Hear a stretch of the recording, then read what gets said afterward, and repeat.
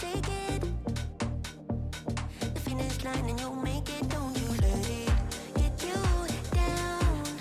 Just keep getting up when you hit the ground. Don't you let it get you down. Just keep getting up when you hit the ground. Gotta be real with it. Never give up, never, never give up.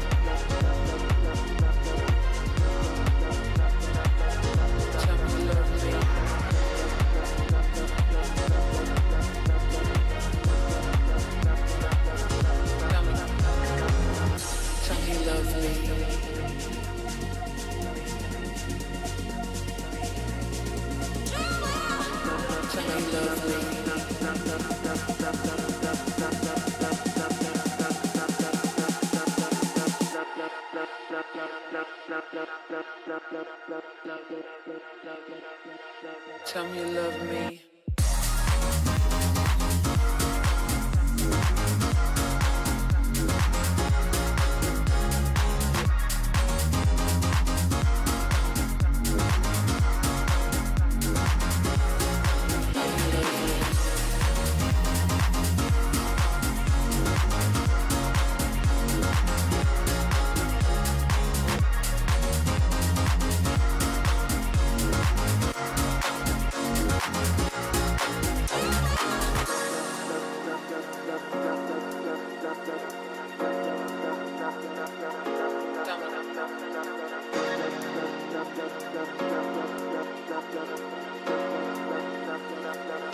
Tell me you love me.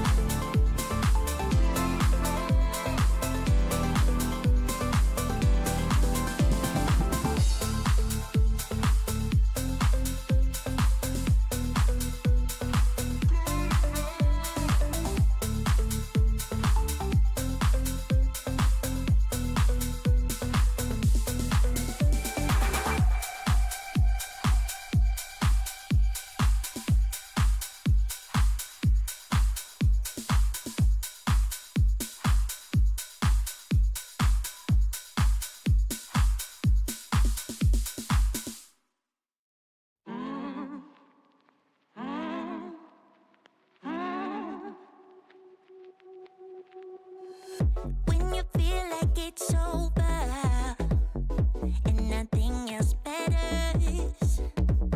I know you feel so divided. Pick yourself up again and you better start walk, girl. Open up your step, hear you talk, girl. You have come too far to give it up now. Even though it seems there's no way out.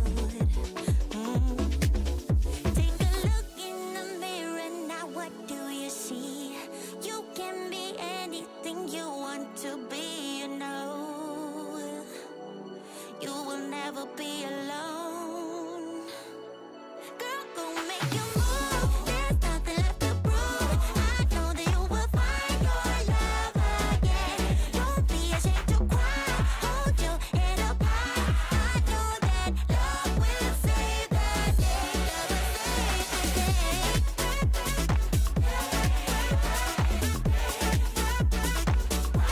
will save the day.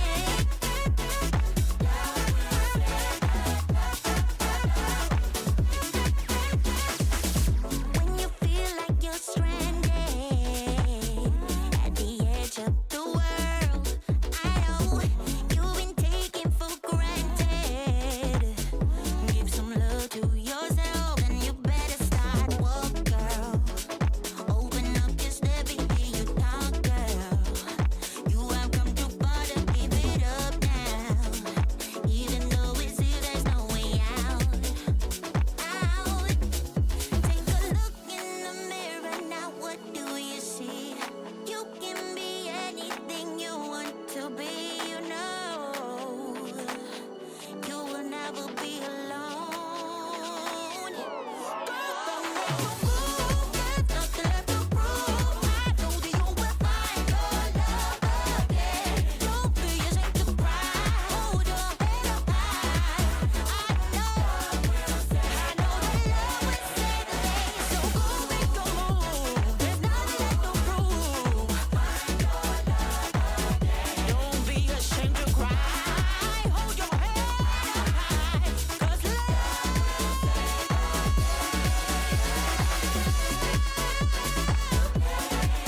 is gonna save the day. Love's gonna save the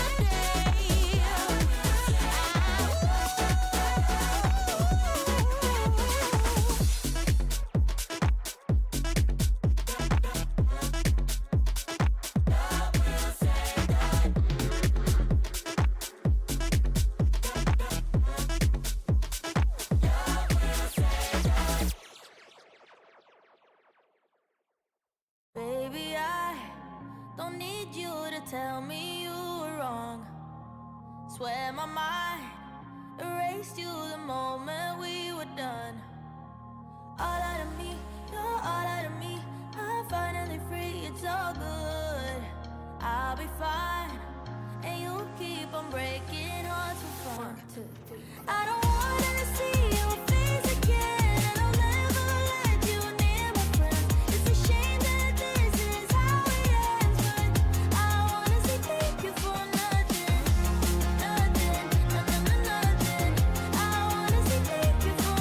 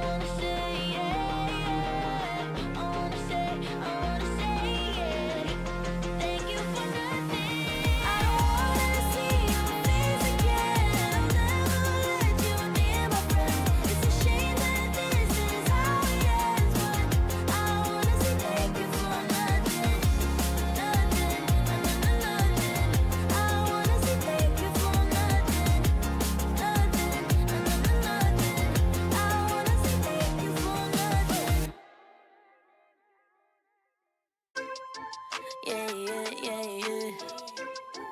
Yeah, yeah, yeah, yeah, yeah. Yeah, yeah, yeah, yeah.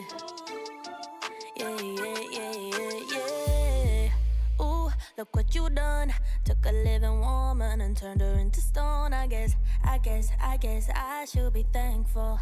You gone cause you chew with your mouth full. You, I should've run once I figured out that you can't work your tongue. I guess I should be grateful. You're gone, I mean that shit was painful. Like I said, I'm really glad you're gone, but I'm sad to see what I've become. I was burning like a girl on fire, then you came around and put it out. You really made me think we were lovers. I let you in and underneath my covers. All I wanted was a hot girl summer, but I'm a cold bitch now, what a bummer. You really played my heart like a drummer, mentally drained me kinda like a plumber. All I wanted was a hot girl summer, but I'm a cold bitch now, what a bummer, yeah. Who you think you are? Literally no one if we're being honest. I guess you should be thankful. You got to spend time with an angel. You would think about me, dream about me when you're asleep. Then you wake up so empty, so cold, just like me. You really made me think we were lovers. I let you in and underneath my covers. All I wanted was a hot girl summer, but I'm a cold bitch.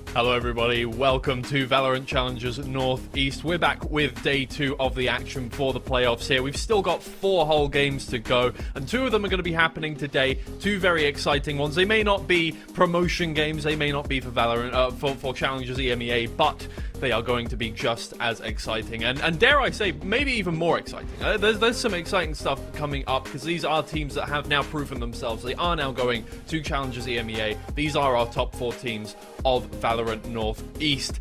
I'm joined today by MP. Once again, how are you doing, buddy? I'm doing good. It's Valentine's Day. What better way to actually have your Valentine's Day than with you, Twiggy, on the desk, watching some good Valorant, trying to analyze that. Don't know anything, but it is what it is. We do what we know the best, maybe. But it's gonna be amazing games today, I think. I think there's gonna be a lot of things that Checkmate needs to prove. Team Liquid still, I think they need to prove. And we still have a game on the lower bracket where Metisport faces Enterprise Esports. So I think there's gonna be a lot of action today.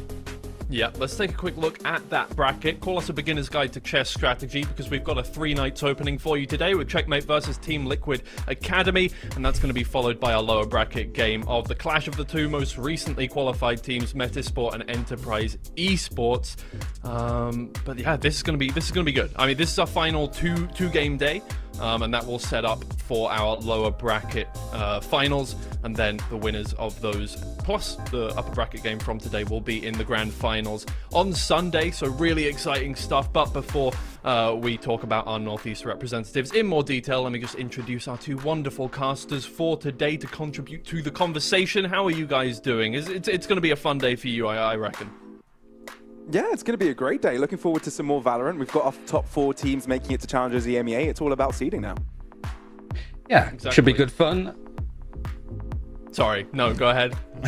I delay. I literally It always have happens nothing every else to single add, time. Twiggy. I have nothing else to say. Usually I Okay, do, you're but I going was to have like, to add I to the just had conversation this with on. this part.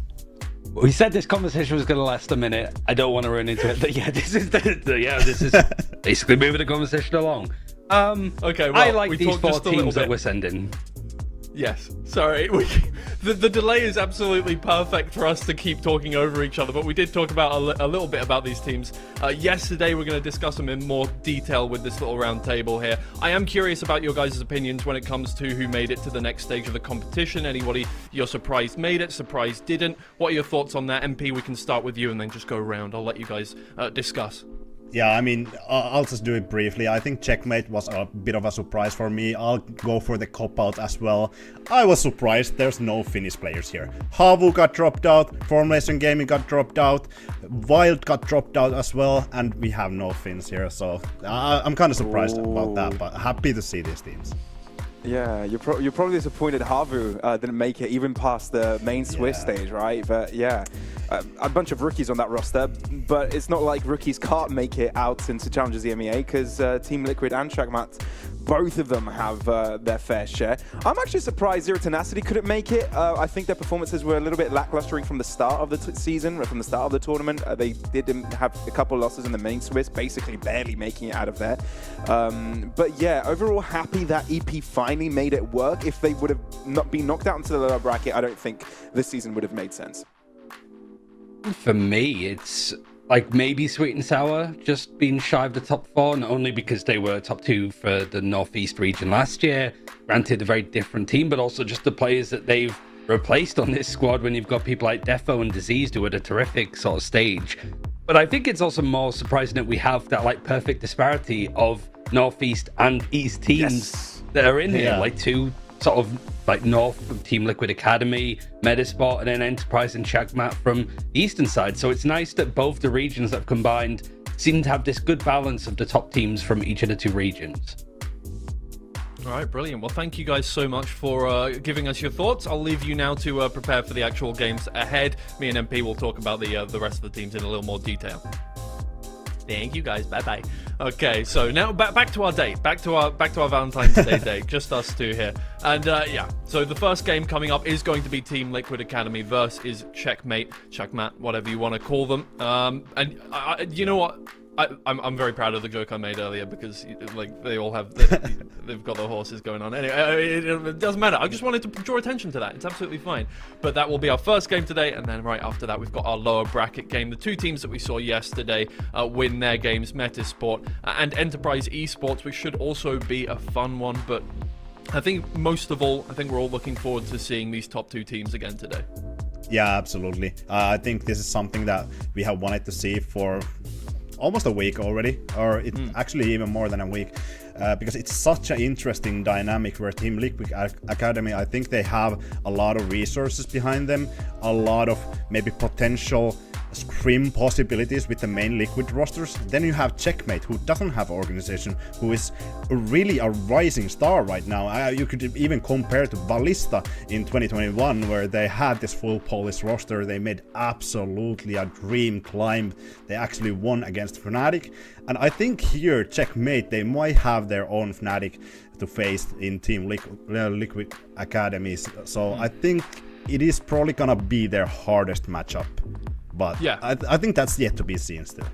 Yeah, we will see. I mean, Shagmat has made a very, like light work of quite a lot of teams. They completely dispatched of Sweet and Sour, which we thought was a one-off, but it kind of happened again yesterday as well. But they did give it a proper go. So we're still thinking for Checkmate that is incredible performances that they've had. Obviously, Wild, they also dispatched off very easily in the upper Swiss stage. The only real difficulty they've had was against Alicia in the first game of the playoffs with a 2-1. But even then, the maps that they won on that were 13-7, 13-6, so they have absolutely stormed their way through this one, and I think Team Liquid Academy are going to be a little bit scared coming up against them. Well, maybe not scared. Let's not use a word like that. Yeah, but I think the bigger struggle where Checkmate has had some struggles is against the game, or in the game against Metisport, where they lost in OT in Haven and then went 9-13 in Fracture. I think that is something that we have to take into account, but we do not want to put too heavy emphasis on that, because they have obviously picked it up really solidly against Deadly Ulis, against Wild. They have actually smashed those teams. They have an amazing record in this year, 12-4 as well. They have so many more games than Team Liquid Academy, so I think that's a really good in terms of having this team who maybe needs a little bit more experience. Obviously, I think they have this 3-player core that has been together for over a year, and then there's a lot of players that have played even previously. But I think it's still important for Checkmate to have this match and perform at their best level. But Team Liquid Academy, I think, amazing players, amazing scout on GSR. 1.1k RRP in ranked, haven't played in a team previously, which is, I think, insane to me. Yeah, and it shows on the server as well. So far in the playoffs, they have obviously played 2 games, two 2-1s versus Metasport and Zero Tenacity. And the only map that they've actually lost out of all of that is on Haven. Those are the only 2 maps that they've lost, are Haven and Haven. And everything else they've done has been pretty much, once again, like we were saying with Checkmate, pretty much like storms. You know, 13-4, 13-6 against Zero Tenacity, 13-7, 13-5 against Metasport. So they definitely have their place in this one. This is going to be a clash of 2 titans here. And why is everybody in the bottom left of their screen? Guys, can we not frame a webcam? No, I get that, you know, you're not like... well, I was going to say not like us in that you know, you're meant to be in the middle of the screen. We get asked to frame ourselves properly, but come on, guys. You know, we want to see your beautiful faces. Absolutely. And from the beautiful faces, it was amazing to see yesterday, like players like Zeke, players like Cider actually just smiling away before the first game. Yeah. Obviously, we have Bacon here. I think it's going to be amazing to see what Bacon is bringing into this team, or obviously is bringing a lot to the team. Previously Liquid analyst from 2021, I think now is strategic coach for Liquid, but is coach for Team Liquid Academy. So I think that's a lot of experience that you want to have in this team. But I think there's one player that kind of flies under the radar for most of the time, because GSR and Donatello was amazing. That's Ninja. Obviously amazing in this league. Performed so well. And if this guy gets fade in Lotus, if you go against him in Lotus, it's a scary thing to beat, because he's been popping off in that. He's, I think, 3rd in league rating. If you check VLR, it's amazing. And I think Ninja, he has been crucial part in some of those wins, especially against Havu. I think game against Metisport, he was one of the biggest reason why they had a chance to win in Haven and eventually close out on Lotus. So I think Ninja is someone that has kind of flown under the radar because of GSR, because he has been so good. But we just want to highlight him and focus on him for today's match. But on the other side, we have Chris, absolutely carrying this team. You don't really want to say someone is carrying on one team, but just checking on Chris's KD, checking his stats, checking the frags that he's getting in this league is so amazing. He's 1.71 KD, which is 0.15 KD above GSR. This is from VLR, from the Upper Swiss and playoffs. And yeah, KD doesn't always tell everything, but when you're dropping like 25 and 6, something like that, it's like, okay, well, of course you have to go for the KDA. Look at 2.5 KDA, a number 1 in ranking. Yeah, of course, as a Sentinel, KDA is you know, going to be relatively high compared to most of your team, I would say. But, you know, combined with an ACS that high is something you don't see every day, I think. In that, as a Sentinel, you just don't usually get involved that much, at least not when you look at it compared to every single team that we have in most of the pro leagues. And yeah, I mean, absolutely outstanding player so far, and I'm hoping we see more of that today, because it really matters when you're against a team that is as good as you. You know, you're coming up against a team that can really challenge you right now in Team Liquid Academy, and hopefully can bring out some of the similar stats going on, because the Sentinel is going to really need to perform for you to do well against a team that is going to have good strats against you. Yeah, absolutely. And talking about team who has good strats against you, Chris actually played against this whole team, Zero Tenacity, and already on there he was pretty much an immovable object, and from there he has scaled to even a better player, absolutely demolishing these teams like Wild, being big part of them demolishing Deathly Ulis and Sweet and Sour. They didn't have a chance. And when you have a Sentinel that has such a high KDA, has such a high ACS, it just means that he can absolutely stop the site executes and still survive there. Yeah. But we are on the map veto. I think this is gonna be interesting because there's gonna be something. Okay, yeah. I mean, these are fairly straightforward. Lotus and Split, I think, are going to be the first two maps here. I think Team Yeah. Liquid are going to pick Split first because they have a 100% win rate on it. There's absolutely no reason not to, and then probably Lotus after that because Shackmat like it, and Team Liquid also like it, so there's no reason not to go with that. And then I had a little bit of trouble figuring out what they would go for last, but I think Haven might be the last one that is remaining after that. Yeah, I think there is a world where Checkmate actually picks Haven here, but if they don't, I think that's okay. Okay, yeah. They're really good in Haven. They have really good track record there. I think this is, I'm not sure if it's a better pick. ban It's a Lotus comfortable pick for them. But yeah, I'm not quite sure if the Lotus is gonna be afloat. I think that is definitely a good Bind chance. was going to be banned, but you never know, because it might, at this point you might want to counterpick Team Liquid because they have a decent track record on Lotus as well now. Okay, it is Lotus. It's going to be our final map. Okay, cool. Okay, hey, I predicted the maps right. Not in the right order, but I did it. I did it. We have double Pearl on the bans, but I think one of them is Bind, so... Oh, yeah. I was like, what? I thought Pearl was banned. But yeah, I think it's a fairly straightforward map pull. The only thing that was there was whether the Haven is going to be the last decider map, or is the Lotus gonna be a decider map, and this time it's gonna be Haven on the second slot, which I think is really good. Also, if Checkmate actually goes to the last map, like I said, it's amazing what they can do here. Chris is amazing, but then you cannot forget Ninja. Ninja on that fade is something that you have to focus on. He's been amazing in Lotus. He's been popping off, being really good at those reveals, being really good at covering the space for his team with the prowlers, having a lot of supportive utility, but he can absolutely frag off as well.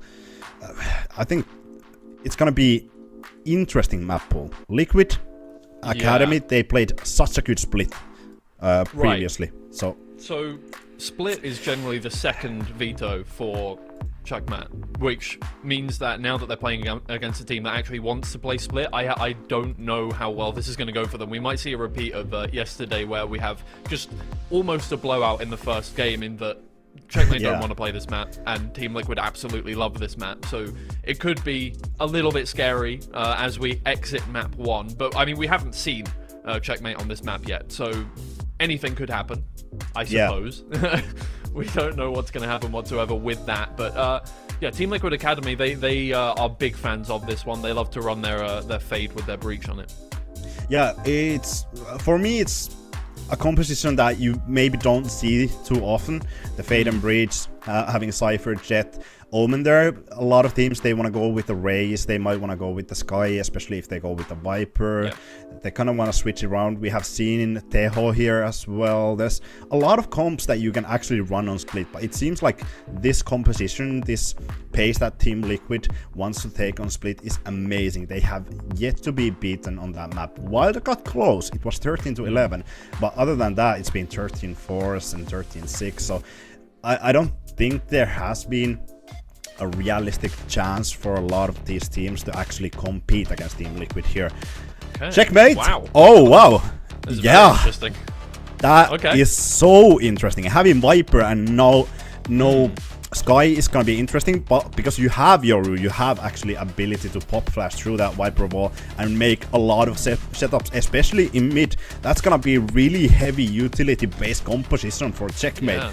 And I'm not quite sure how Team Liquid Academy will actually face this, because you have to be mindful of all of the utility. Not only you have Breach Teho, but you have Viper that can stop all of the pushes. You have Yoru who can actually have aggressive defensive side pushes and fast rotates.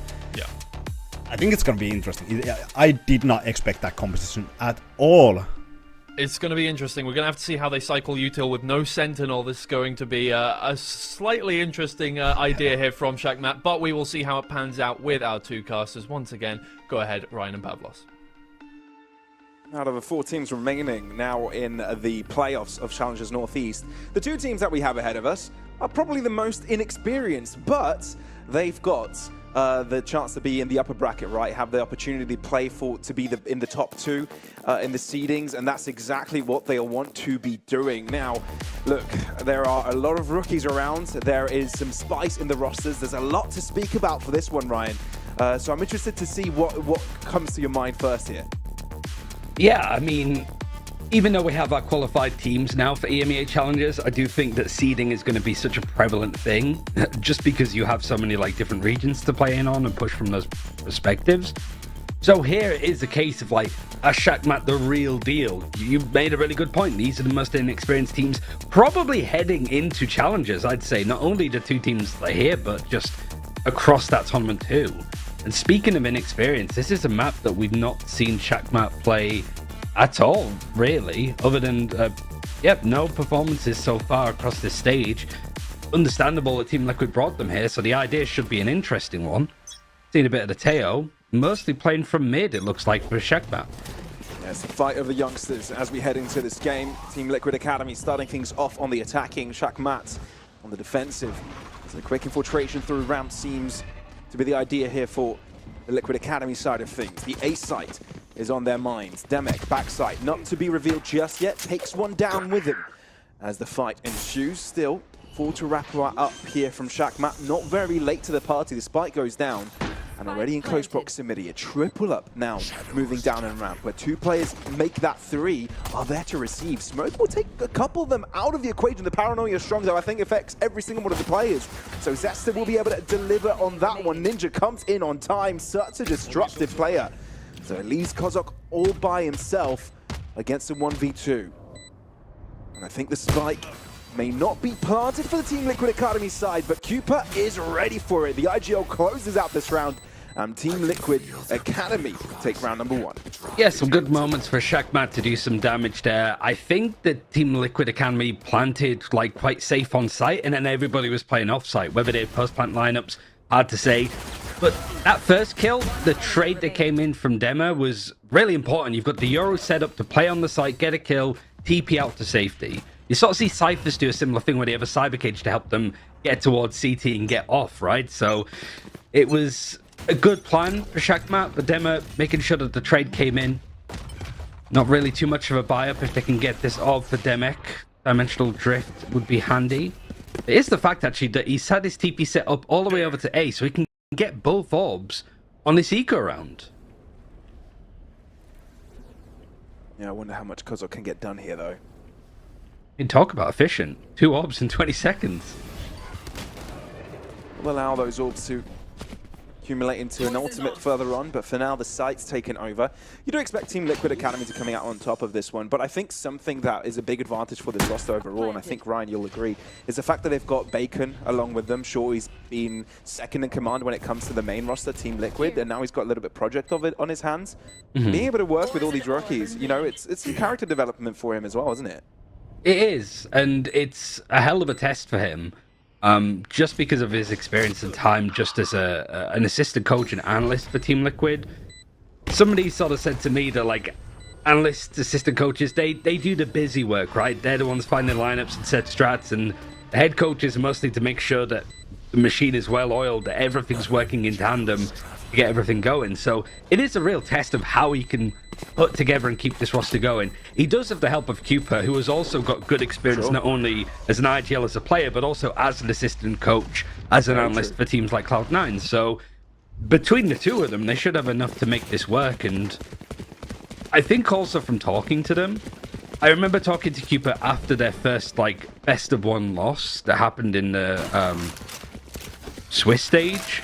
And he was like, yeah, we expected that to happen. Like, we've got a bunch of 16-year-olds on our team that have donned the Team Liquid jersey and now have expectations thrust upon them. Like, of course they're going to sort of be a little wobbly on the way. But it is genuinely impressive at how this team has adjusted as they've gone through to be a real contender in this region. Early aggression here from Demo, though Demet comes out on top. A really important kill going Shakmat's way. I mean, this is their buy round. They don't really want to be handing too much over. Neffy through the smoke as well. Will double that advantage. Now Zesta, good to read the play. He's got a paranoia available. It is counteracted by another TP backside Cupid. Will you anticipate this? Prowler reveals Zesta's position. Cupid to go in. Oh, this is going to be uncomfortable. Double push through the smoke. Another TP towards a higher ground. Team Liquid might be able to get the spike down here. And Cooper is forced to make the play happen to try and put his team right back in. Finds a dink. But Neffy is quick to deliver. So it does mean that Shakmat will retain their advantage. Very smart to stay grouped together. A ball of death seems to be their approach. Stun onto Rexzone. He'll be unable to do much. Aftershock towards him. Neffy uses his bullets to finish the job. Ninja won't stay alive for long either. So Shakmat make this look clean. I mean, that was a fantastic round for Shakmat. Like, sure, they're up against a bonus. The buy isn't going to be that good for Team Liquid Academy. But at the same time, they lose nobody. First, free of the players, they don't need to buy armor. So it means that their money's still going to be solid. It's really just fractions of damage because, like you said, Pavlos, the way that Shakmat were playing, they weren't super passive that they were giving up space for free. They were waiting to play off of each other, waiting for utility. The way that they cleared new box to make sure that Rexstone couldn't necessarily get too much done from that position. We expect a lot from Team Liquid Academy because this has been one of their main maps that they've picked so far throughout this stage. You gotta say, the Shakmat have been full of surprises, and a good showing on Split wouldn't be something that you can't expect. And clearly, they have a lot of ideas. And imagine this being amongst your first experiences as a pro player molding you. Still, a decent buy muster here by Team Liquid Academy. They're not out of the equation at all yet. Although if they lose this one, they might be. A few trades. The Liquid Academy have taken over the B site again. The site of choice most of the time. Dimensional Drift thrown in already. Looking to see where all of the players have set up. Hasn't quite spotted GSR, but it might already be enough. Neffy walks in. They know there's a little bit of a mini fight going out in mid, so that will be distracting here for Kozok, meaning that there's only one player trying to take a 1v3. Demek is patient enough to wait. Kozok wins his individual duel. Now there's more in store for them. And a 180-degree turn required from Demek to clutch this. And a rotation by GSR is going to complicate the affair. This looks solid by Team Liquid Academy. I don't see them losing this fight, even if Ninja does end up dropping here. The fact that GSR has got himself on the back line will save so much time for Team Liquid Academy. So Shakmat know that their situation is dire, have to walk away. So the young Stallions will end up on top of this one. There's a bit touch and go in areas. Fair play to Dema that's getting a lot of these like early kills, but I mean, he is standing in for today at the very least. So you can tell that like the actual diving in onto the site, the entry was fine, but then it's a case of like he wants to go in and get a bit more. The rest of his team aren't really in a position to trade or help him. Stay safe. Might be a couple of moments like that today, naturally, because you're playing with somebody for the first time in an official at the very least.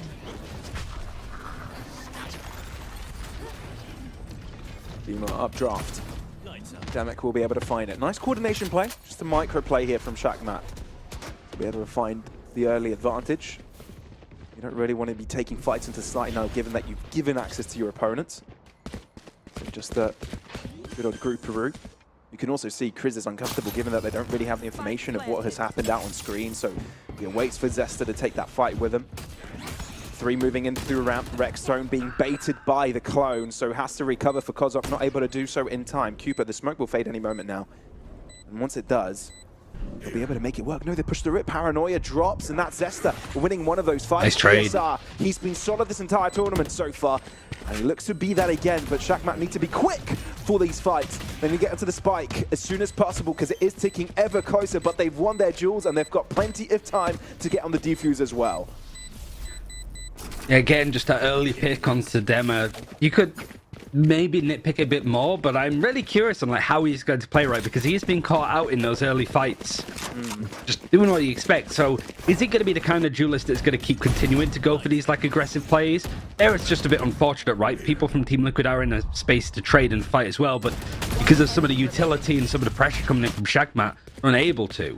But I am curious, are we going to see Dema potentially start to play a little bit more scared, a little bit slower? Is he going to keep committing to these plays, expecting Team Liquid Academy to sort of catch up to him?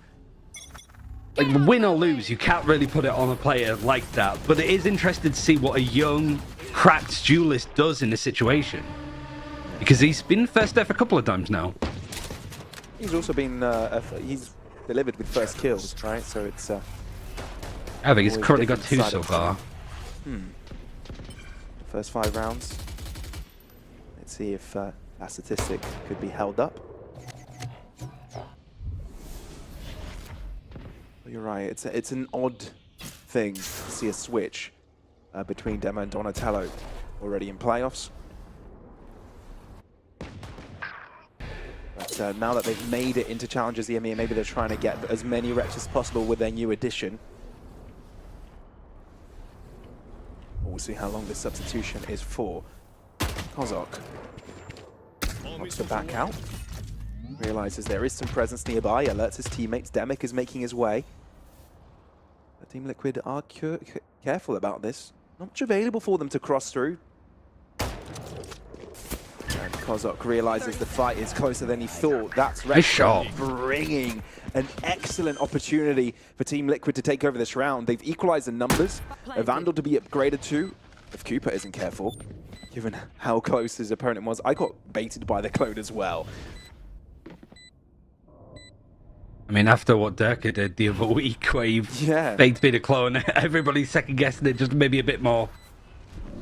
Retake attempted to come in. Paranoia is connecting onto 2, but Rexton's still holding it down. Oh, that's ridiculous. We know this roster's full of cracked kids, and they're just showing it time and time again, making a round that shouldn't work their own. I mean, that was pretty much a full eco. I think the biggest gun that they had was a Guardian on Rexstone too. Yeah. Might I add, if you haven't seen on this camera, plays very close to his monitor. Do like the best to show it off in a second, but a Kiko level close to his monitor, closer, further away. I don't know. If it's uncomfortably close that it feels like. I know it's Valentine's Day. Look, oh, yeah, you're right. He is about to kiss that monitor. I swear. W production, W production. Thank you for bringing that straight away into our screens. All right, yeah, that's good. This has caused some trouble here for Shakmat. They've dropped down economically, therefore forced to use pistols for this one. Hero Guardian onto Neffy.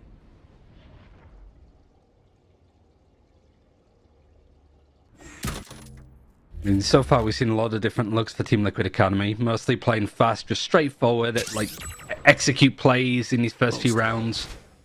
It's one of the few where it's actually started off incredibly slow, expecting that Shagmat is going to be on a low buy at the very least, want to see what kind of aggressive plays, because obviously Team Liquid Academy, we've not seen Shagmat play. They have no reel to go off when it comes to the plays that they have available to them.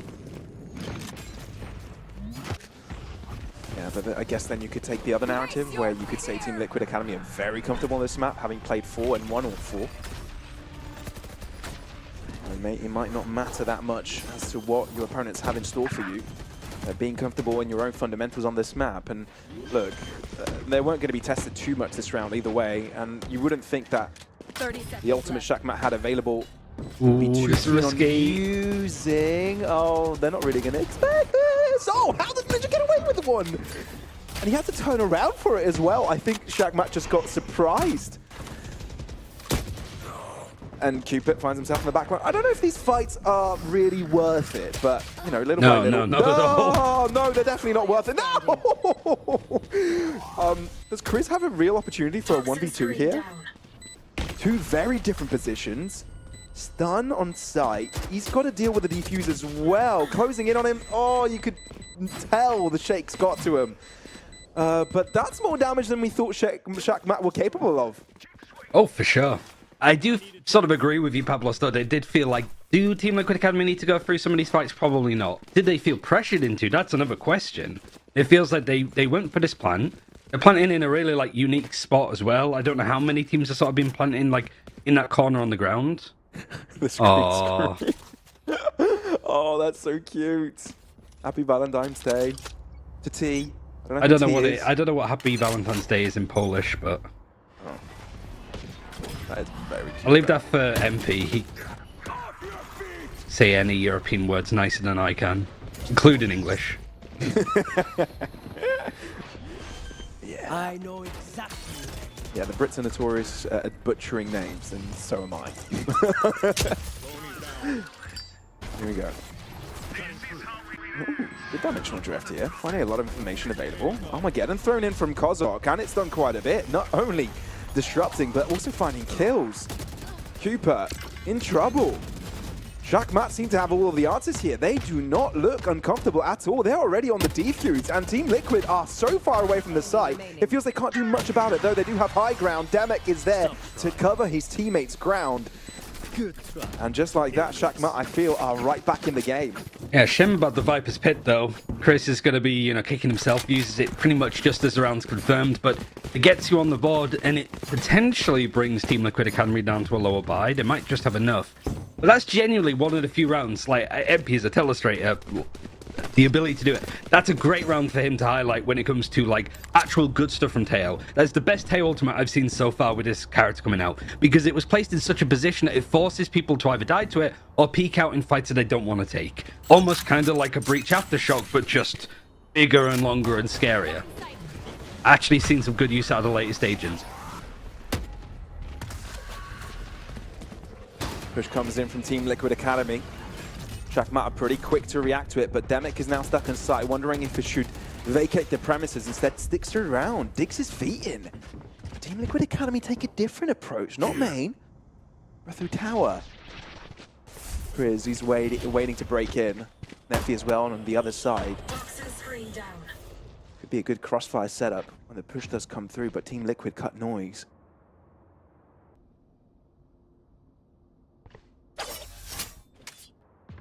That's forcing Shakmat to drop back.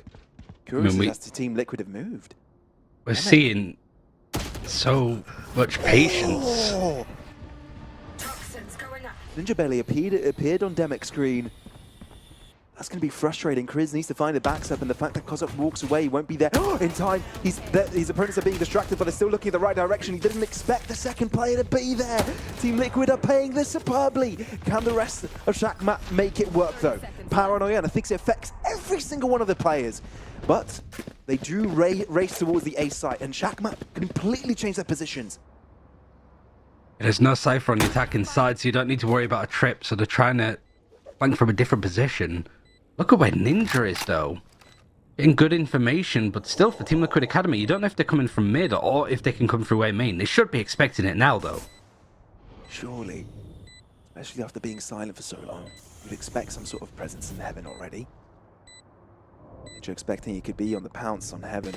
VSR sideline. Not checked. You've got to look at that corner, but it doesn't.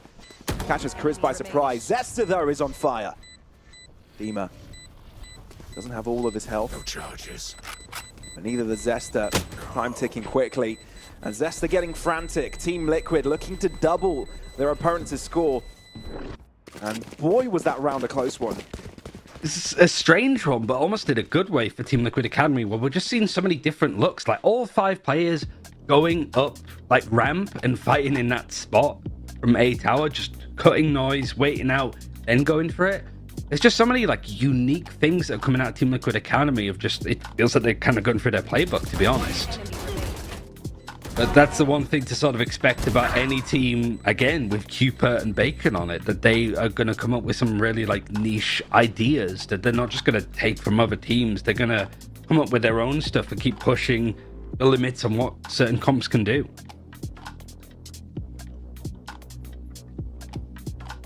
A bit of thinking time required. There's only 3 rounds remain in the half. It's cool to see from the graphic as well. We get to see the economy now, even on a timeout.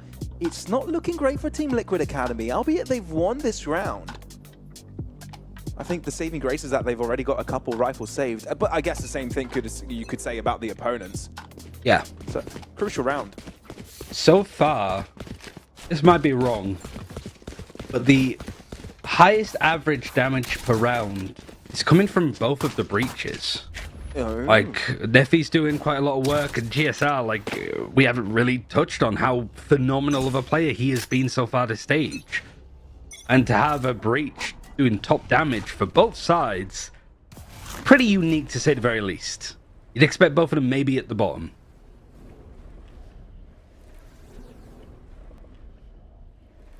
I haven't really seen too much of mid congestion. That's exactly what Team Liquid Academy are looking to do.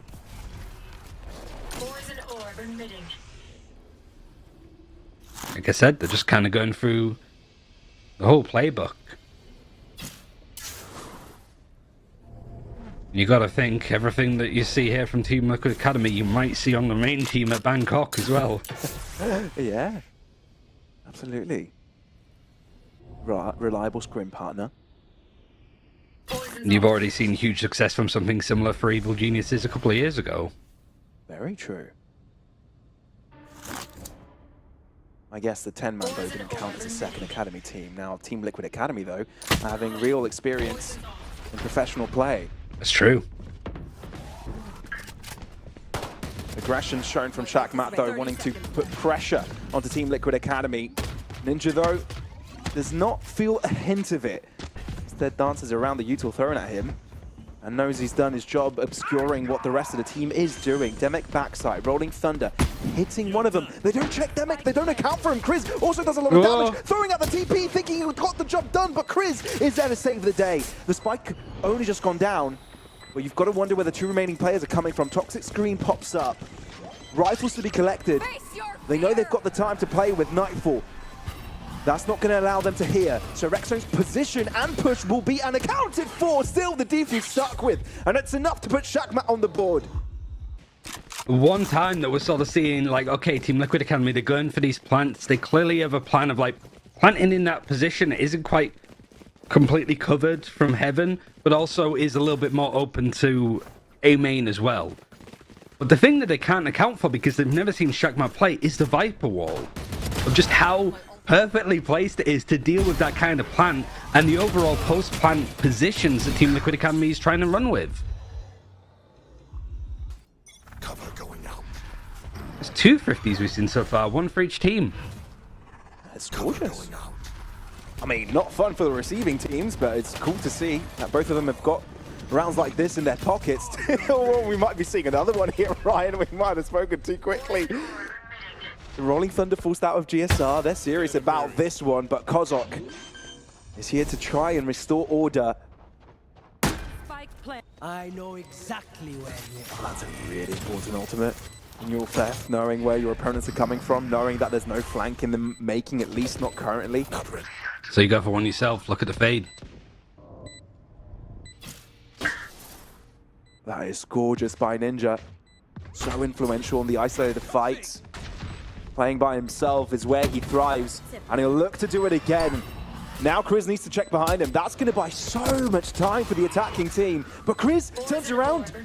GSR distracted, trying to go for the other player. Thought that his teammate created enough space. Kriz gets another one. That is nut stuff.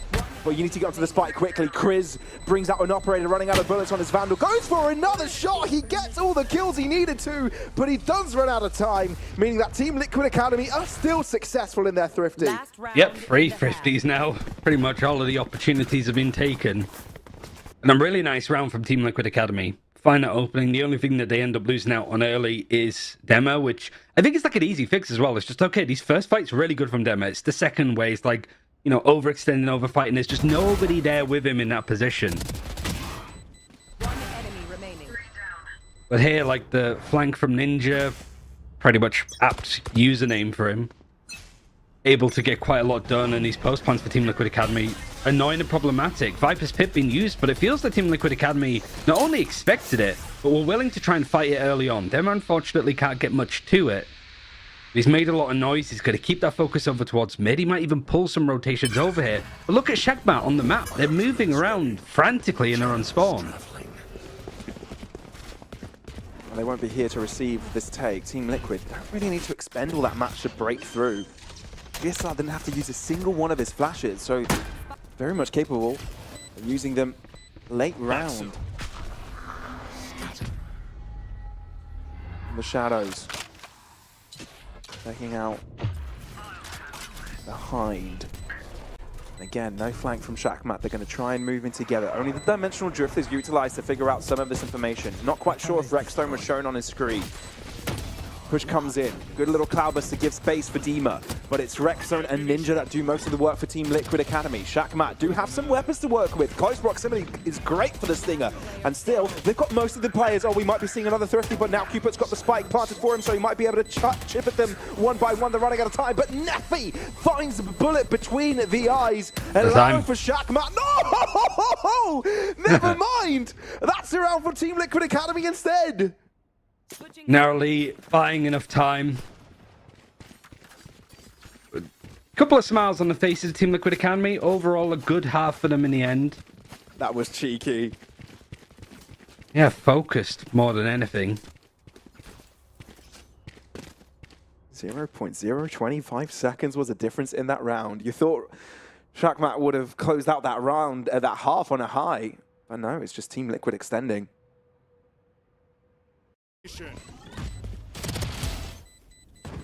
Overall, it was still a good retake from Shakmat.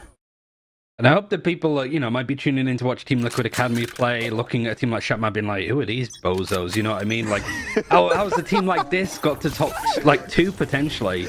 But like, they are the real deal. Every game that they have played has been impressive. Sure. I guess you'd say the same about the Team Liquid Academy players if they didn't have that organizational banner on top of them, right? That could have easily been the case for them as well. Here we are into the second half. Shakmat taking on the attacking duties, taking over the ace side, but Team Liquid Academy having none of it. Still, Zesta trying to cause some trouble, but there's something comfortable about pistol rounds and Team Liquid Academy. They seem to get them down quite simply.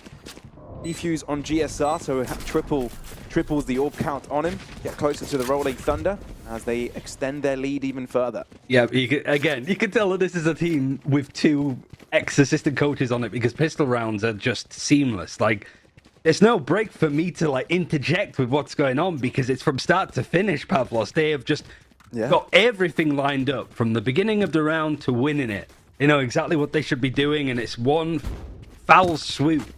Grab both pistols in this map. Sir.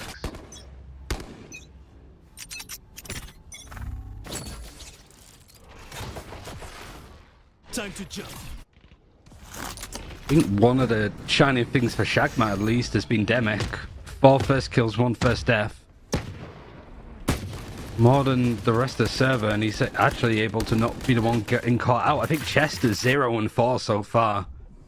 He was the one that was punished a lot on their defense, so on attack, doesn't really have the weaponry to do too much here, but you never know. Thrifties have been prevalent so far on this map.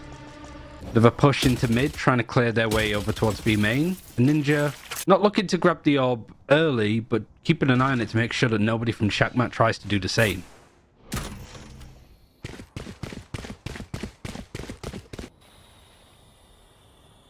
Toxin screen down. Cage trigger.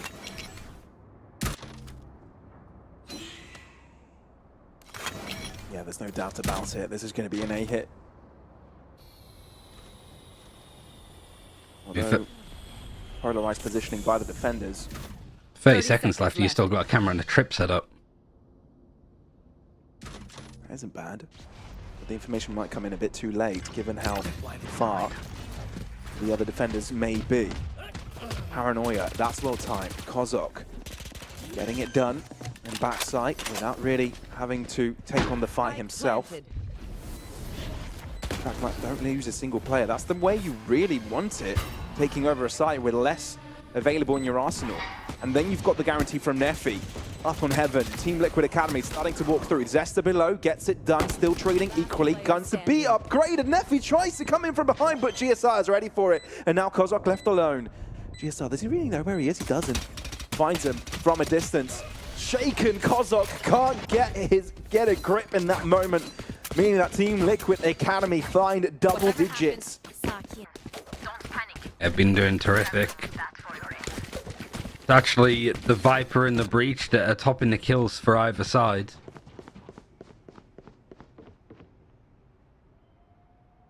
And then yet again, Academy not really too afraid to let these plants go down, have ideas on how they want to play the retake, which is kind of like half of the course of how this team has played.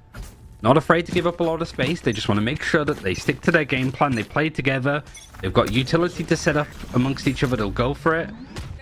Yeah, again, it doesn't feel like Shakmat are making much headway over towards the B site. Made a lot of noise and brought a lot of pressure, but at this point, Team Liquid Academy not overextending, not over-rotating, only keeping their eyes fixed in on mid.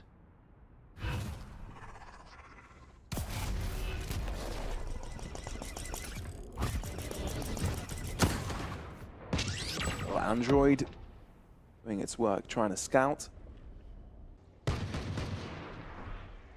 Toxin screen down. Poison's off. Shakmat turn their attention towards the A side. Spike is left far behind, but Cover going out. Neffy is on the duty to try and catch up to the rest of the team. Want to really break in without breach utility? That's the question. I don't think you do. Oh, yeah, no, he's going to take the classic lines out from spawn. Try and get a stun through to Cooper.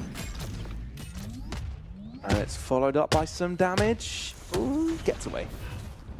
Gets away. Cooper down to half. Still with a Bucky available, and Team Liquid Academy seem to have a clear picture of what's going on. Given Demo's push as well from the other side, that's a complete picture of what Shakmat are going for. Team Liquid Academy are waiting for the player to appear behind them and have an extra piece to this play. Rexstone, though, is doing a grand old job holding onto the site, and this was Shakmat's buy. It's being dismantled. It's being completely destroyed. Not what this Eastern European roster wanted. And that's just Kozok having to save the Phantom at the end. That is heartbreaking. Team Liquid Academy 2 away from solidifying this map as a whole. I just don't think the Shakmat were expecting that many players over towards A, specifically on the A site. I think Rexstone showed up a little bit earlier, got a kill with the Sheriff. And GSR that's just playing towards the back of site by the big column, peeks out and gets 2. Because you've got Cupid that's making a load of fuss with the Bucky. Over on the high ground, the Fade Haunt as well that came in from Ninja. It's just forcing Shakmat to waste so much time that they have to hit a site with 20 seconds. That's where mistakes happen. That's where these corners aren't cleared. That's exactly where Team Liquid Academy are looking to take us to match point, potentially, if they win this round. Yeah, they're probably already thinking about Haven. It's not a flawless map for them. They have posed a couple of losses, but most recently they've been strong on it. Maybe that's what they're banking on. They can bring things to a close there, but you want to give it your best go here, not leave Team Liquid Academy boasting with comfort. This is crazy, isn't it? You've got Team Liquid Academy playing so safe, so open. Mid-play of Chris is able to get 1, he's able to get 2. And actually, what I was going to say about Team Liquid Academy gets punished. Shakmat push for more, and suddenly Rexstone's in a 1 versus 2. Yeah, no, that doesn't happen normally. Check in PC. That is ridiculous. Rexstone, 1v2. And Zesta is able to have the corner for that fight. Okay, sure, I'm all for this. Shakmat, bring it on. It was impressive how Team Liquid Academy was not only able to just have everybody rotate and play safe, but Rexstone finding the first kill and then skulking back into the shadows of an enemy smoke. Shakmat realizing the Team Liquid Academy are going to play slow. They're going to be relatively passive with how they play these retakes until everybody's ready. So you've got to sort of nip it in the bud, catch them whilst they're preparing, catch them by surprise. The only issue is you need to get 6 more rounds in order to make it even. Yeah, that's true. You need a few more rounds like that, don't you? I mean, they might have them in their pocket. Who knows? If Demic produces more rounds like that, could be pretty damn good. I mean, looking at their agent pool, right, it feels like they've got a lot of forcing power on them, right? Mm-hmm. A lot of flashes, stuns, and all that. Clearly Just cooked take the up. brute force. Yeah, they clearly cooked up a lot of ideas though with the tail. Not really much utility to work with at this current time. With how well it's been combining with Neffy, who still has both of his flashes. Might be able to peek and find some space though. GSR reclearing some of these positions catches a lurking Demic. And I'm pretty confident it's going to be a B execute. There's still 50 seconds left. There's still a chance for Shakmat to go elsewhere. But Team Liquid Academy, look at this like picket line that they're running. They're giving up everything. Yeah. Question marks all over the map, but there's no question as to what the plan is. 30 seconds left. Rexstone flash. I really can't take advantage of Neffy being pinged through the smoke, although the spray in the end will be enough. Shakmat might be in trouble. They're starting to lose players, and 20 seconds is not in their favor. Snakebite not really catching Rexstone, so they won't really count for him to still be in that corner. Maybe now he could have moved. They will be checking him. Rexstone delivering on both ends. And just like that, Team Liquid Academy just say, this is our map. There's nothing you can do about it. On the verge of putting splits behind them. Here's a reminder, one of the youngest teams I think that are playing in Tier 2 full stop in Europe is Team Liquid Academy. And they're playing with an absurd amount of discipline. There's so much structure here, and there might even be an argument that there's too much structure, you know? Like, you don't want to be so defensive that you're giving up a lot of map control there, but it's working for Team Liquid Academy. They don't want to give Shakmat any chance to play the map, to get momentum and start really pulling things into their favor. Who's next? Team Liquid Academy have been really impressive to watch, and Shakmat have not been bad this map either, I don't think. They've had some good moments. A lot of these rounds have been close as well. But here comes the push from Shakmat, this time uncontested. Cooper so close to this, it's uncomfortable. Demic gets it done with the judge. The perfect weapon for the situation, but the breakaway is the most important thing out of this one. Team Liquid Academy have left Rexstone without any assistance. So Kozik cleans it up, albeit with a Sheriff. This is not the type of round you want to give away here. The boost of confidence for Shakmat could be good. They're saving, I think. Maybe reclearing. At this point. Yeah, I mean, there's still 2 players from Shakmat that don't have rifles yet, and Demic still has a judge. Didn't pick up the weapon that he could have grabbed potentially from Cooper. Like, if you've got, like, not amazing money for Team Liquid Academy, and you're already in a 2 versus 4 after they've planted, and they also have that Armageddon ultimate. There's a lot of post-plant stall available. And also with Chris 1-0 orb away from having his Viper's Pit, he's going to have it for the next round now, mind. Actually kind of interesting that GSI decided to go for that. And I don't know if Ninja's going to survive to the spike here. I don't think he is, at least. No, he's fine, he's fine. Okay, never mind, fine. I lied. Sorry about that. Either way, though. Yeah, I mean, sure, it was a full investment from Shakmat, but it really wasn't all that much. See what I was talking about, the trophies, Ryan, earlier? Yeah, I see it now. His whole back room is full of them. Left to right, top to bottom. I wonder what sport he did as a kid. See a few jet plushies as well on some of them. Oh. Is he wearing a shirt that says optimism? Or optimize? I did not see. I was too focused on the trophies behind.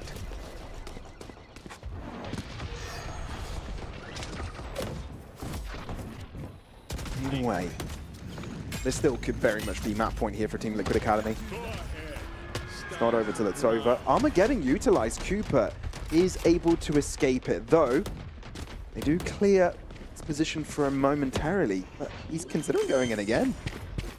He's going to wait for some help. GSR to approach as well. They're not going to slow down at all. They're willing to put the pressure on.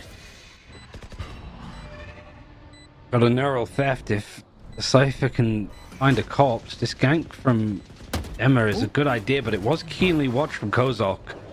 Dashing in, looking for a fight, and time is getting a little bit low, but the kills are going Team Liquid's way.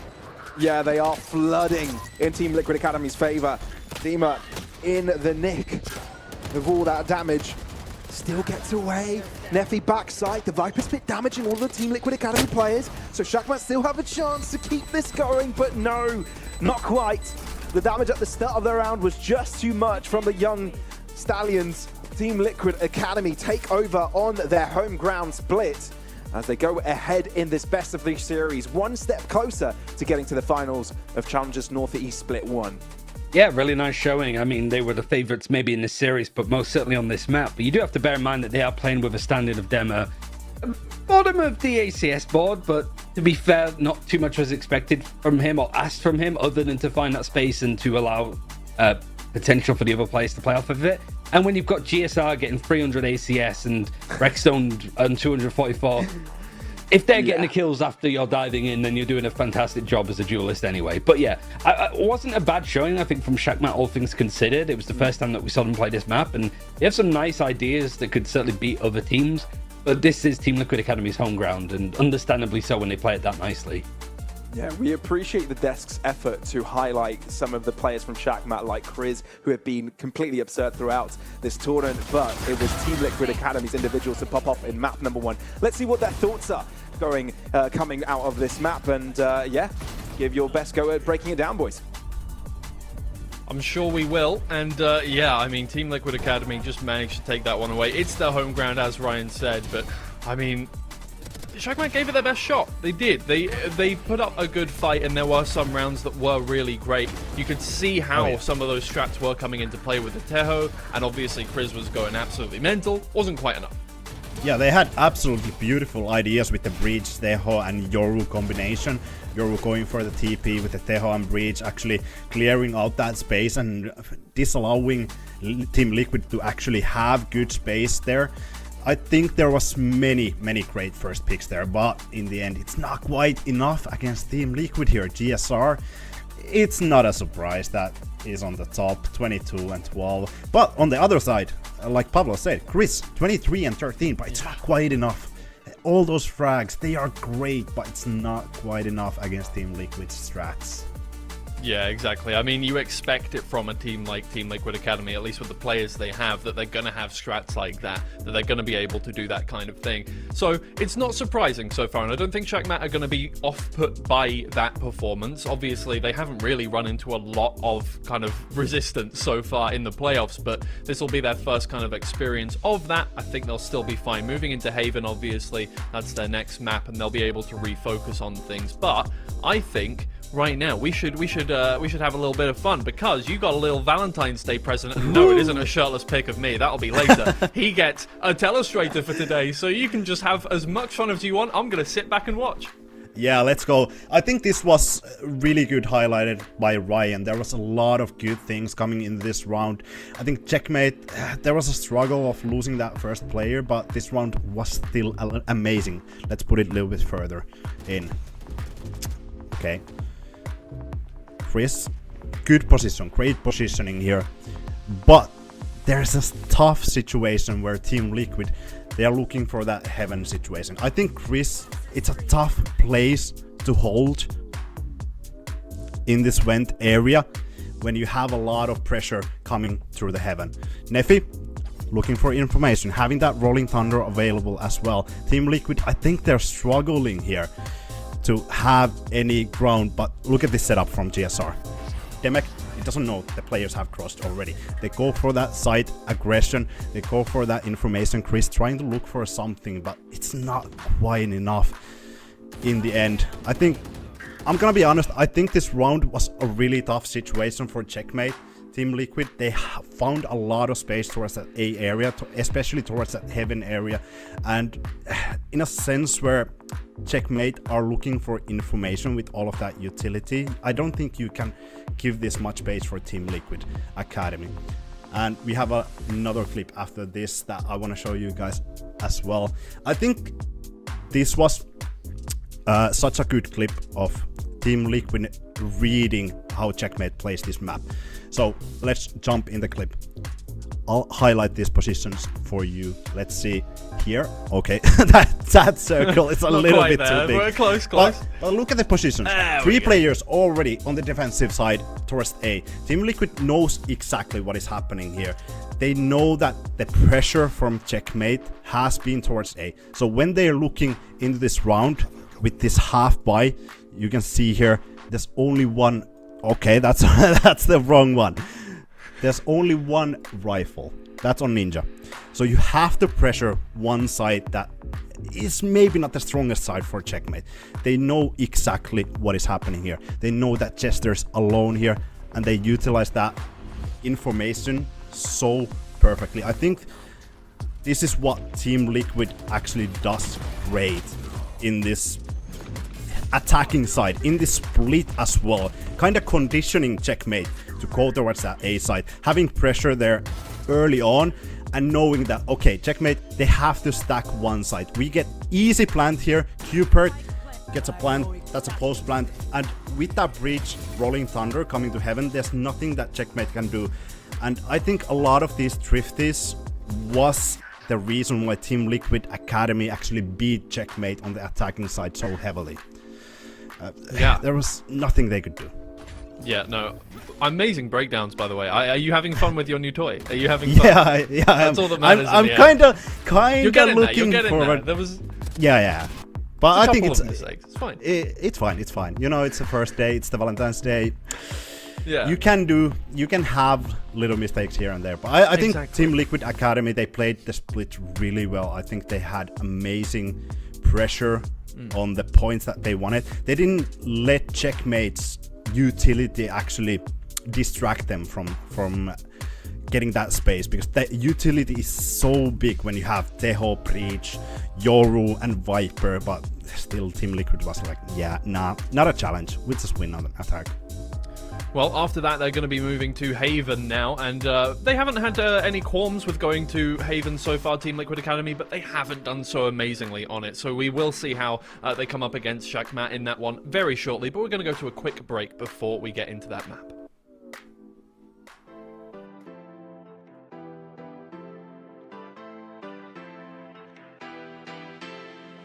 I'm not done with you. I'm barely even started. I'm not done with you. I barely even started. I'm not done with you. I'm barely even started. And you won't even know what hit you when I'm done. I'm not done with you. I'm barely even started. I'm not done with you. I barely even started. I'm not done with you. I'm barely even started. And you won't even know what hit you when I'm done.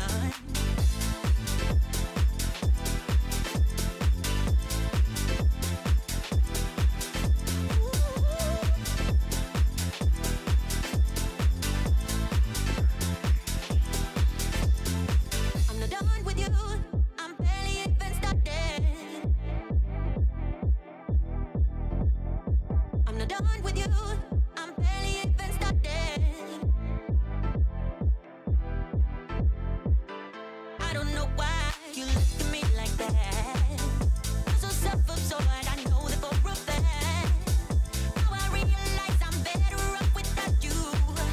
I'll be better off in no time.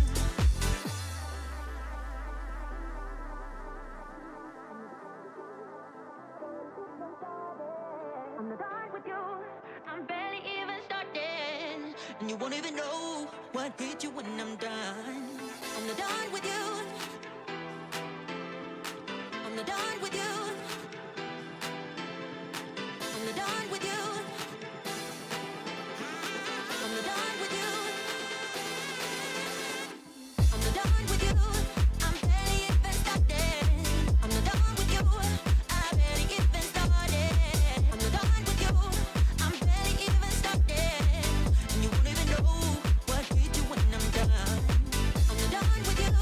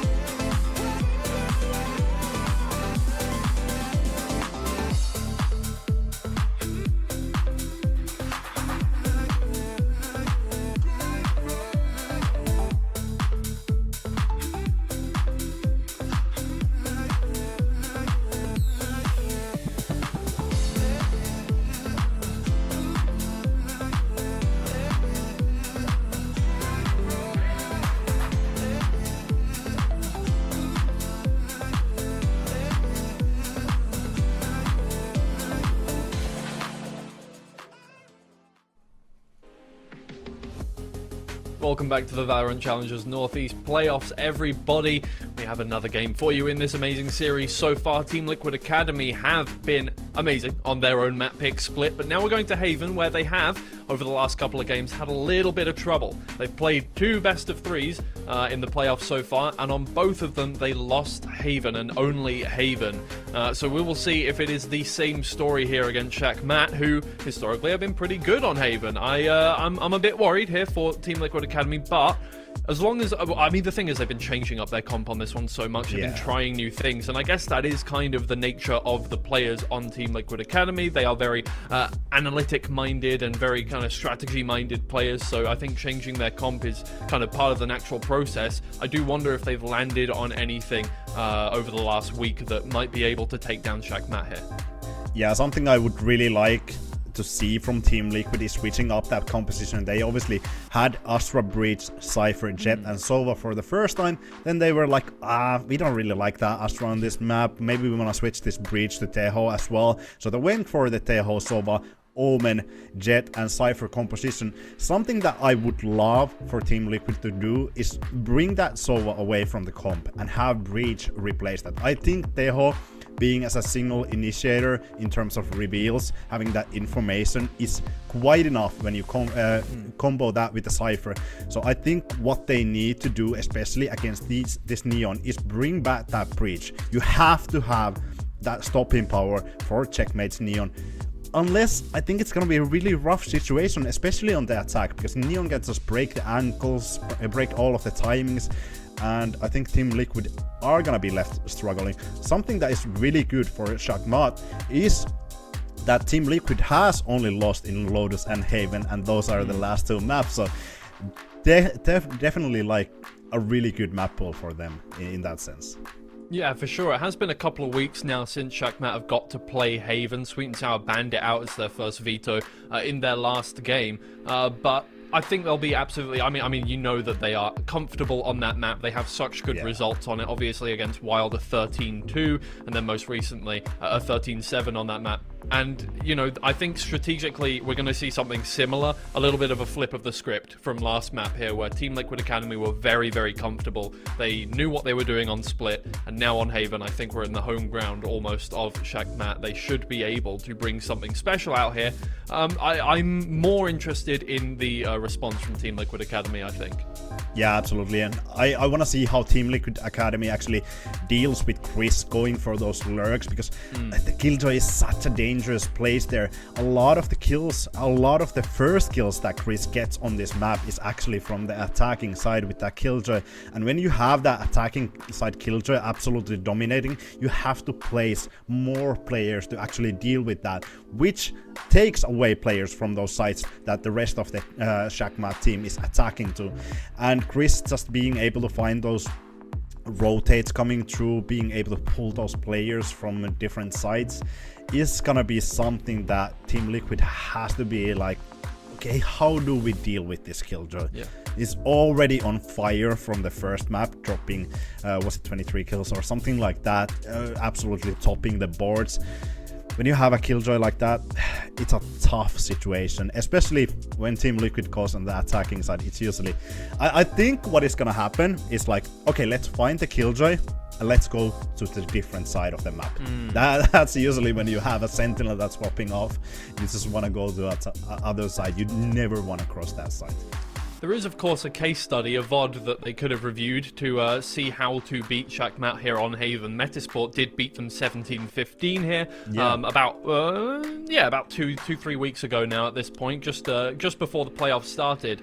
And as you mentioned, obviously having the Breach and the Teho at the same time, that's what they were running, along with a Vice instead of the normal Cypher or Killjoy on that one. So I think, obviously, you know, we can keep talking all day long about how Team Liquid obviously have a lot of ex-analysts and stuff like that on their team, and a lot of people who do all that kind of stuff and are very good at VOD reviewing and getting information out of that it can then be utilized in a game. I think it is possible that they will have taken a look at that and been like, okay, so there is a way not to lose 13-2 against this team on this map. I do hope that there's something they may have implemented from that kind of VOD, and hopefully, as you say, I think Breach and Teho is probably the way to go for this one if you're not comfortable on the Breach and Sova. They played that one already on Haven and it didn't end too well for them. It was a close game, 13-15 against Metasport, but still, Metasport are very good at getting overtime victories on Haven apparently. Hopefully, maybe we'll see that later today, who knows? Yeah, but I think you bring a great point in terms of Metasport having that Vice. Check Shakmat, they have a Neon. I think Vice is just a complete counter to Neon. Yeah, you can try and dash through those Vice traps, but it's a rough situation when you don't have a jet that can actually updraft and dash over those. Yeah. So Vice could be something that Team Liquid might want to consider, but I think in terms of having that Breach and Teho, you probably want to have that Cypher as well. You don't want to give up that information. And I would love to see Team Liquid actually go there, because I don't think going against this Neon, I don't think this Teho Sova thing is going to work. You have to have Breach. Maybe you go back to the Astra as well, but I think that's a rough situation as well. You cannot really... I think you can't contest as much for that A lobby, especially on the attacking side, when you don't have Omen. There's a lot of situations where Liquid would be, I say, struggling in this map, but I think you can eliminate those situations by bringing that Breach Teho composition here. I think that definitely could solve a lot of problems. We do have a slight delay as we're getting ready for this game into the Agent Select here, so you're gonna have to bear with us for just a little bit longer. Sorry, but it's Valentine's Day. You're supposed to enjoy our presents here. Hopefully done within 2 minutes. We'll see. We'll see. Another thing that is said a lot on Valentine's Day, I'm sure. Anyway, Team Liquid Academy, I don't think will want to go to a map 3 here. Well, obviously they won't want to go to map 3. They want to get it done in 2 maps, but I think it would be a bit dire for them if they do go to a map 3. It will be a bit scary for them. I'm not sure they are going to want to finish up on Lotus here, because Shakmat have a very good track record on Lotus, and Team Liquid Academy don't really play it that much. They don't seem to enjoy it. They have had some good performances, obviously, on it, but they tend to float it, which, you know, kind of denotes a lack of wanting to play against it. Okay, well, we have a couple more problems, so it's going to be more than 2 minutes. You're very, very lucky in some ways. We're going to go to a quick break very shortly. We'll be right back.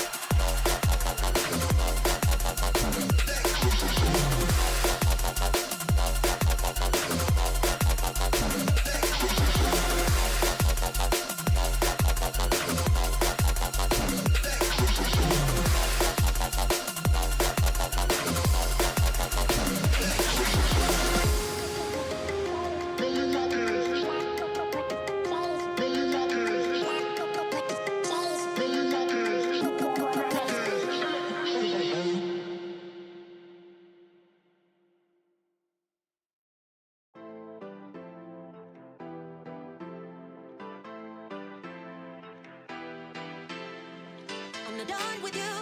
I'm barely even started. I'm not done with you. I barely even started. I'm not done with you. I'm barely even started. And you won't even know what hit you when I'm done. I'm not done with you. I'm barely even started. I'm not done with you. I barely even started. I'm not done with you. I'm barely even started. And you won't even know what hit you when I'm done.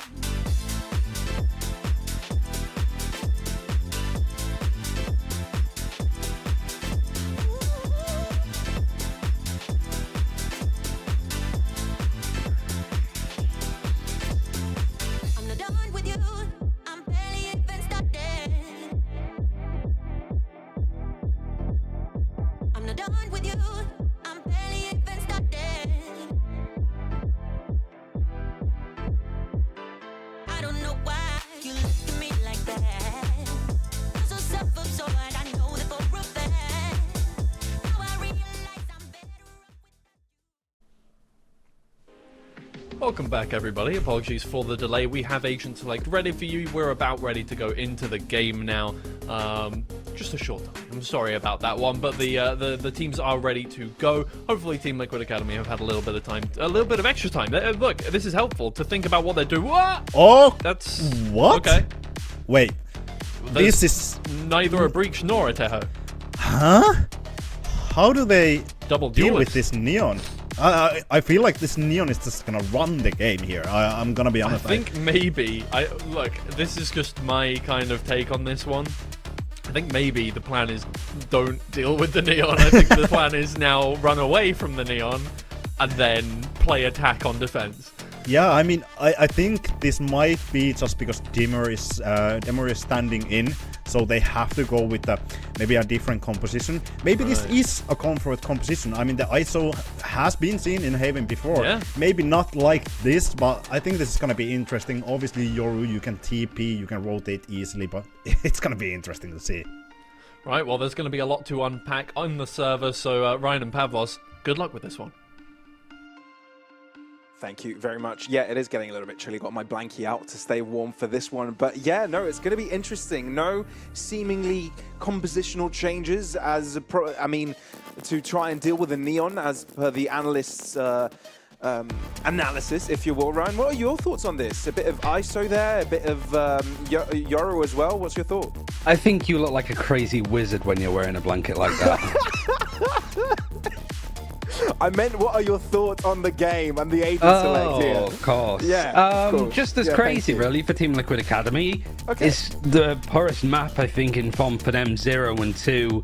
And when you do ever stand in, like MP highlighted with Dema, try something new, try something interesting. Checkmat also, I think, changing up things ever so slightly, really, but they have been dedicating a lot to stuff like the Neon, so more expected, I guess, from Team Liquid Academy to be dealing with this stuff. So maybe it is just a case of this map hasn't been working for us. Let's change things up. Let's make it hard for Shakmat to prepare for us.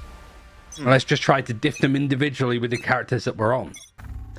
All right. Well, let's see who will be diffing who in this one. Team Liquid Academy starting things off on the defensive. Shakmat are the aggressors in this instance. Not very aggressive, though, in this moment in time. It's Team Liquid Academy that take the first step, but because of the flash, 3 find themselves out on the open. GSR trapped, having to drop back towards the A site, leaving the B site open for the taking. Ninja looking to close down this line, though. Cover the mark. Nephi jump peek and gets a spike planted down while the rest of the team will try and take these engagements. Zesta, that is clean, that is snappy. And I feel like that's the final nail in the coffin for this round, going in favor of Shakmat. Yeah, unless Rickstone can do some pretty crazy damage. Not likely, though. All this utility set up on the C site means it's not going to be useful here. The one way is just going to make things a little bit harder. 4 people ready and waiting to peek off of this. Good trade that comes in from Chris. And finally, Shakmat picking up their own pistol for the first time this series. Yeah, not too bad. I think they needed this. Bit of a boost of confidence from the previous map. Team Liquid Academy seemed to be in control over most of that, especially during the second half. The best start you could really hope for on your home map pick here for Shakmat.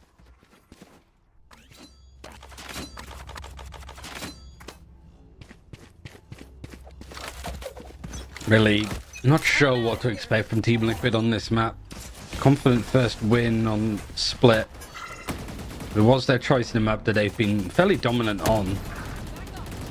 Ninja just peeking shortly before the smoke deploys over on that A site, so it is just GSR over here. It's just a couple of gamble plays, hoping to catch people out, but Checkmate aren't usually the fools that fall for this kind of stuff. However, they did lose a couple of thrifties over on Split, so you never know. No, you're right. That's allowed time for the rest of Team Liquid Academy to rotate over here. Now there's 3 players. Oh, it is asking a bit too much of them.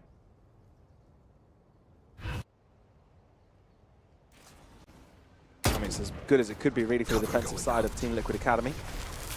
So both the peak early on from long as well as the outro. We'll figure out some of the positionings.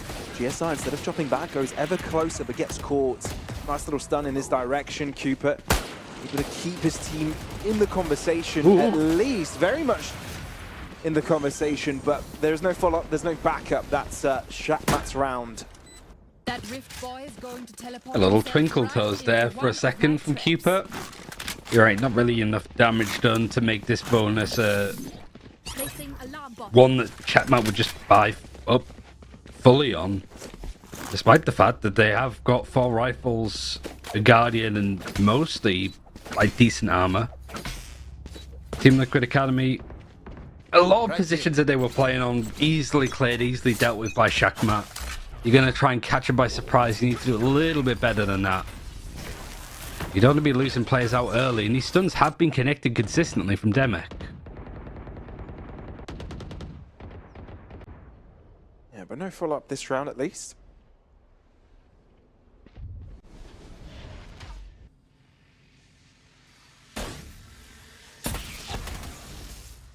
Shaqmat's run in this tournament has been surprising from the start.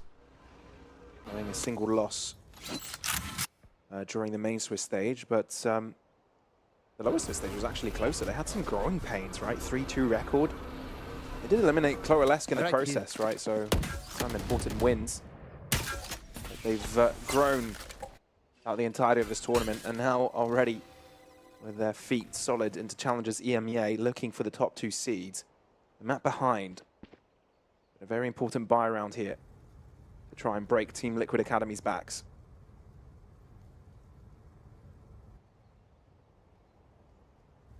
And that front lining, Ninja reading the position well. Can he get out of here quickly? Does get spotted by the recon. Although he's got reinforcements, GSR is able to make good work of it. Dima, you don't really expect the 3rd player to be nearby. And now maybe a 4th could be in the conversation. Instead, it's Kozok to deal with Dima, leaving it down to a 2v2. As close as it could be. Cupid, full eyesight of what's going on. Heaven is his, though Kozok right below. Inches up closer to the smoke. Team Liquid Academy are going to play this together. We got pinged. Stuff. Shown where he is. 6 bullets in the chamber. Rexo not going to look away from that corner, holding that position, and finds the head, putting his team on the board. I still think you take that though if you're Checkmate. A plant and 3 kills. Lots of damage done, and a really good sign on the way that they're getting onto these sites. The scaling as well, how they're playing off of each other. One player might get a kill, gets initial contact, and they might free somebody else, like start scaling. Like here's a really good example, right? You've got Kriz taking a lot of the pressure over towards sewers, so Kozok starts scaling up on the right-hand side to make sure that the ISO demo can't really get too much. Not too far away from having his ultimate. In fact, all of Team Liquid Academy seem to be really close to having their ults on board. More so than Checkmate. A lot of damage done against that bonus.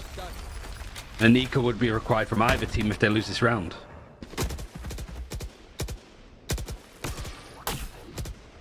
The clone dying there. You don't know if you want to expect the real Yo to nearby. Flash comes through didn't go. Off the bounce of the ground, and it didn't pop in front of Kozok in time.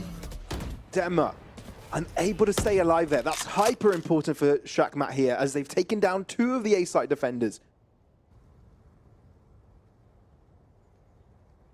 Always the risk when you're running kind of inexperienced stuff. You might not have played too many scrims with Yoru or ISO. Couple of those plays not quite working out, so it's a 3 versus 5. Plenty of time on the board for Shakmat to play around with. But they are just cutting noise and heading over towards the A site, where all 3 players have rotated too. That's crazy, right? The fact that there's a lurker making Kriz does push through. Cam does break, so it might force off some rotations. Instead, Not Kriz falling for it. might give the call. Guys, C site clear. Might as well not go for this A site, especially with Cupid finding a pick. 30 So looking to mitigate their chances here. As with 28 seconds on the clock, they make their move to C. Really good call from Team Liquid Academy. Also, Cupid peeking, getting the kill, and then also showing to break the Aldron so nobody else gets spotted from Shakmat. Means all this area is going to be cleared. Plenty of time still to go for this retake for Team Liquid Academy, but the 40 seconds that they get, a good portion of that is going to be eaten up by the rotation if they're going to go for it. They might just opt to save. Yeah, I think that's exactly what they're going to do here. They don't want to give up on these rifles. If they lose this, there's no chance of them buying the next round, and they know they want to be competitive in it, especially with some crucial ultimates starting to appear for them. They're only a couple of orbs away from the Hunter's Fury, one from the shadows. And Shakmat, you don't really want to be handing ult orbs that way either, so nice decision, quick to make it as well. And they took a gamble, it didn't go their way. Saved money and play safe. Yeah, it just all came down to that first play. Euro trying to push through a smoke. It was keenly watched though by Shakmat. They were aware that somebody could just jump out of that smoke and go for a fight. Decoy was thrown in that direction too, so they knew that the Euro was potentially playing around there. I mean, you're playing Euro and you're playing ISO, so you're bound to want to take fights, right? For sure, but I think it's just kind of like what positions really. And you can sort of see how Shakmat's playing. It's very like careful, deliberate. They might fight for a bit of control in A main, but they're going to wait 20-30 seconds before they actually execute. They don't want to just try to take fights against these double duelists head on. But there is an element of like, okay, yeah, Team Liquid Academy, this isn't a great map for them historically. This isn't really a comp that you see all too often. But that doesn't mean that you just balls to the wall play it as if you're pugging, right? Like, you still want to play it with some sense of coordination. That might be why Bacon's taking the time out now, just to say like, right guys, I know that we're playing Euro ISO, but we can't be playing like idiots here either, right? Like, let's make sure that we have some good game plans and that we're still hitting the macro. Because you could play completely different. You could play 5 duelists and still try to structure it in a way that plays like a normal team would in a pro game, right? Like, a duelist might be more like control orientated. One might have flashes, so they could be a bit of an initiator, right? So even with this comp, you still want to be playing it in inverted commas properly, if that makes sense. Makes complete sense. Maybe they're not for a little bit more of a retake setup, right? Given that you can create space with a Yoru, take fights as well. We'll see. We'll see how they adapt. Ninja has to receive a bit of a fight here. He's quick to call reinforcements. Demek, hell placement for him. And won't be able to deal with the extra bunch of health from the ISO. Cooper sidelines. Somehow Zesta's able to bring Shakmat's effort right back into life, but Rexzone is able to spray across the box and get this round across Team Liquid. One of my cameras is broken. Yeah, good turnaround for Team Liquid Academy straight after the timeout. It is worth adding that there are teams in, like, you know, Team Vitality that have been playing this comp, so it's not as if it's completely unorthodox straight out of your own ranked games. There are teams that have made it work, but it is still like a Team Vitality lost this map against Team Liquid, not the Academy team, the main one, and beat Cam and Core and Heretics. So it's like a small sample size. It really feels like Team Liquid Academy are going, okay, this map isn't working for us right now, or this team's playing something that looks fun. Let's go see if that's got legs. Yeah. I guess you kind of look at Vitality differently though, right? You've got a bunch of high fraggers on that team that could win any duel. Yeah, for sure. So I guess it kind of is the perfect comp for Vitality altogether. If I've got Durka less than safe on a team, yeah, I'm playing double duelists. Rexzone might be in trouble here. Good zap coming through Demek. Able to dash through in front of his screen, but somehow Team Liquid Academy have got a backup play. Hunter's Fury unleashed, as well as Dema's early kill with a Stinger, has definitely put them on top, especially when GSR places himself into the fray. Kozok, you really need something, and you need it quick. 50 seconds on the clock, and some you would already consider your chances out of this round already over. You've got to find something, but Team Liquid Academy aren't really giving that away. Dima getting a little bit close. Could be an isolated fight here. Kozok does find a pick, and there is no answer, at least not imminently. Recon, figuring out Dima is nearby, doesn't want to take that fight again. The C site is cleared, which means the plant can go down and a potential for Shakmat to take over this round. He still does have his ultimate, but he only has a stinger. Maybe able to get a gun upgrade here that might make this a more worthwhile play, especially if you can get this over. And this Fury in hand, it does catch him. They would have seen it was him planting as well because the Killjoy didn't get the ult orb. Damn. So that's the Hunter's Fury taken out. And again with the extra health, you really don't have the chance to win that 1v1. Chris, though, is able to make it work on his end. Winning is left against 2. Double the manpower, but the Chris smoke. might be a man for both. No, Ninja is there to stop him. Crisis averted. Ninja making sure his opponents know their place. Goes for the defuse and equilibrium to be found. Could have been a bit of a disaster moment for Team Liquid Academy. At least Bacon's looking comfortable. He looks so chill right now. I'm wonder always if curious that's on just a what's in the default background of Bacon people. mood. Is that a periodic table over there? Is that a calendar? I saw a full-on working out station there. Yeah, that too. Yeah, it's cool to see. I don't know what their bedroom setup looks like. It's usually a bedroom anyway. Yeah, I mean, that explains why he was in that position in the first place. Not quite relaxed, just thinking how it could have gone wrong, especially with the timing of that smoke from Cupid. Could have easily made that 2 versus 1, 2 1v1s.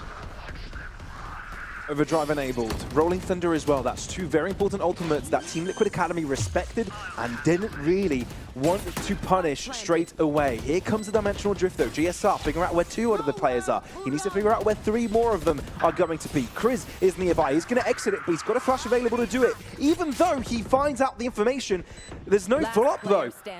Team Liquid Academy could not make this one work. Perfect crossfire setup from Shakmat to deliver here. I don't know if it was off the back of the stand from Neffy, but it definitely seemed to do the trick. Wonderful stuff. 4 survivors by the end of the round, and the lead maintained. Not over, you know. Yeah, clean. Keeps the lead in favor of Shakmat. Shows that there's still a lot of fight to this team, and yeah, a confident map for them when it comes to general form. Perfect opportunity for them to do damage. They have, lost it a fair few times.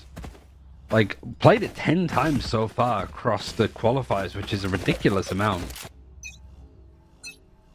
Won 6, lost 4, so...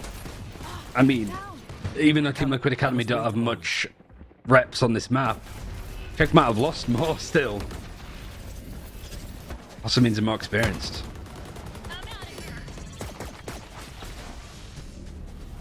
Dima very close to this action here. You're sort of banking on him to get a pick or 2.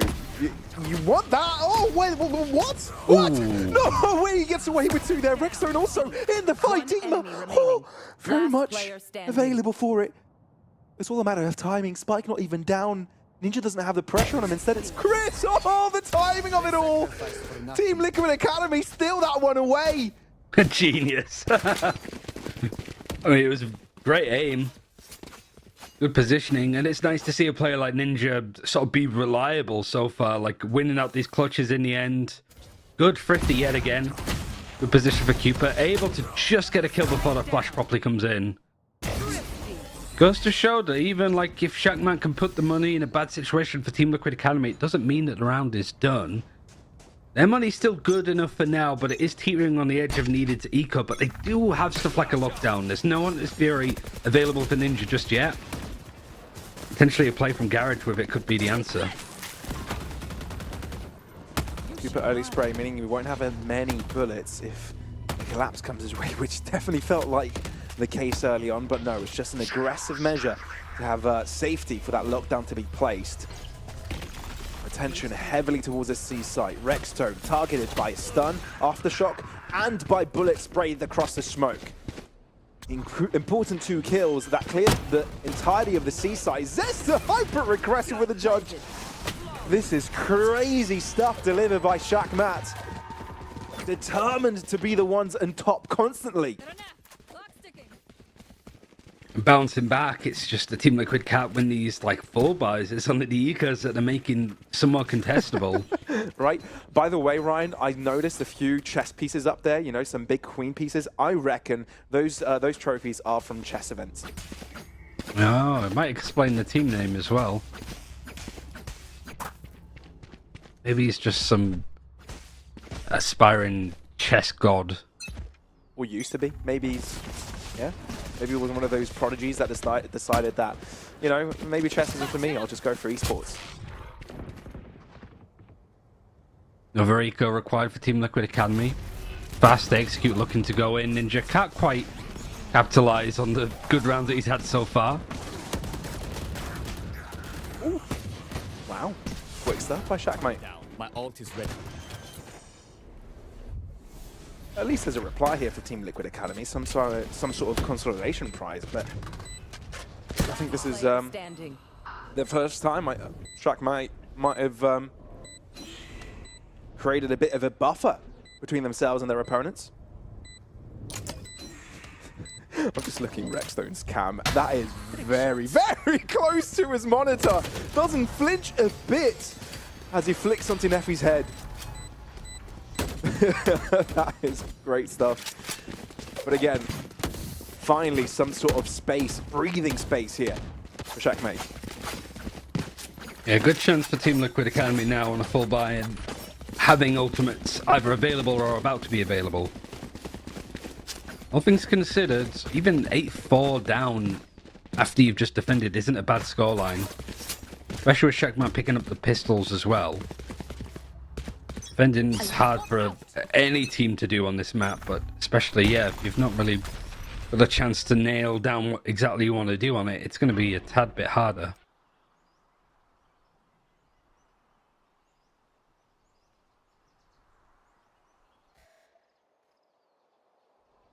Do you reckon the attacking side will favor Team Liquid Academy a little bit more?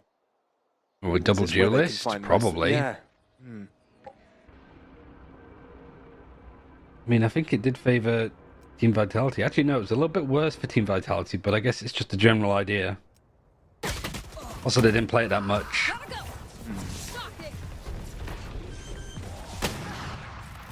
Oh, fancy that. Both players winning. Team Liquid Academy not letting Shakmat breathe. Spy goes down and Team Liquid Academy say, hello, we're here. Ready to fight, ready to party. Still, somehow still competitive. And definitely not over. GSR hasn't been able to use his dimensional drift to perfection just yet. Will this be the round to do it? Another flash, giving him the space, but they still need to get to the spike. Kriz, great position for him to be in, but I feel most of the utility already used. Kriz does come into the equation. Double kill, making it entire triple kill, making it a quadra. That is insane by Kriz. I mean, really nice play between him and Neffy.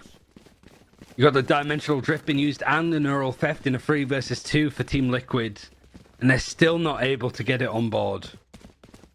But I say that the stun that came in as well from the breach just allowed Chris enough space to really isolate those fights bit by bit.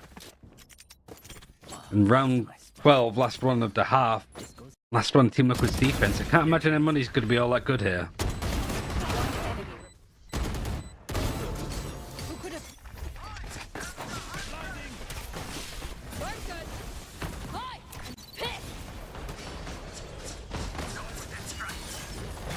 Ooh, kill contract. We'll be winning this 1v1. Well, go figure. It's going to be ISO again. Dima. 2 out of 2 so far. Shakmai, 1 player less now. Damek trying to play aggressive here. It does pay off at the start as he had the backup of Neffy, but deeper he went, the less assistance he had. 3v3 still. As Kozok, Hunter's Fury does work out for now. The fact that Team Liquid Academy are playing together does still give them a looming chance. Kriz, he's been hyper good so far in the previous rounds. Neffy's corner is a little bit too tough to penetrate, and he does run away from Ninja's position, giving timing for Kozok on long. Shakmat do get themselves a favorable attacking side, 8-4 by the end of halftime. Yeah, Team Liquid Academy took an early timeout. Didn't quite go the way that they wanted over on this defensive side, but the attacking side should open up a little bit more. You could start to see why on split as well. The Team Liquid Academy on the defense there were playing super passive in places because they know that Checkmate is just really good in these duels, really good at fighting and playing off of each other. Just makes it incredibly hard to find those openings and go for those retakes. But now, should be a little bit more freedom. It doesn't really feel like they're phased at all. They've got Lotus as a potential third map if they need to rely on it. But live from Shackmat, able to make this a really strong series and seeing who's going to be in the Stage 1 finals for EMEA Northeast. For either team, it'd be a massive accomplishment. Imagine coming into this one as a rookie and finding yourself in the top 2 of the league you're playing in. I don't think that was... I mean, it's always something you aspire towards, but whether you expect that to happen, I think that's a completely different story. Here.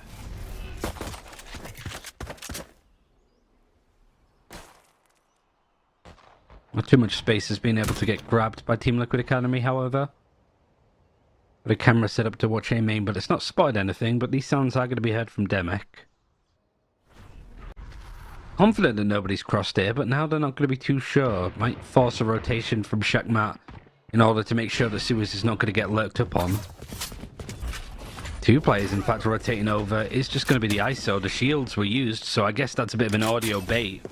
4 players pulled over towards the A site, which has provided a window for Team Liquid Academy to find a way in and also get their pick onto Demek as the ISO was leaving. Yeah, that's not too bad. And then you've also got the ISO to guarantee moving in through Garage. If Chris isn't careful here, he'll be in trouble, but he tries to take the fight first. Zesta and Chris do a lot of the damage here, 2v2, and Dima isn't yet in the fight. GSR's going to have to do it by himself. A perfect player under pressure, but for now, Dima is left alone. You don't expect... Oh, you've been spotted. Surely you've been spotted. No, they didn't see him. He hasn't. Instead, he gets a pick. And after 1v1, Chris is there on time. And it's enough for Shackmat to win their second pistol of this map. Yeah, Chris even has been insane on this map so far. Losing a player early, the plant going down, Team Liquid finding some space with a nice little, like, set play, bait over towards the A site. But it didn't quite matter because all these duels now being beaten by Shackmat. Even just a double peek to make sure that a trade can come in that position. Chris was just a classic, able to do it all, it feels like. Forced up from Team Liquid Academy, however, though. Stinger's on the board. Hit them when they're not looking. Already at the voice line from Yoru there.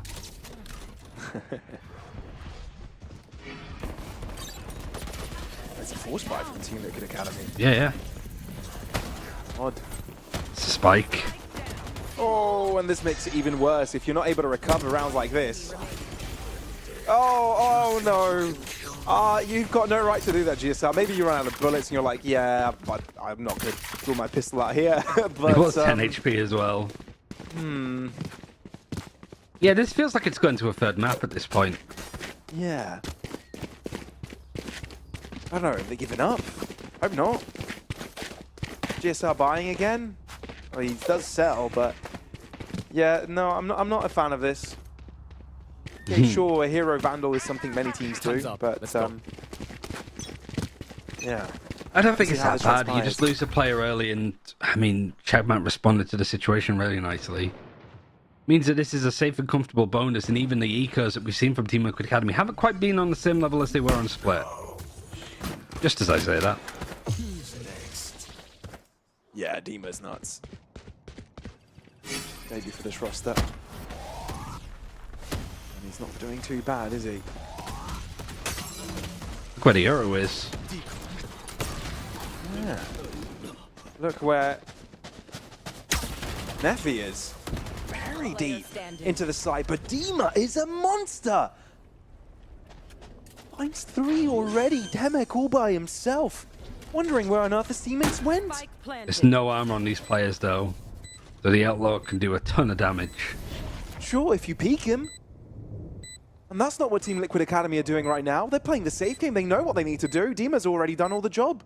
They started this round with a single rifle. And after questioning why they bought the second round, they show us it's because they can win rounds like this. It's pretty much a last-ditch attempt, potentially. Just the one rifle that they had on Dema, but it was just exactly what they needed. And the opening, it was a good ultimate for GSR, just to create enough space, enough chaos to allow the rest of the team to execute on site. Still enough of a lead for Checkman that you're not going to be too worried. A lot of players on half armor though, so the economy is not amazing. But you do have a lockdown well before Ninja's going to get Hunter's Fury. Just need one ult orb in order to get it.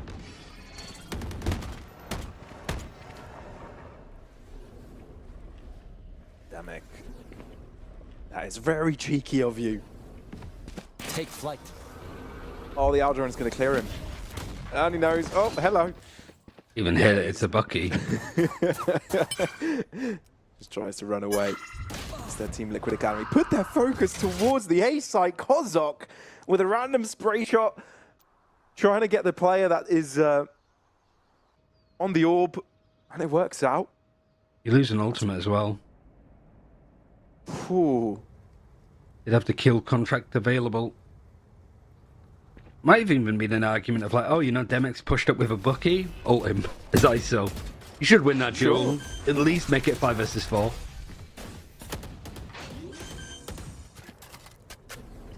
At least the spike is going down here for Team Liquid. The shot that doesn't do all that much. Oh.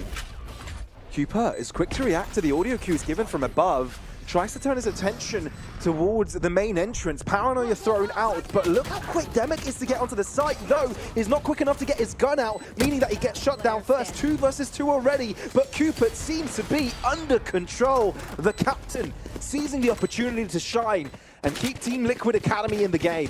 Yeah, really nice like positioning from Cooper. The Paranoia to cut across as the retake's about to come in. You might see a lot of Breach players play there, for example, because you can stun and counter flash if they managed to try and clear you. But obviously, there's no Breach on Team Liquid Academy's side, so you put the Omen there, the TP to get into the corner, the crossfire is available. Whilst this Shagmat finally onto a lower buy on this side on their defense. Suddenly, difference of 6 rounds is becoming 4, and there's slowly a climb back from Team Liquid Academy. Still a while to go, and they have to keep being careful of Demek if he's going to keep pushing with the Bucky. Come on. Hunter's Fury works out for Kozok. Oh, that is rough. He gets it done, though. It could go worse, I guess. He's got a shield at least. Oh, man, they're walking right in front of Neffy. The shield keeps him alive. Oh, not the second time. Chris steps up when it's needed. You can't get away with too many of those moments, and Chris shows them why. Oh, Kozok. Oh, that is massive. He's got his knife out. Where's he got his knife out? Doesn't expect anyone to be around him. Spike picked up from the shadows utilized. The A site is where the spike is going down. A 1v2 required by the captain of the ship. Spike planted. There's a lot to do. Has a TP and a Paranoia and a smoke in hand. Is there an argument to go heaven? I guess he's probably not expecting... He's expecting him to be there by now. He's not seen him. Yes, he has. There we go. He has now.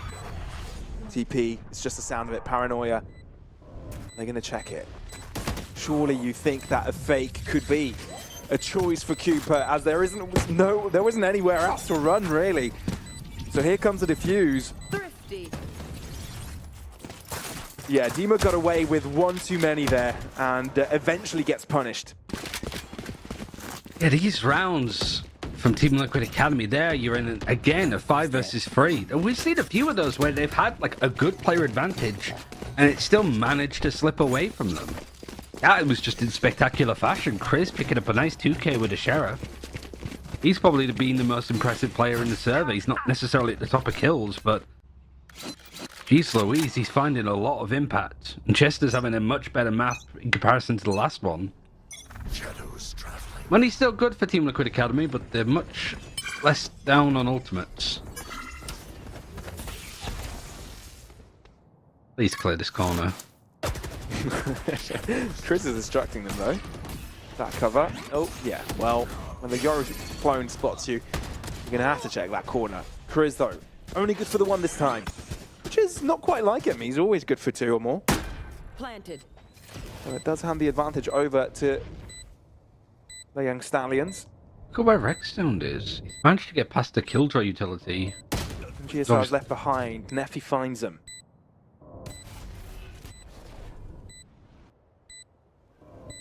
Rexstone all the way around. Oh, the timing of it all, Neffy. He did look towards that direction for a moment. Demix tries to keep him busy.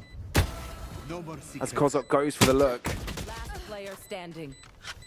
And I feel like time is running out here for Kozok, even if he does try and get onto the spike. Team Liquid Academy do have the long distance and the 2 players to deal with the situation. Therefore, there will be some sort of a comeback. The question is 4 rounds too many? No. Okay. So there's belief. Yeah, there should be. I mean, there's not really that much pressure. I hate to say it, but there's never really that much pressure in these seeding games from some of the teams. Like, you've qualified for EMEA challenges. I'd still argue that seeding is important, and being champions of this first stage of Northeast is a really good testament for both teams if they can get to that final in the first place. But it's fair to say, because these 2 teams are relatively inexperienced, this is just a good opportunity to get the reps in. Team Liquid Academy have to keep believing that there's a possibility to come back in this one. Yeah, this might be a round to do so. Checkmate.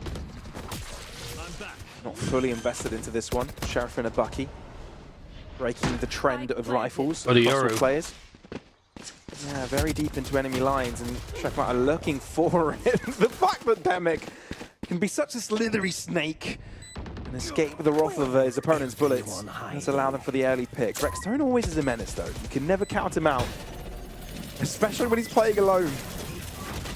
Creates a cage and space just in time. It's not enough to keep him alive. Dima sees there's a chance to move in and more aggressive and keeps up the pressure wall created. Space moving into Dima is a complete demon right now. Kozak Silence. will not be able to do much here. Up against 3, at least deals with the Dima. But that's all for this round as Team Liquid little by little chip away at their opponent's lead. Might even be worth having a timeout for Shagmat, because a lot of these rounds are playing out the same way. But multiple players pushing from A main, breaking a trip, being heard. Probably a call to just stop doing that, really, because it is giving a lot of freedom for Rexstone to go for these like mid lurks. But also they're like, got GSR teleporting back, trying to go for a fight. It's a good pick here. Enemy remaining. But you're just giving up so much space either towards the backside of C, which allows like these players to push up and be aggressive on Team Liquid Academy, or just allows other people to like lurk around the map, find that space, find a kill like we saw from Rexstone, and then ulting to get that information on where everybody else is.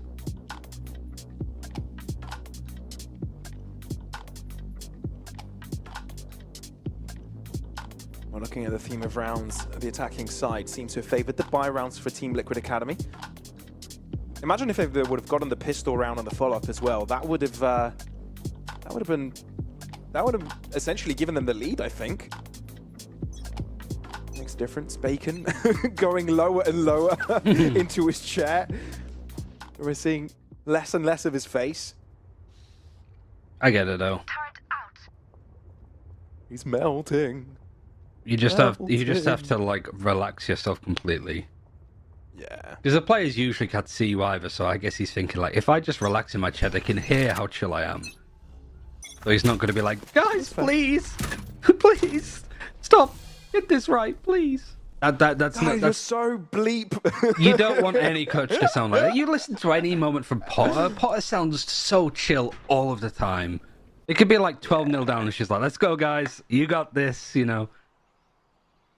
Don't need to worry about that. Bacon's just taking a leaf out of that book.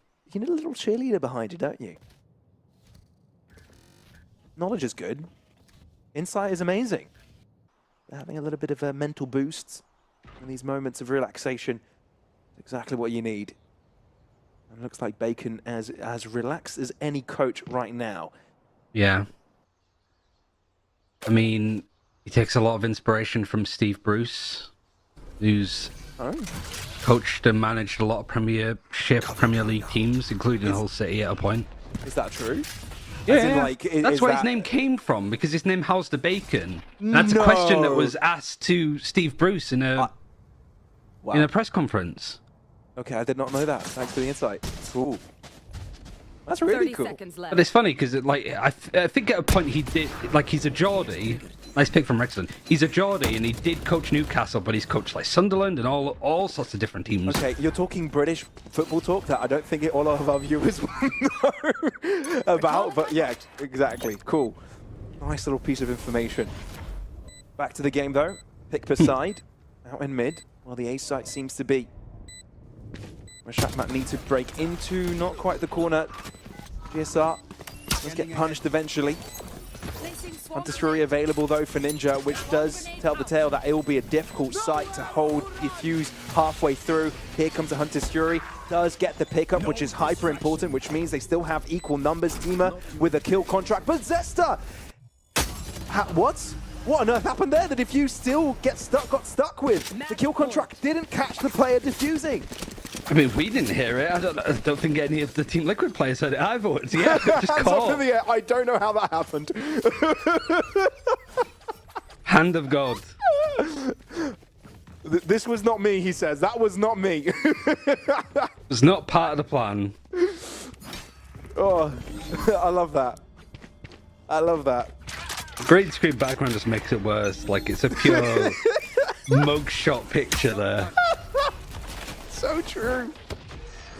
So true. Although there is a team that isn't really a fan of the situation. That's Team Liquid Academy, because they expended, I think, 3 ultimates during that. Maybe 2. Maybe I'm being too much by saying 3, but yeah. Still. No margin for error now. It's their opponents on map point. Checkmate have called check. They might be checkmate in a second. This chest is the one that finds our first pick on direct stone. You had to use and the just, yeah. I mean, if I haven't, Hazard's done it already. Yeah, probably. But this is still like a good position for Team Liquid Academy. Like the post plant, if they have a lot of stuff to work with, ultimate wise, not too much. ESR, risky to be on this angle, but they have to find a gamble. They have to find a play. Queen's Gambit. GSR. Oh no. Yes. Annihilated. Paranoia. Does delay them a little bit. Hunter's Fury trying to find one of these picks. Ninja is able to find some damage, but you need way more than that. And the Rolling Thunder will prohibit him from being able to shoot accurately for a good while. It's enough. It's more than enough. Shakmat, with 4 players remaining, are able to get the 13th round under wraps and giving them map number 2, taking us to a Lotus decider. Yeah, very nicely done from them. Optimist is on the ship for Kozok, and they're going to be feeling like pretty good going in onto Lotus. For Team Liquid, however, this is a map that hasn't really been going their way. It's maybe something they don't need to worry about for the time being. Surely this is like, no matter whether they get to the finals after this or go to the losers final tomorrow, you imagine the teams are going to exploit this map against them, so they can get some good reps. They can keep trying to work with this team vitality comp as much as they can, but they definitely need to get this in order before they get to EMEA challenges. Otherwise, it's just going to be food for the wolves, it feels like.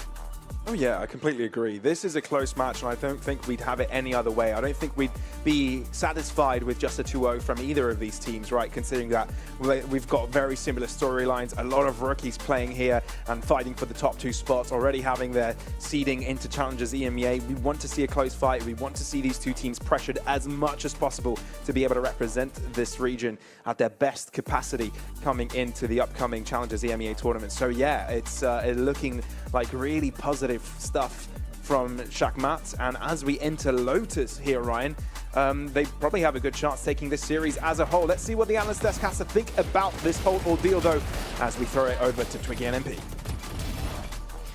Well, Team Liquid Academy did try something new there, and there were some highlight moments, but unfortunately, it just wasn't quite enough. I don't think strategically it was ever going to overcome the raw power that Shakmat brought to the table on this map, and that does bring Team Liquid Academy to a rather scary-looking 3rd map. Yeah, absolutely. I think, like I said, that composition is something that it's really hard to deal with the Neon. A lot of the times, Demek just runs to the side, gets all of the ground. Sure, doesn't get a lot of those entries or those kills. As you see, a lot of the kills are funneled to the other players. 20 kills right there at Kosok, Chris 23 and Chester at 25. A lot of those kills are going there, but the Neon gets so much valuable ground on the side, and I think it's a rough situation for Team Liquid Academy to deal with. You have to focus too much on the attacking side, and I think the attacking side was already great from them, but it's not quite enough when you lose out those rounds, you lose out those first players, especially Rexstone right there at the last round. It's a rough situation, 4 versus 5 against 3 ultis, so it's not much you can do at that situation. Yeah, exactly, and I'm assuming they will have seen something like that coming. I don't think they went into that map thinking, yep, we're going to take down Shakmat in kind of pretty much their home ground here, and we're going to be able to take this one 2-0, definitely. So I think they're ready to be able to play this final map, and I'm pretty sure they knew that it was going to be Lotus. You know, they know their stuff probably better than we do in terms of that. And Lotus, I mean, for neither team is an amazing map, right? I kind of highlighted it as one that Shakmat was going to go for, or at the very least leave, but they've got a 60% win rate on it in the last 5 games. It is insane. So hopefully we're going to get a good final map out of this one, and both teams will go into it thinking that they can get as much as they can out of this one. But you have some highlights for this map specifically, so why don't you take us through those? Yeah, absolutely. Let's try this again. Okay, I think this is a great showing of what the Neon can do. Obviously, a great A-execute hit. It's gonna be fast-paced. There's nothing Team Liquid Academy can actually do instantly to this Neon because you don't have a breach stun. So, let's see how it plays out. Obviously, W key straight from Demek. 5 seconds, you're already A long. 10 seconds, you're already A backside.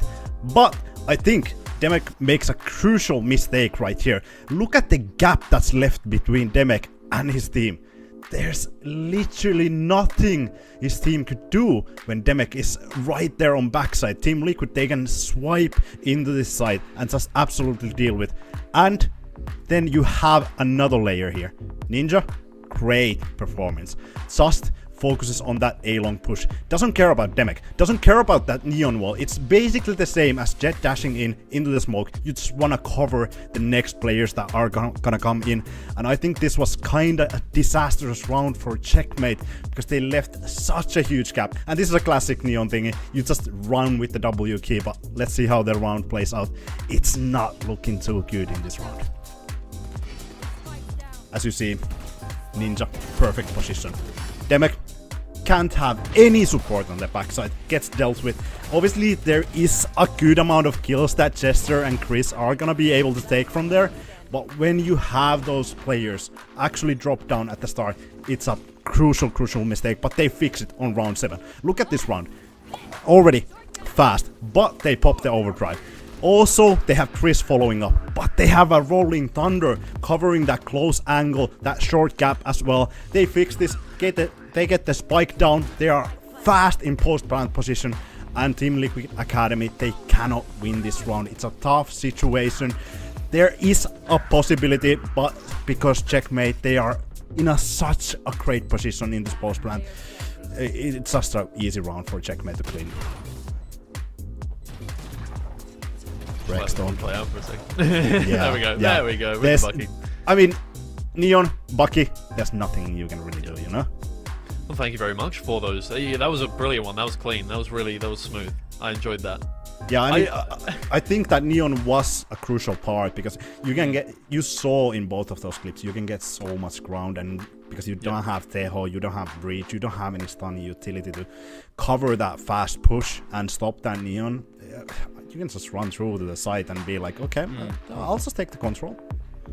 Well, things are a little bit more scary now as we move through to map 3 for Team Liquid Academy.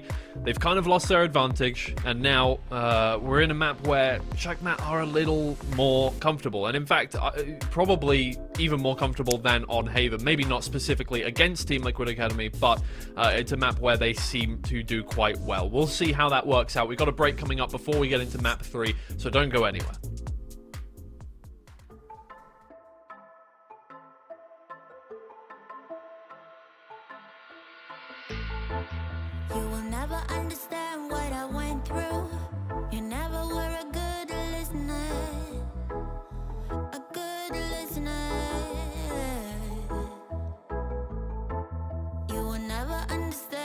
you put me through, and you never be a good lover, a good lover.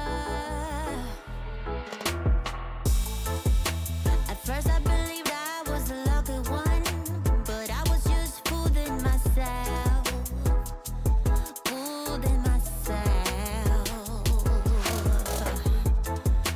You think you can talk sense to me, like we are gonna be okay. We're not okay. So is this gonna take all night? Don't wanna waste no more time. Yeah, you're damn right. Already gave you my loved ones, but now I'm fed up. Gonna take it all back, 'cause we're a no-go. I know that I do better solo, so move along for God and shadow. Better get it right this time around. Yeah, we're a no-go. I know that I do better solo, so live along for God and shadow. Better get it right this time around. I never heard a silence so loud before. I'm gonna love every minute of it, every second of it. Longing for that sound of you being gone, so I can hear my thoughts again, hear my thoughts again. So is this gonna take all night? Don't wanna waste no more time. Yeah, you're damn right. Already gave you my loved ones, but now I'm fed up. Gonna take it all back, 'cause we're a no-go. I know that I do better solo, so move along for God and shadow.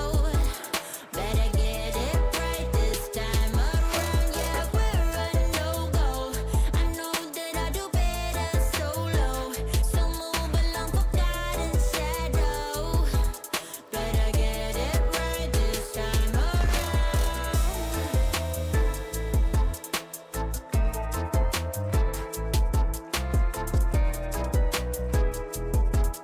Better get it right this time around. Yeah, we're a no-go.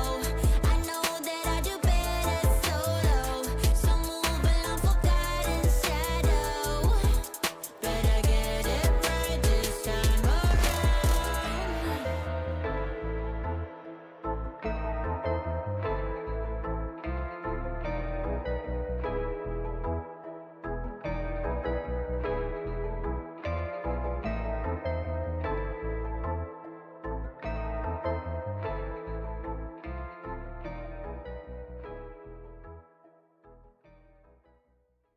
Baby, I don't need you to tell me you were wrong. Swear my mind erased you the moment we were done. All out of me, you're all out of me. I'm finally free, it's all good. I'll be fine, and you'll keep on breaking hearts for fun. 1, 2, 3. I don't wanna see your face again, and I'll never let you near my friends. It's a shame that this is how it ends, but I wanna say thank you for nothing, nothing, nothing, nothing. I wanna say thank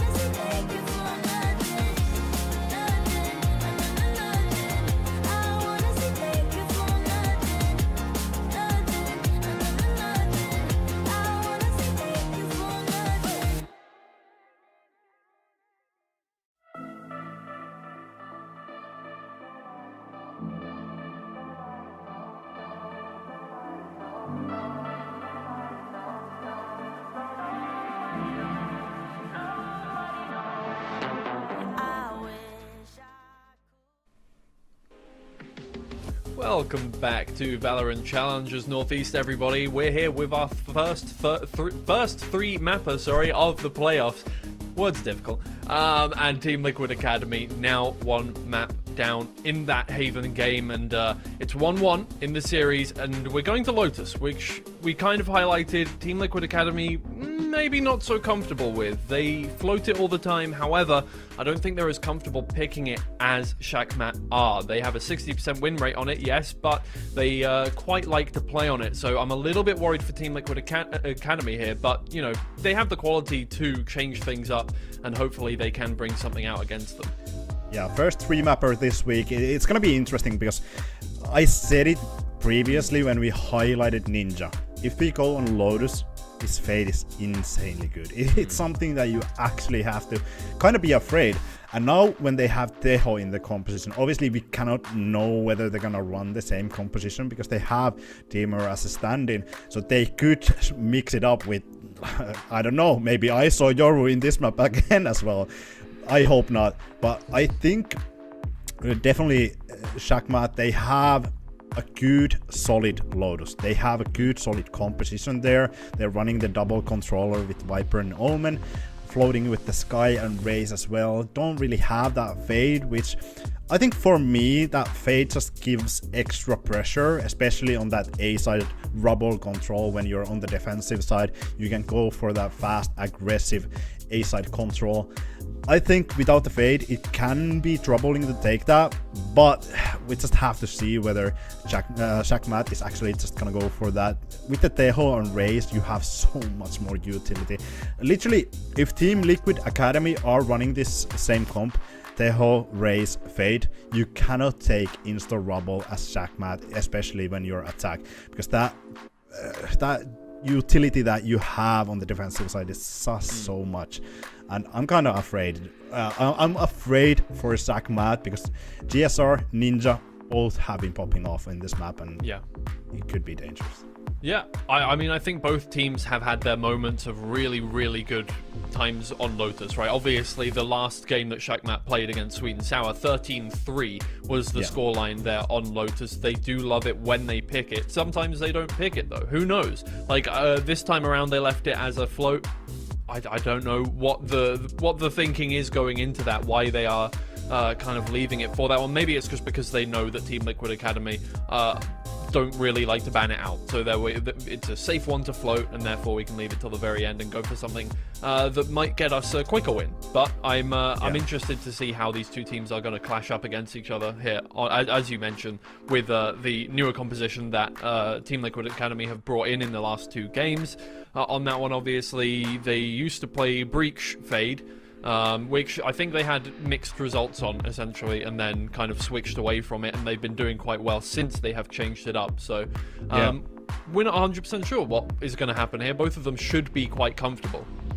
Yeah, absolutely. I mean, Team Liquid, they're yet to lose with this new composition. They have only lost 11 rounds in 2 games with the new Teho, but obviously you don't have Donatello in the roster anymore, and Dimmer is standing in, so it's gonna be interesting to see whether you're gonna play that Raze again, or are you gonna go for a Jet there? What is Dimmer comfortable with?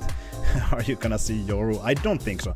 I don't think there is gonna be a big composition difference, but when you look at the previous Lotus that they played against Zero Tenacity, Donatello was on fire there, 22 and 15, 4 entries. So Dimmer has quite big shoes to fill, honestly. I don't think it's an easy place to take, but GSR, obviously you can always count on him as well, especially on this map. And I think now that he has gotten maybe more comfortable as a Teho, it's even more dangerous. Yeah, I think we haven't really mentioned much how well Dimmer has been fitting into this on such short notice, being able to, as a substitute, just do so well, managing to like pick up so many frags as ISO on that last map, although it didn't amount to a map win for them. I think has integrated really well into the team. Okay, no, we're seeing a change back to Breach here for Team Liquid Academy here. Yeah, fair enough. I guess they did not want to go with the Tejo anymore. Maybe they felt that it was a little bit off. Maybe it was something that they kind of wanted to pick for a few games and then go back to the breach. I mean, GSR has been amazing with the breach, popping off, dropping like 30 kills in a game. It's crazy what he can do with the breach, but also the utility that he can provide is amazing. I mean, I obviously love Tejo, but I don't think it's necessarily the most important pick in this map, and I do love that they go back to the breach. Shackmat, they're not switching up anything. Why should you? You're fairly comfortable with this composition. You have won some good games with this composition previously. 13-3 against Sweet and Sour is your latest game a week ago, so I mean, just go with it. Well, the last time we saw GSR playing Breach on this map, he did drop almost 30 kills. We'll see if he is able to do that once again. But we're going to now throw to our casters for the last round of the last map of the series. Go ahead, Ryan and Pablos. Yeah, this is the map with all the marbles, right? So the map that decides which team ends up going into the finals of Challengers Northeast, and both of these teams would love to get there from the get-go. A lot of rookies fighting for that spot. There's a lot to prove here as we enter Lotus, as both teams have won a map apiece. It's a really good eye for the future, I suppose, on what these teams and what these players can do. Team Liquid Academy, rough start. The first game that we ever saw from them was on Lotus, and it was a loss, best of one in that series, in the Swiss stage even. They've bounced back, they fixed it, they've won more than they've lost on this map. 3 wins, 2 losses, the exact same results as Shack map. We are looking at some of the results. Dominant win on Team Liquid Academy against Zero Tenacity, Metasport. They were playing a different comp, they were trying out the tail, now they've reverted back to what they were playing previously. They lost to the likes of Unsigned. Shack map, 13-3 win over Sweet and Sour is the most recent result. They've lost against Detty Elise, lost against Bitfix Gaming early on. A very close series against Zero Tenacity, winning 13-11. So it's anybody's game at this point. Up to both teams are fine to play. It hasn't been perfect. See how this one goes. Nice little flash to get the Team Liquid Academy players now on the defensive. Walking back, essentially good smoke as well to provide some breathing space for Shackmat to move into. Now the attackers. A site seems to be the area of approach, but the fact that Kriz is opening up the B site and might be clearing it open, Shackmat may choose to move in if GSR is taken care of. Kriz is ready for it, good guiding light. They were waiting for it like a well-oiled machine still. It's not that Team Liquid Academy is slow to walk back to the B site. At least Shackmat will be able to get the spike down safely.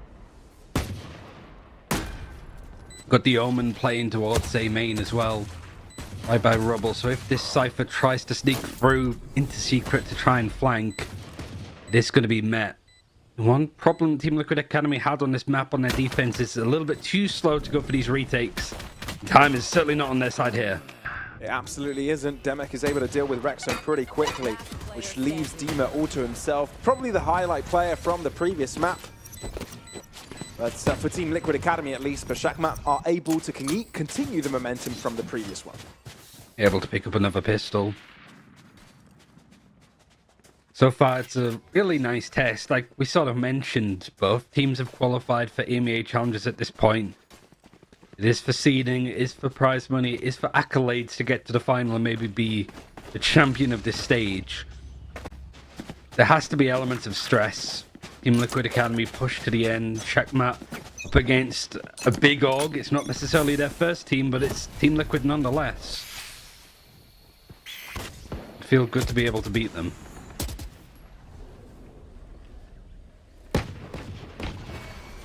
Good first split for Team Liquid, wouldn't it, altogether as an organization?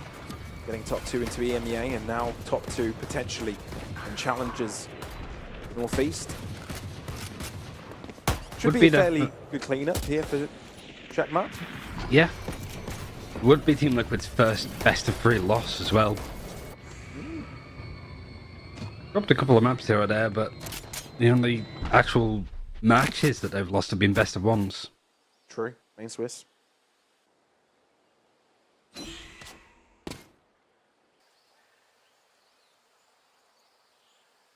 Least damage done. some good information with how Rickstone has pushed up. The pace has been slowed down very much so. Chandler doing diligent work to clear out all of these corners one by one. 30 seconds on the clock, and Team Liquid Academy seem to have the 30 right seconds idea, left. especially with Rexstone pushed up on the other side of the map. Yeah, harm being broken means that Rickstone has a bit more permission to push up. There's an alarm bot still there watching the flank. It has to be careful. Killjoy's not backing off too much, so they know exactly there's somebody all the way around. Smart from Chris to look here. And with the cam illustrating the Cypher's position, Chris will stick around. Oh, he's being jumped upon to try and keep himself alive. He's able to do it for a little while, taking one down with him. But that's all she wrote for that round. Shakmat, simply done. Yeah, a bit of damage done, but you're keeping a Phantom, you've got a Guardian, you've got Outlaw as well. Now Team Liquid Academy having a full buy up against the bonus. Dema's relatively close to having a showstopper. And speaking of which, yeah, again, if you've just tuned in for this map, stand in for today, could be for the rest of this tournament. Remains to be seen for Team Liquid Academy, not quite sure. But Dema, a player that's had a good amount of experience. Understandable to sort of see his name on a team like this. But it's a hell of an ask to just throw him in these situations. True. Mine's first skill though, so he's shutting me up. He definitely has. He's had a good fair share of experiences, you're right. Whether that's in Challenges Italy, Challenges Spain, Challenges North. Haven't really finished an entire season though, which is the interesting part still. Team Anyway, Liquid yeah. Academy holding down C. the defensive lines of C. Chris being the only player left, but not for long, as he's taken out of his misery. Team Liquid Academy find their way on the score sheet. Emma was also an avid VCT China watcher for a while. Oh, was he? He'd always pop by, yeah, for the watch parties and stuff. It would literally be, I've just been like queuing all night and it's 9 AM in the morning. Now I'm going to do some deathmatch. So he's a psychopath at the same time. I mean, you've got to be, I think,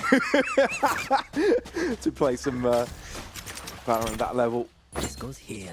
Good inspiration to keep grinding, though, for sure. But yeah, it's a good anti-bonus for Team Liquid Academy. Means that it's not going to spiral too much out of control.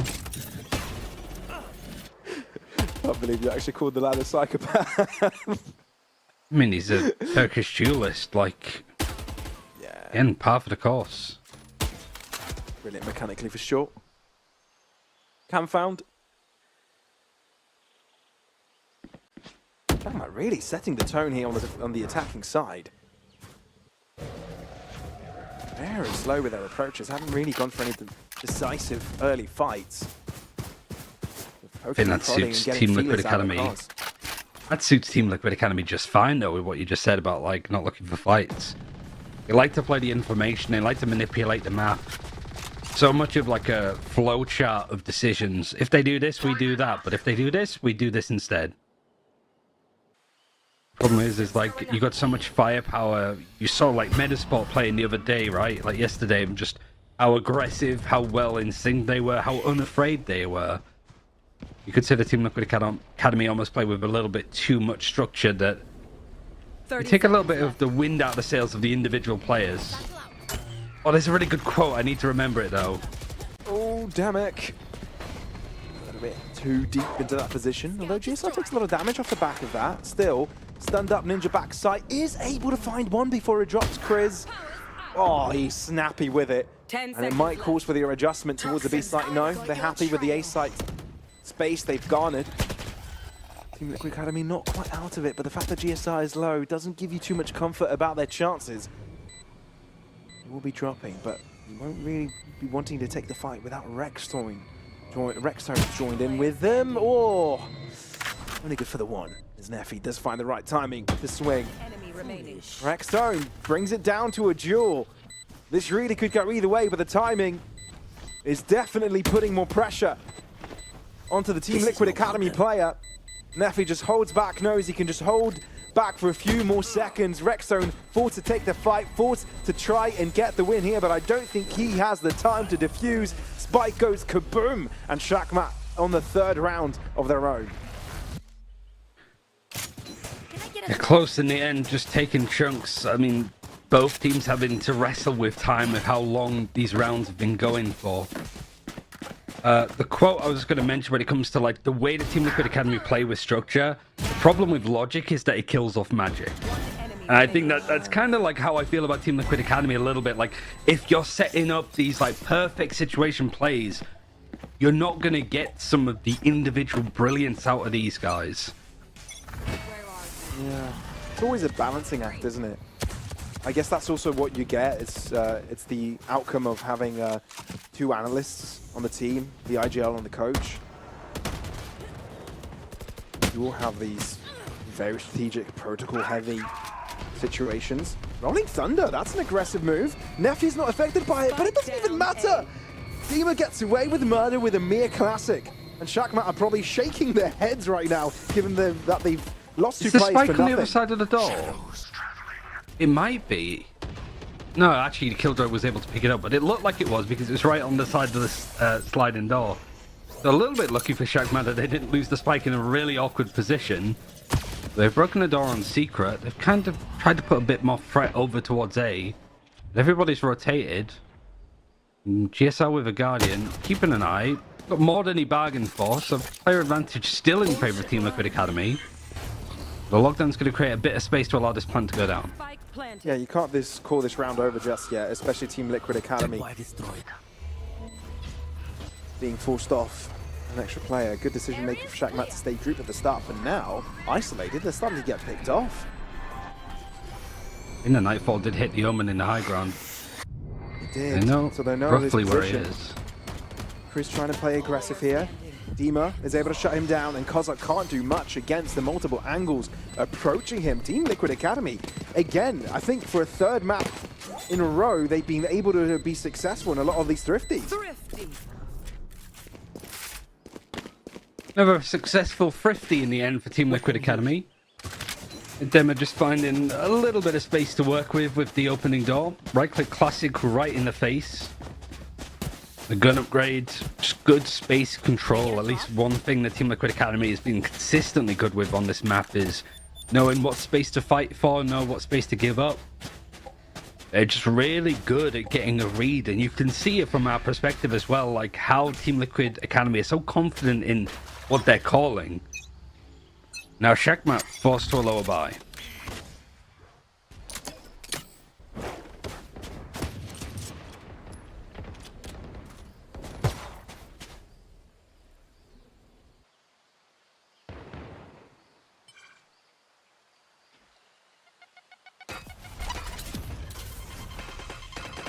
Okay, that's one way to go down.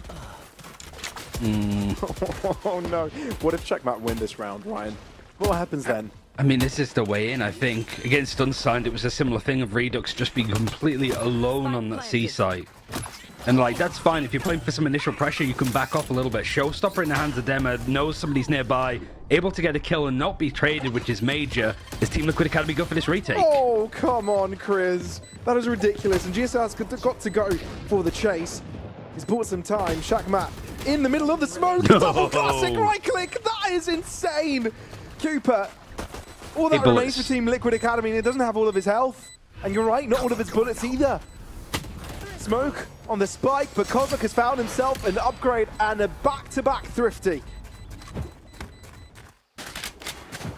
Yeah, it's just, it's the one look from Team Liquid Academy I don't like is just how, if you've got Rexstone playing for information of, like, he's taking that peek and then, okay, he spotted people and then he's going to get off-site. Kind of like you'd play Hooker on Bind. You play in it, you see people, you get out.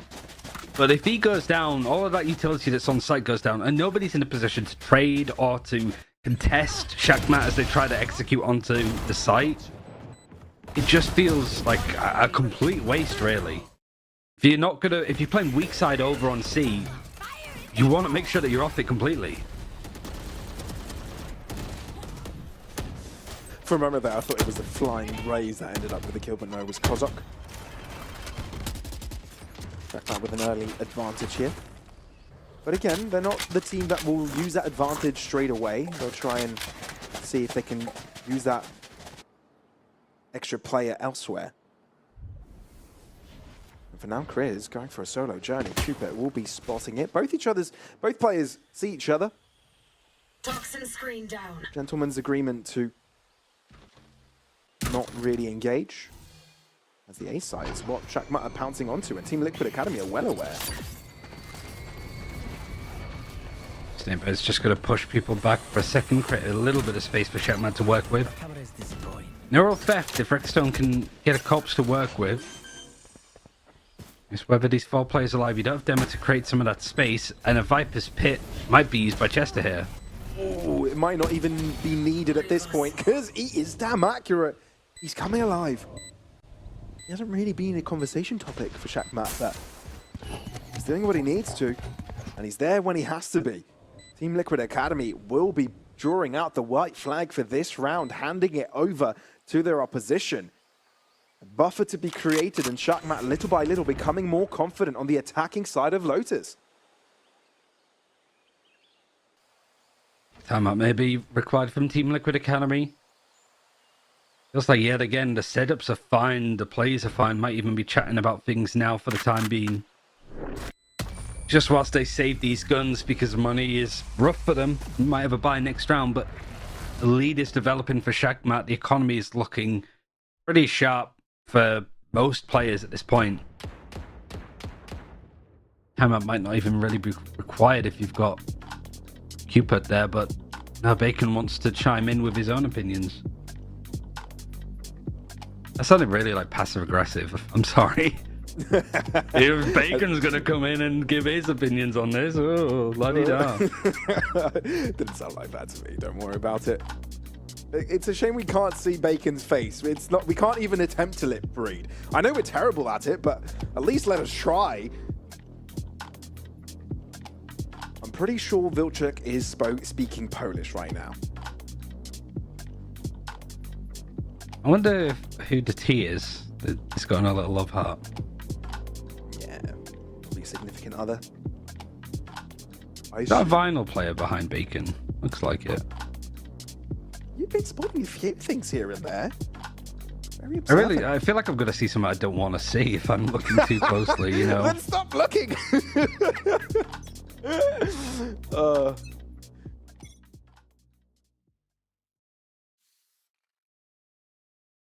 Into the lives of the players themselves. It gives us a bit of a connection to them as well, I guess, that you wouldn't otherwise have. Makes a world of difference. You get a glimpse of their life, right? Yeah. Surprisingly, Team Liquid Academy still having a buy, looking to get aggressive on A main. Just to know as well, given how young these players are, these a lot of them are still childhood bedrooms. So truly an eye into their life.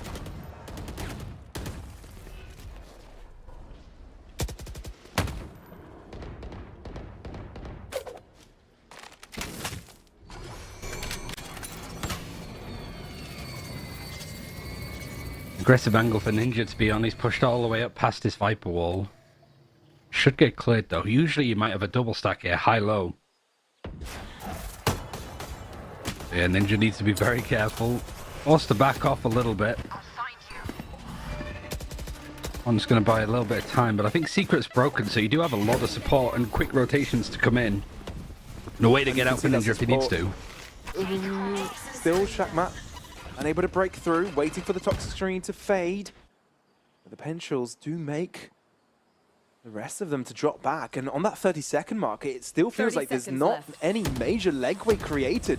There's going to be an obfuscation towards the left-hand side of the map. Try to draw as many players as possible for the two, the remaining ones of Shakmat to move into the A site. Is it enough, though? A lot used from Team Liquid Academy to try and stop any sort of push happening towards C, but I think they've realized their mistake a little too late. The A site completely open. Obfuscation technique successful. Demic also being a menace towards the other side of the map. Brilliantly done so far. Spike down, and Team Liquid Academy try to bounce back quickly. They're already on the fight. No way. Ninja in the smoke, but he's shut down already. Dima is now asked to put a lot of pressure on, but the Viper's Pit has caused them to be working in the dark, having no idea where the remaining players are. Cooper trying to take the fight on, but Kozok on the backside still being a menace. Dima, all that is left. Surely he has to call this effort off. Drop back. hand this one over again to your opponents. Not what you want in a situation like this. Brilliantly done by the attacking side. Yeah, it's just not going well for Team Liquid Academy. You can't even say that it's them like making horrible mistakes around the map. It's just macro-wise getting onto the site, able to play around the Viper's Pit, just winning all of these important fights and duels that are happening. It's just that Team Liquid Academy can't get a word in edgeways, it feels like. Surprisingly, it's Dema that's like 10 and 5, leading the kills in the server currently. 2 KD when you're pretty far down in rounds at the very least. It's the rest of the team that's surprisingly not firing here. No charges left.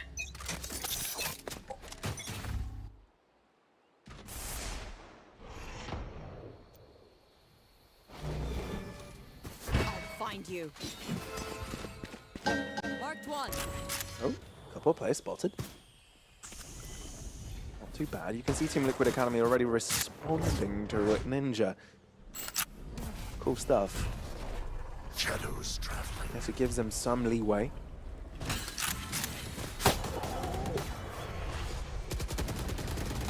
Somehow, players are being spotted here and there, but not as many pickups as they would have liked. Hobbit door, yet broken. Seeker's will aid in trying to lure the Hobbit player out. Site taken over, but Rexo not cleared out just yet. Trailblazer spotting him. Stun. Oh, no. Attempted to be avoided, but Zesta is quick to find, and therefore Equilibrium found Cupid still in the midst of things. Smoke to fade, and it will very much be spotted by Timmy. The turret has to back out and maybe find another angle to this. Spike needs to go down here to release some pressure and put some on the opposing side still. You've got to look at Team Liquid Academy, and they're playing this bunch together. 3 players start to move through. Therefore, to be the first line of defense. And he's perfect in that position. Cupid tries to punish, but reinforcements are starting to arrive, and Zesta is the answer. Shackmat needed.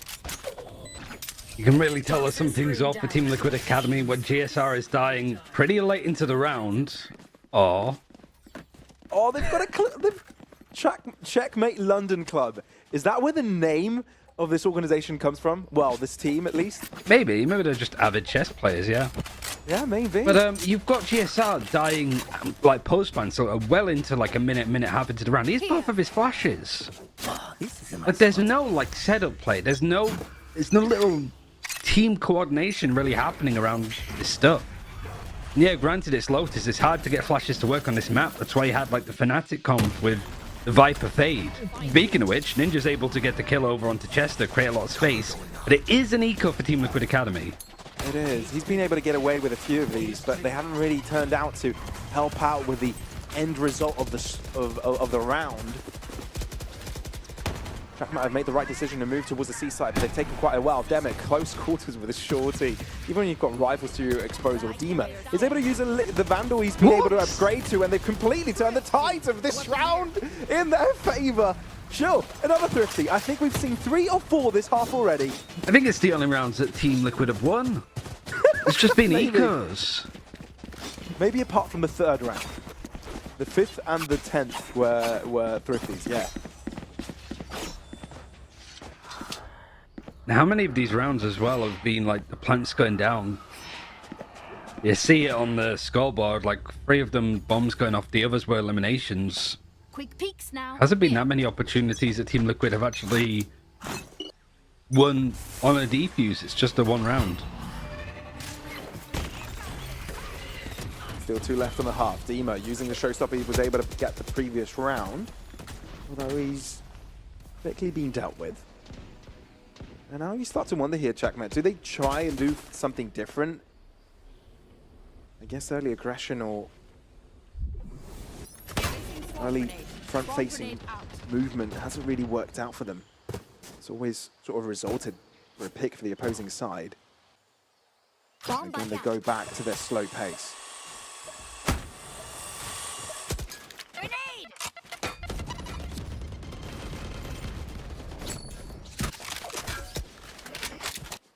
Toxins going. Poison orb emitting. Toxin screen down. Slow burn, the Team Liquid Academy have been happy to play with. Everybody's splitting up and separating now. But not for checkmate. Everybody's grouped up and ready to go together. Cupid needs to be really careful here. Has a smoke in hand. Pretty much full utility outside the TP. They get that good information. Secret's been taken. Good push from Demek. Wins the duel against the breach yet again. A lot of utility not really able to be used from Team Liquid Academy here. And sometimes those duels are very, very important. Those one-on-ones can result to be crucial. Because then, if you lose the first one, it will somehow turn out to be a numbers advantage for the other side, and you cannot afford that ninja. He'll require four kills here. He needs a quadra. And he knows his team has got some sort of a buy for the next round, so, you know, he was fancying a pick, but will not be able to achieve anything other than falling into the ground. As Kozlok gets the final collection, 8-3. And a round remaining, which could allow Shakmat to gain an even greater lead on this attacking side. Yeah, pretty much put it to bed. It feels like, I mean, I think you said it in there, Pavlos, of just like the player advantages. As Team Liquid have played so spread apart that all it takes is Demek +1 to go for a fight. They're in a 2 versus 1. It should be a fight that they're able to pick up. Even the 1v1 duels are being won by Checkmate. And Liquid Academy playing the map well, but they are stretching themselves thin in a lot of these engagements. And as that confidence starts to dwindle, giving up space to just deathball and really take part of the map might be the play forward. They're going to be aggressive in A main, able to get that first kill, but yet again it's traded by Chris. It is. Let's just say Chris has been the highlight man of the show today. MVP. Completely taking over the server.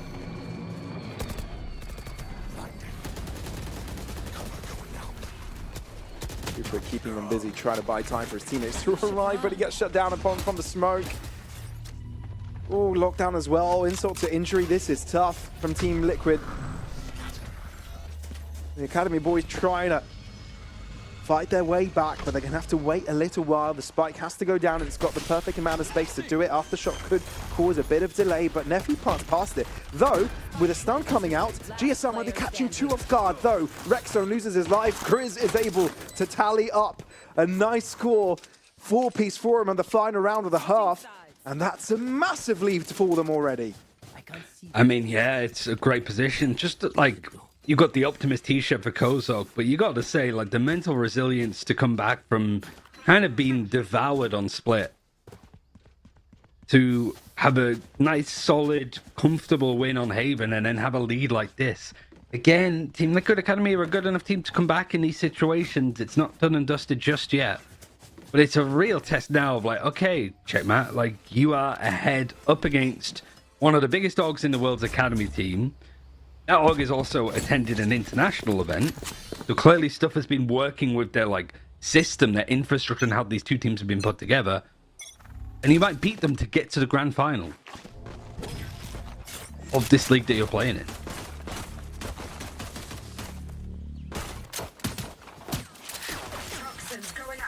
Yeah, be a massive result for either of the teams. The Shakmat looks just a bit closer to it. And it just becomes that much bigger of a prize given the fact that 2 big regions have merged.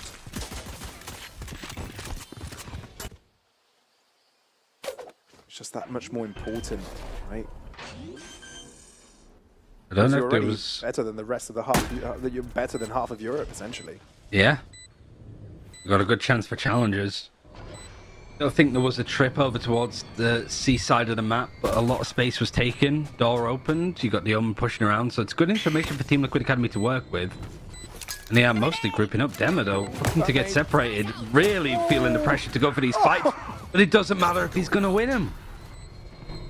I mean, it's a lifeline, isn't it? Winning this pistol could definitely close up the gap a little bit. I think the job's already been done, right? With Dima doing his work. And the fact that it's flawless, a confidence booster. That's what you need. There's like a lifeline a little bit as well. And just maybe that's the difference a little bit. You know, naturally you have to play together a little bit more. You have to take that space. But you're still looking at the map with all the information that we see, and you're sort of looking at Checkmate like, oh, they have a lot of good information here. They can position quite well. It's just the opposite of the last half. They just lost every fight, lost every duel. Then they get some nice picks. He's been the saving grace for Team Liquid Academy. If it's not him going 14-8 so far, could potentially be an even worse scoreline for them. Right there. Something that stuck from my mind from what you said in the previous half here, Ryan, is the fact that Team Liquid's weakness on the defensive is that they got spread too thin. But now on the attack, they can choose how they post up their players. They can choose where they want most of their pressure. So they'll likely be less victims to their own... Yeah. Maybe that's why they also went back to the breach as well, because you got Demo coming in and it's easier to be like, all right, you play Raze, I play breach, I flash and stun for you, you know where I'm going to flash and stun. Okay. Doing that with Teo is a little bit harder. That's asking maybe a bit too much for a stand-in, right? So, you know, maybe GSR playing off of Dema is going to provide a lot more openings. Not necessarily for Dema, but for GSR to get more on the board as well. Because he's been the player from Team Liquid Academy so far this stage. I think he's had a bit of a quiet day outside that first map.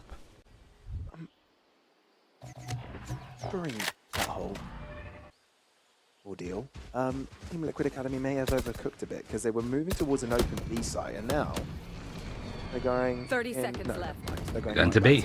Never mind. They just went the long way around. They just wanted to be fancy about it. That's how you play this map. Every team's talking about like controlling the Lotus highway, which is from secret through B main to like the door on the C side. You control that as an attacker, you can just rotate around the map so quickly. Defenders have to go the long way around.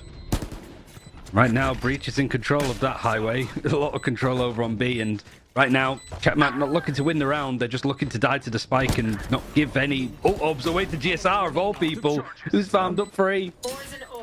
That's crazy.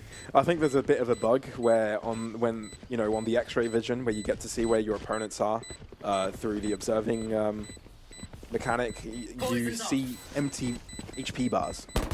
Yeah. It's a bit of a bug. I noticed that and I was like, wait, is everybody really low? Is everyone on 1 HP? It was just a really good nade, yeah. But no, that wasn't the case.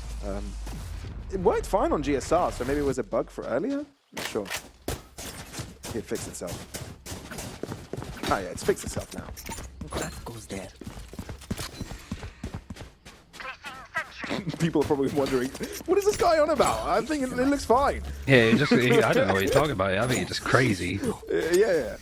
Actually, I swear, it was a bug. he's quite farmed up on kills, actually. Just overtaking Emo just because he has more assists. But if there's a player to come online to really, really turn this around for Team Liquid Academy, it's him, I feel. He's a player that I could definitely see be called up to the main team. Potentially in the near future, he has been that good. That's also an aspect of Team Liquid Academy, right? Not only being able to help your OG roster make it, have an extra scrim partner and be able to test things, it's just growing new talent that you could potentially feed in to the main team. Genuinely, I'm surprised that not more teams are doing this. I know money's an issue, but I think Team Liquid Academy's always been, well, Team Liquid full stop have just been very good at spotting opportunities to develop talent. Even if you look at the team that they have this year, it's a lot of young, not as tenured talent as, say, Nats. Done a lot better than I think Team Liquid really has done so far in franchising. Outside of Tokyo, I think. It's always speculating to see where you can attribute the success, but this has got to be a big aspect to it. Demek and Neffy are able to bounce back here. Shakmat did struggle at the start of this round to find these picks, but they're still keeping up the pressure. Demek is very much in the middle of the back lines, causing havoc, and it's enough to destabilize Team Liquid Academy's attack. Able to win against the bonus. Team Liquid Academy getting a plant and 2 kills would have been nice, but you're only able to get the 2 kills in the end. This goes here. Means that Chatmat double digits, double the rounds that Team Liquid Academy being able to get on this third and final map. And really now, so much of an ask for Team Liquid Academy just because their money is incredibly tight. First rolling thunder for GSR, but still a lot to do in the end.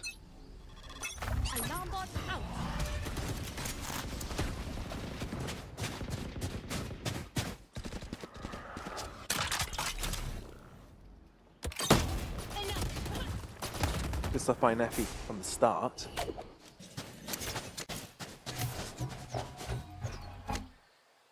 I think for Shakmat here, it's just a matter of not allowing Team Liquid Academy to gain a streak of rounds, right? Chain things together, allow them to get comfortable. You need to keep them under pressure constantly.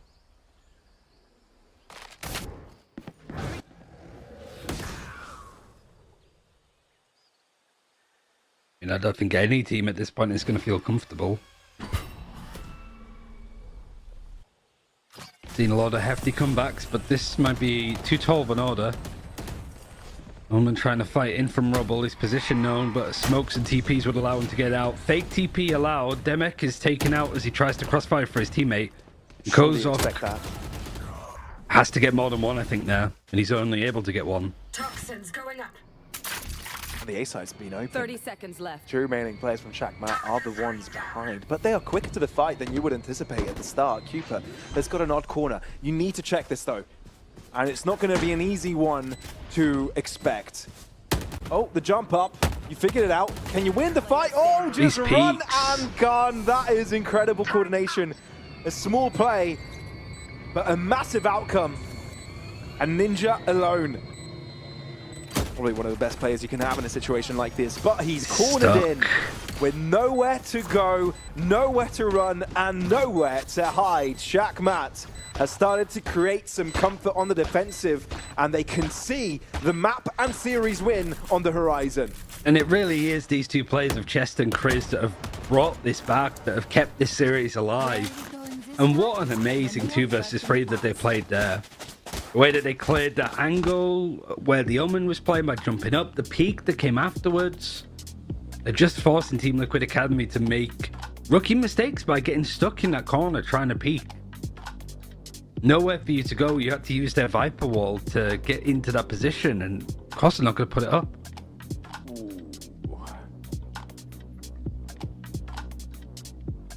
Yeah, for Cupid, this isn't his first rodeo. Unlike the rest of Team Liquid Academy, he's not a rookie, so it's likely he'll put more pressure onto himself. You just see it, like the players like just trying to like close their eyes and think it through. You see that Dima's eyes there; they're just like rapid eye movement, because it's just they just want to like close their eyes and just think about what they need to do to win. What are they screwing up on? Like, really listen to the words that Bacon's saying. Because right now, you've got all of these other noises in your head. You're getting tilted about some decisions. You're analysing your own performance. You know, Redstone's thinking, like, man, 3-11, like, we're losing this because of me. Like, that's what all of these players are going to be feeling. Emma's like, okay, I'm standing in for one of the biggest organisations in the world in a crazy tournament like this. And we're losing. Like, is that on me? Like, there's so much like pressure on these players, but that's why they're in this position in the first place, to mold them into champions. The push from Team Liquid Academy is on the move. Demek, great nade. Although it doesn't do much damage, it's more like space control, denying an aggressive maneuver from Team Liquid Academy and putting that attack to a halt.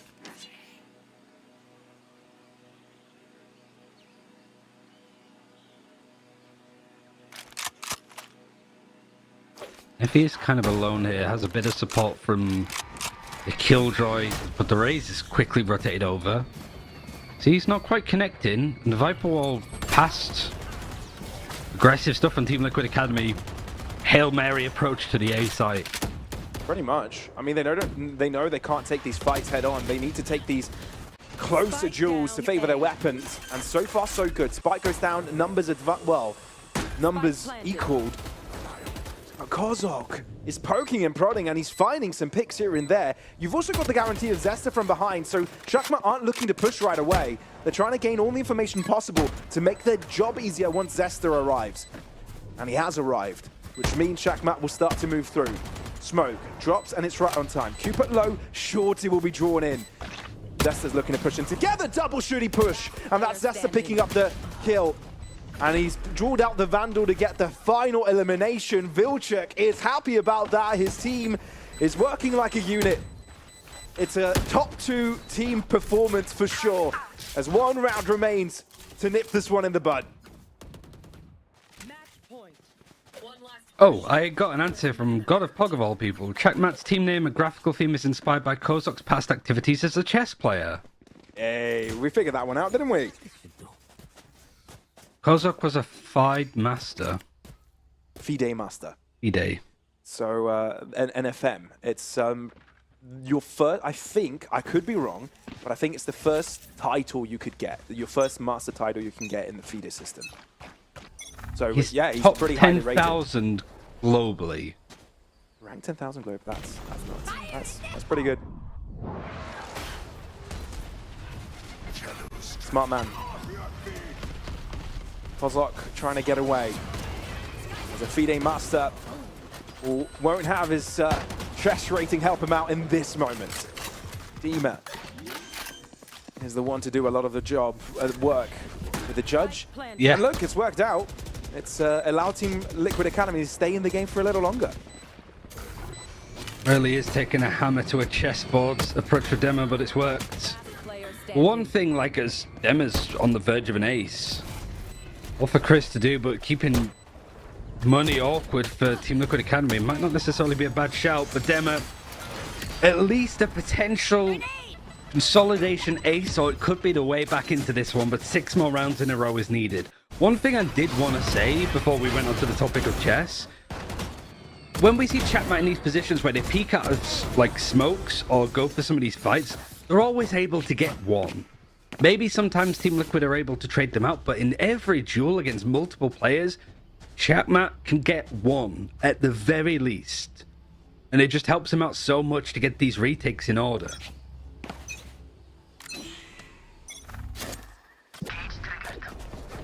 I have the screen.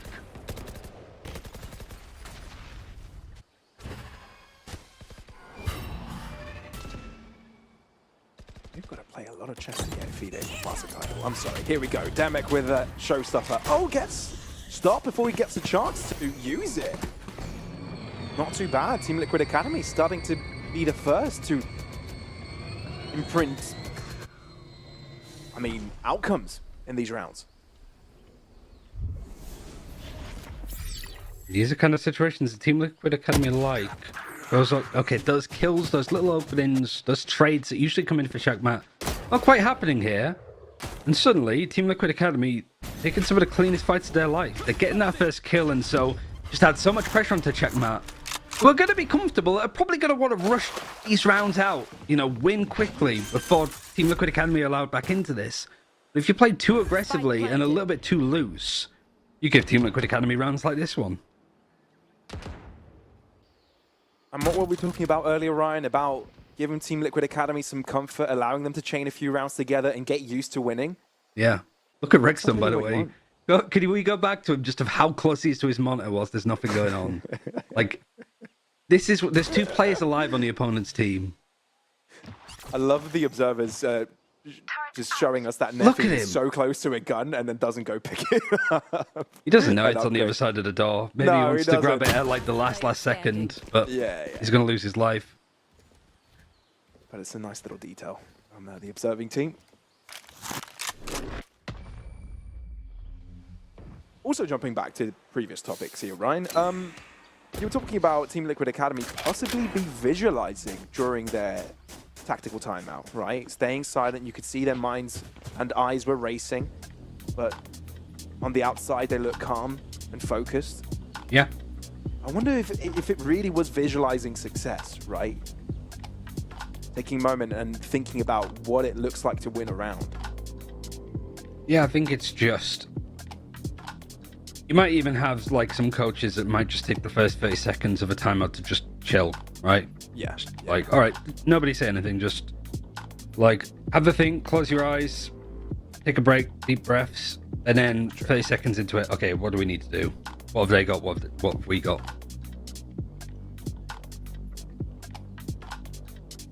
Yeah, that's a tactic taken up by many. But Checkmat's time, or draw out a timeout as well.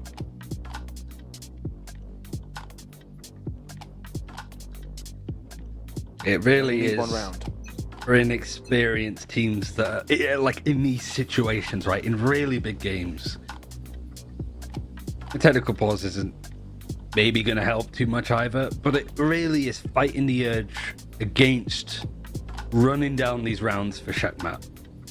You don't want to just send it in hopes of catching Team Liquid Academy by surprise, because you just want to finish the game. Being in this situation is comfortable if you're on match series point, but there is also an element of a lot more mistakes come out at this point.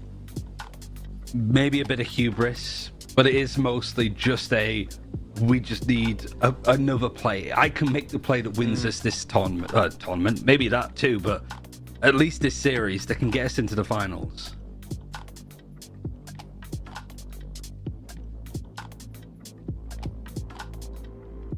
I mean, for either team, it's important that they're playing this third map, heading into a potential best of 5 in the upcoming days. Whether that's the lower bracket final or the upper bracket final, both BO5s. You want to have your map pool unadjusted. I'm starting to really like Vilcek. I feel like there's certain things. The things they do is background, the way he reacts to situations. I'm enjoying it. I'm starting to become a fan of Chakmat as a whole. The concept of the team name, the players, the characters, their stories, the fact that most of them are rookies. Sure, you've got some players that have played in a Challengers team before, not really have had, you know, peak performances, but weren't really in the running to be a top 2 team in Challengers Northeast.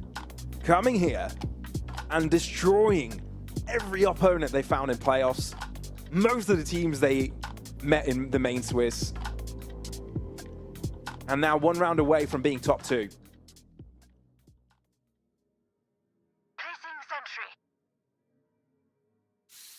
It's exciting to see. At the very least, Dima's had a good showing on this final map.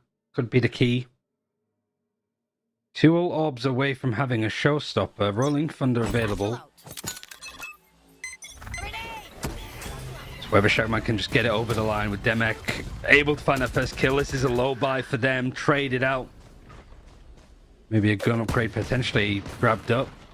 So now it's actually 3 rifles in the hands of Shakmat.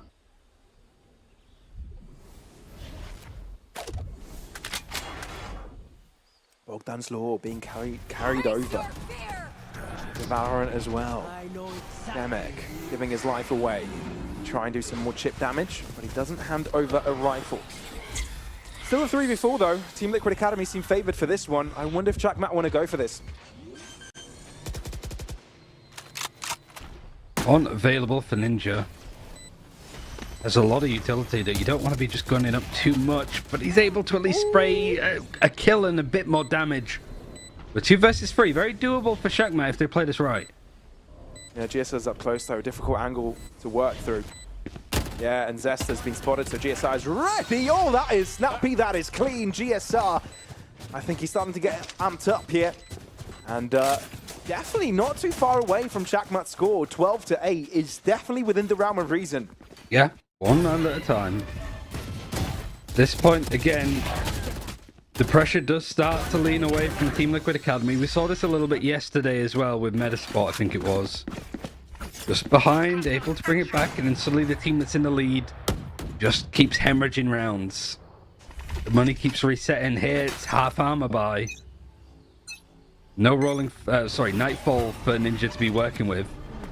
Again, aggressive. Chakmat want to put this to bed quickly, but I'd say that the play that we saw previously from Demek is exactly what I was talking about when he's trying to go aggressive with the Bucky, fighting in A main, but it's punished with no chance of real success from him.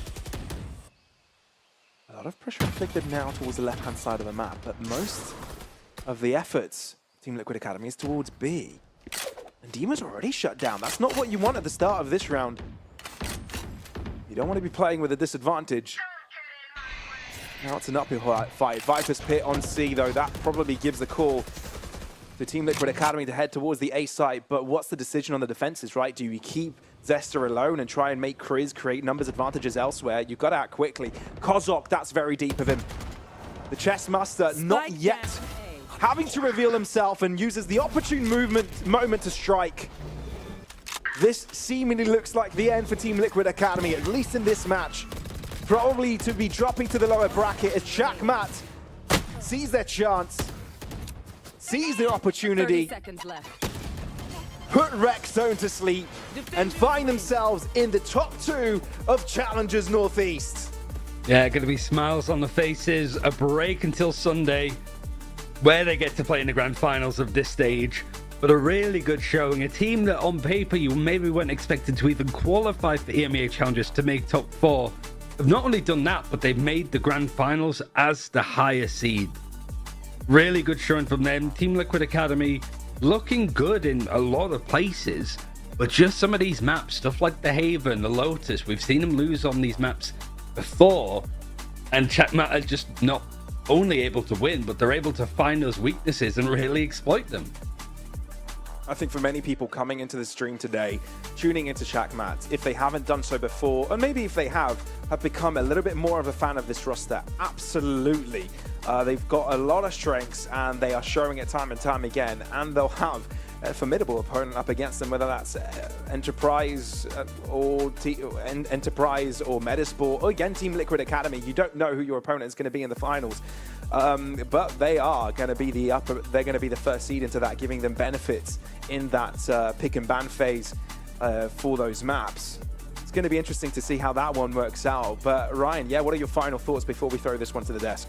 I mean, Chris has to be the MVP, I think, with a lot of the moments. I think every player on this Shakmat team did have incredible showings. Kozak as well. I imagine IGL, and if he's like the chess master, he's putting his pieces in the perfect places to find success. But it's like, okay, can you do that in the grand final when you're in a full best of 5? That's the question. A lot's remaining for them to do, but let's hear the thoughts of the desk first. Well, I think if you haven't watched any of the playoffs games so far, and somebody said that the first team to get into the grand finals was going to be Shakmat, I think you'd be wondering if they were a little bit crazy. But right now, here we are. Shakmat have taken out Team Liquid Academy. They've made their mark here in Northeast Challengers, and I mean, I don't even know what to say. The potential is endless right now. There is so much quality on this team. Yeah, absolutely. I mean, I think the casters are right. Chris has been amazing. MVP of this match. Obviously, Demek is right there on top, but Chris throughout the whole playoffs, even Upper Swiss, has been amazing. It has been popping off. I think the killjoy is perfect for him. Amazing lurks, a lot of pressure created, especially on that attacking side, but also on the defending side. It's really hard to attack his side, and it's just been amazing. I'm right there with you. I wouldn't have expected Shakmat to be the first one to be in the grand finals. Yeah, no, it's absolutely incredible what they've managed to accomplish so far. And, you know, against such a team as Team Liquid Academy, who has so much experience, is such an analytical team as well, just being able to outclass them in the server and make sure they're not able to implement half of the plans that they have going into the games is really something special. And I cannot wait to see how that implements itself, not only for the rest of the playoffs when they come up against whoever will get into that grand finals with them, but in Challengers EMEA as well. Yeah, I mean, I think it's going to be really interesting. Obviously, they have a best of 5 up ahead of them in 2 days. It's going to be interesting to see whether the map pool is going to be good enough for that best of 5. What is going to be the team that is going to face them in that best of 5? But honestly, I think today's showing was really good. Obviously, couldn't quite beat Liquid on that split. Their split is just amazing. But once you have such an amazing map pool, once you have such experience already this season, you have so many matches under your belt, 17 in total. That's much more than any other team in this league. Yep. I think that's already a really good show for Checkmate, especially when they're up 13-4. They have lost only 4 matches throughout the whole season, coming from the East qualifiers and now all the way into the grand finals. Yeah, well, before we get into an interview with Neffy, you have a little Telestrator segment to go for round 12, so why don't you want to highlight that for us? Yeah, absolutely. I think this was a beautiful round from Checkmate, they wanna come for the rubble control instantly. They wanna take that aggressive control. Look at the setup that Team Liquid Academy has here. They have this Rolling Thunder here. GSR is ready. He's ready for that C lobby control with the Cypher, with the Omen as well. But because he's positioned towards the B area, you know he can always rotate and come to the A lobby as well. Let's let this round play out and see what happens. The Rolling Thunder, obviously a really prominent ultimate in this round. GSR instantly rotates towards A when they see no one on C. Rolling Thunder is so ready. They're so ready for this hit. Rolling Thunder comes through. A little bit of a Rosa there from Demek as well, but all of a sudden Chris is getting 2 kills. What happened? Is the Rolling Thunder cosmetic? Let's go back 15 seconds. Look at what happens here. Chris is like, oh, this doesn't smell right. Look what the Killjoy does here. Starts going back. Chris is right behind the Rolling Thunder, and once the Rolling Thunder goes through, he goes for the swing. Gets Demur in the door, gets Ninja at the Hobbit as well. And right from there, they can scale towards A. And Chris magic doesn't stop here. Look at this.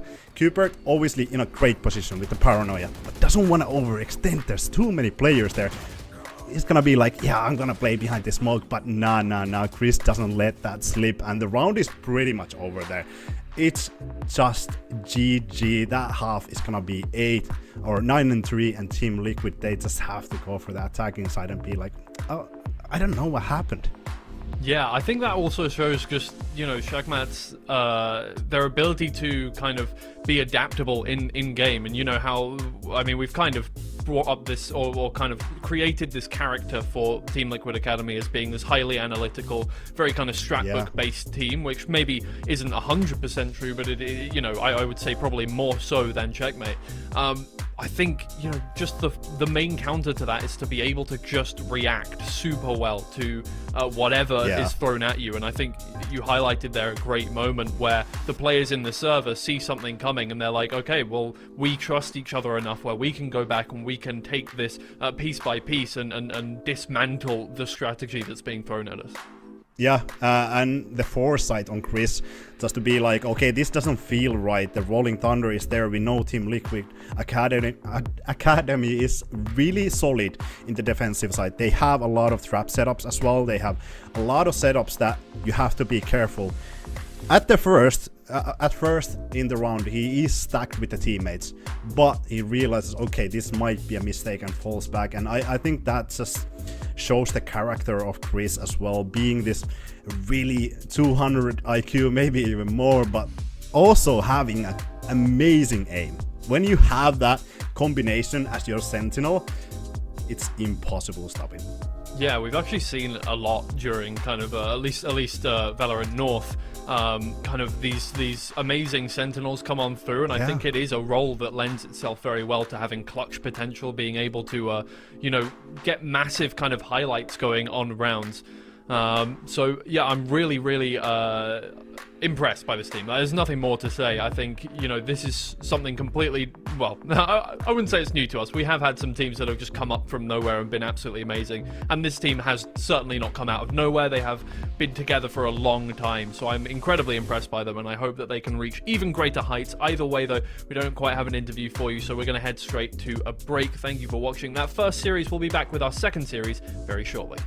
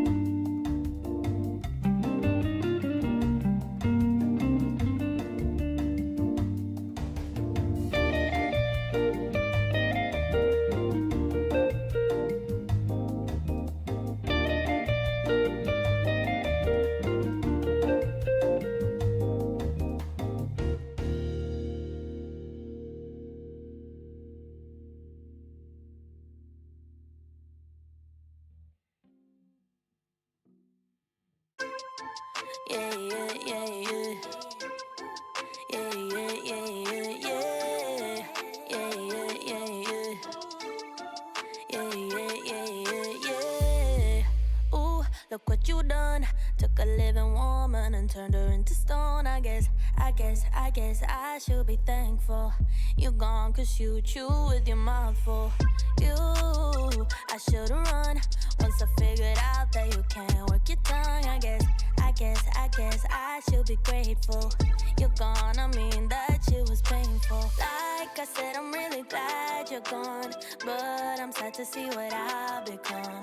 I was burning like a girl on fire, then you came around and put it out. Welcome back to Valorant Challengers Northeast, everybody. We've had one great series and now we're on to the next. We've got Metasport versus Enterprise Esports. We saw both of them yesterday qualify for Challengers EMEA, and now they are here to fight for a place in the lower bracket finals, which could get them into the grand finals. We will see. They will be up against Team Liquid Academy if they do win this game, and that's going to be a difficult game for them, but hopefully their eyes are on the road ahead of them right now, and they can focus on that, because this should be a little difficult for both of them as well. Yeah, absolutely. I mean, yesterday, I think for Enterprise Esports, it wasn't that easy, especially when we look at the score. But still, both of the matches were 2-0. Today, I think that's gonna be different. Metasport, they had that free win on Fracture. Enterprise Esports, I mean, they could kind of look into that and be like, oh damn, the Fracture was really solid, and go for the bans there. I don't know, that's gonna be interesting to see on the map veto, but I think this is gonna be such an interesting matchup because Enterprise Esports, like we have talked about already, they have one of the most experience out of any of these teams. Actually, most experience out of any of these teams in this league. You have Champions 2021 winners twice, Kiles and Zeke, 2 winners. You also have grand finalists in Doma, some FC and Fnatic. You have a lot of experience in Starkey and Jazz as well. But on the other side, you have Cider right here. You see, just celebrating that win yesterday. Amazing performance. Look at this Metasport roster. I mean, they don't shy away from experience either. Cider has been standing for FPX in Masters. Copenhagen has had a lot of experience in Focus, in Bonk, has played in Polaris, so not new to this Northeast League either. A lot of good solid experience. And Bursey, I mean, what a amazing player there. Insane highlights yesterday. Yeah, exactly. I mean, this team has surprised us again and again. It's a different kind of experience that they have to Enterprise Esports, but it's just as relevant in the server, and you can see that in that they are top 4 teams now in the league. Obviously, Enterprise Esports, a completely different breed on this one, so it's going to be a little bit of a different challenge for them, but I mean, they did incredibly well against Sweet and Sour yesterday, so I don't see why they couldn't bring that kind of fire into the game today. Yeah, absolutely. I mean, I think Metasport, they had a lot of discipline in when we compare to Enterprise Esports. I think the fundamental approach to this game is a little bit different for both of these teams, because Metasport, it seems like they're really heavily focused on strategic setups, going for those peaks with the teammate, having a lot of these good setups, a lot of discipline. Obviously, Enterprise Esports, they do have discipline as well, but they do have a lot of freedom. I think maybe even more freedom that Metasport has on the roster, and we saw that yesterday from Jazz, and here is, I mean, just a highlight reel from Jazz going for those picks. It was amazing what he did on this Haven, just pushing all the way to the enemy spawn with the operator, with basically no support. Obviously, there was one player like kind of trailing behind him, but I think Enterprise Esports was just way more free compared to Metasport, and I think that could be insanely good for them, especially if you get Jazz fired up like this. Yeah, I think no matter what, it's going to be a close game. I do think that you're kind of right in that, you know, they're two very different kinds of teams. Enterprise Esports, if they get that momentum going, will be absolutely unstoppable. But Metasport have this kind of resilience to them. They keep coming back into things. Obviously, yesterday we saw them 13-2, their first one, steamroll.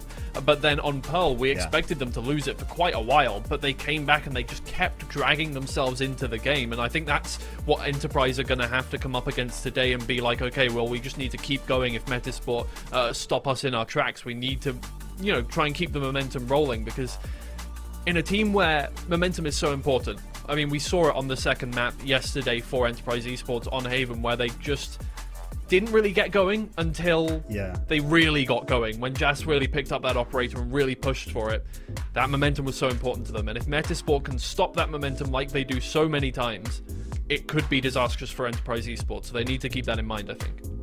Yeah, and I think that momentum comes especially from these two players that we want to highlight here. Cider for the side of Metasport, Zeke for the side of Enterprise Esports. I think these are the two players that we want to look into. Maybe not necessarily directly into the stats, but what they do outside of those stats.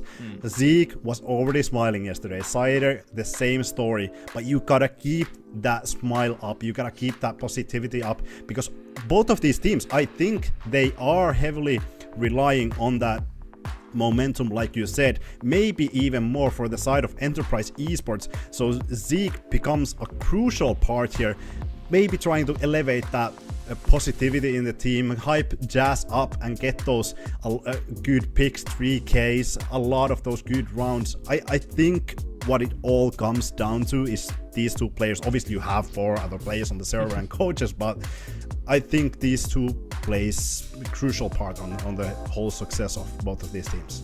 Yeah, for sure. That could definitely materialize in this one. When we're looking over towards maps, I think, as well, we're probably going to have some...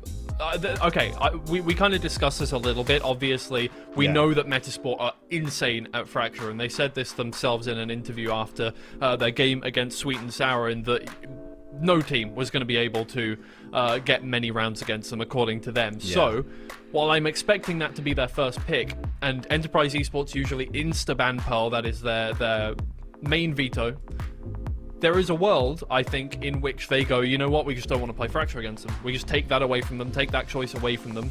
It means we have to go on to Pearl, which we don't like, but maybe there's a better chance of getting a win on there than there is on Fracture. So I'm hoping that Enterprise Esports do kind of bring a little bit of thought into the veto here and not just go with their favorites.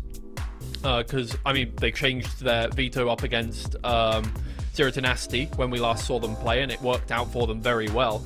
I'm hoping that we see something a bit similar here today. Yeah, absolutely. And like Zeke said on that interview, they kind of switched it up. They didn't want to play the Pearl anymore. They tried it. They thought they were good, but not anymore. They just want to ban it out. This is what is interesting. Is Metasport gonna go for the split ban, or do they actually counter ban EP? Do they go for that bind ban? Because they saw a scary bind yesterday. Are they confident going against Enterprise Esports in that bind? I think this is gonna be one of the most interesting stuff here. But no, they leave that bind out. The split is bad. I think Enterprise will go for bind. Yeah, it's either going to be a Fracture Bind or a Fracture Haven here for them. Yeah, Bind it is. So Fracture is going to be the second map in the series, and I mean, we pretty much know how that one's going to go already. Metasport are not going to have any qualms about picking that one away. I'm going to assume Lotus is going to be the one that remains here, because we've got Lotus and Abyss. I don't think Haven is probably going to come there. I mean, Abyss could be actually as well, because that was Enterprise's previous main ban. So Metasport, if they want to counter that, that could be a thing. Oh, but they do? no, they don't. No, they yeah, don't no, want to sorry, go they do ban it, Abyss. Yeah, Haven. I mean, I think this is already a classic. Haven is a map that a lot of these teams like to play, or if they don't want to pick it, they like to float, because it's a comfortable map that you have played already many years. So a lot of these teams already know how to run it. Basically, it's a different thing to be amazing at Haven and know how to cycle that, how to pull out these players from the site and make player advantage on a site. But I think a lot of these teams, they already know the fundamentals of Haven, so they feel comfortable leaving that out as a decider map. Well, we don't really know what Metasport's bind looks like, so this could be interesting. Obviously, we didn't know what Enterprise Esports bind looked like before yesterday either. The fact that they've gone with that as their first map, knowing that Metasport are going to pick Fracture, I mean, a lot is riding on this bind, and they're really hoping that Metasport don't have a plan in place here. Yeah, I mean, it was a great bind yesterday.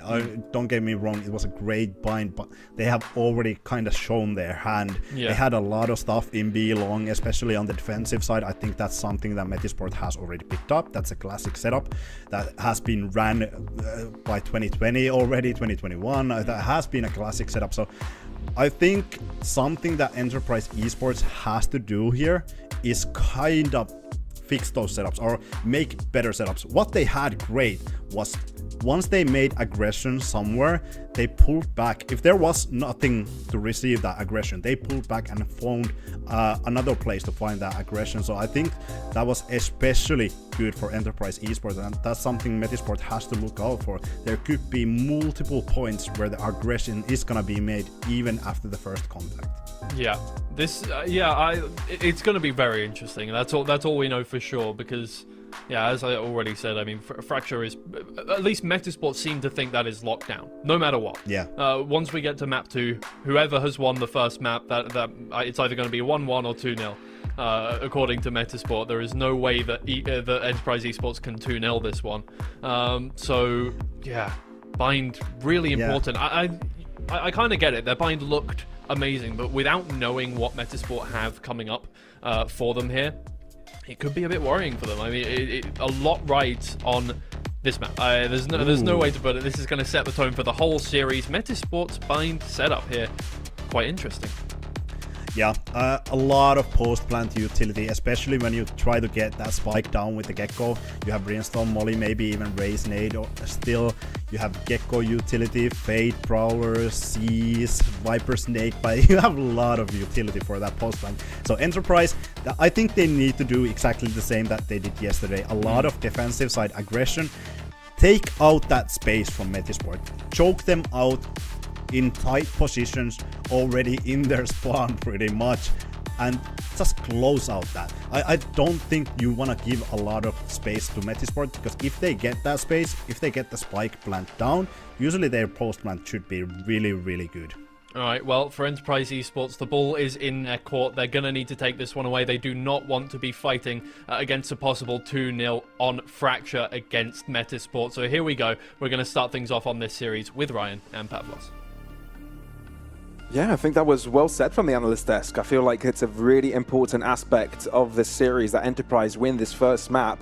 So a lot of focus will be put on that. Ryan, we're entering the lower bracket here. You know, you either go into the top and you either go into like the lower finals, or you're out essentially. And for either of these teams, I don't think they want to be part of the latter.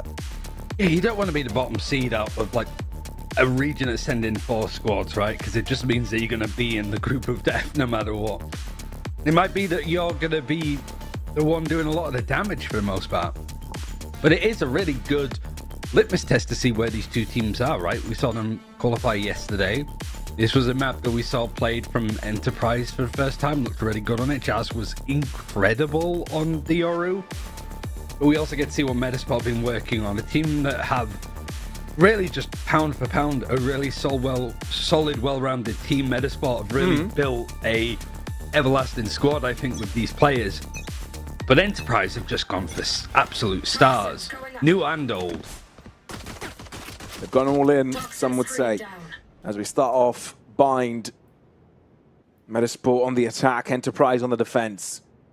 And a brand new frontier as we initiate this round. A couple of TP noises have been made, so Metasport are able to read it. They're able to get a pick, but that's moving forwards, not backwards. Anguis are trying to help out, but it's Yas to end up on top. So Metasport will be taking over the A side, but they need to figure out where they want to plant. Instead, they're not going to be planting. They want to try to see if they can isolate the one player and spawn. They know it's only one, and Burzy is able to do it. The thing is, you now need to find your post-plant positions. And that's not going to be a simple endeavor. At least with a player going out in heaven, it's going to take quite some time. Yaz to move up close. Prowler figures out no one's out on site directly. Sky Smoke is enough to conceal Yas for the halfway defuse. Now spray across the smoke. Yas is capable of one. but going for another 2 would be asking way too much. Metasport with a 1-0. Yeah, be a hell of an ask. Metasport dealing with the showers crunch Enterprise were trying to go for. Able to deal with just a lot of utility being thrown at them in such a small, compact space.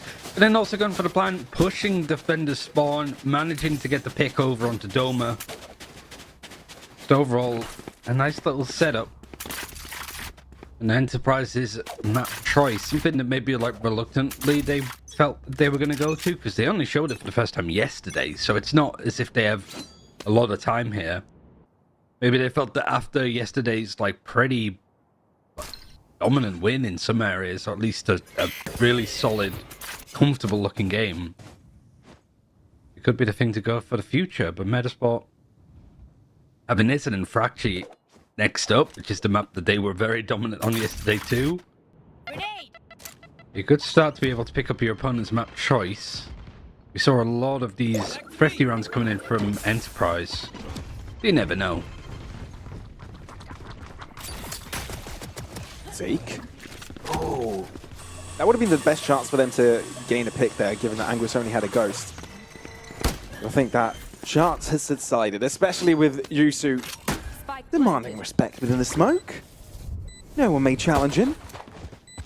Such a massive performer Yusu is. It's been dangerous from the very start of Valorant. Still trying to break through to the higher levels of play. And Metasport might be the project for them. They're doing pretty well so far, but it's a lower bracket run that is required. And to beat Enterprise Esports, a team which many would call the favorites coming into this tournament. I think Metasport as well, the first team that they lost to was Team Liquid Academy, which was a series that went to all 3 maps. So, yeah, if Metasport win this in a best of 5, there's a really good chance to actually make the final in Team Liquid Academy's stead. So, yeah, I mean, for both teams, that much is true. Enterprise now, they have that full buy bonus in the hands of Metasport. Only losing 1 player in the last round means that money is good to work with for now. Bersy not too far away from having the ultimate either on Gecko. And that's probably what they're looking to fight for with this orb.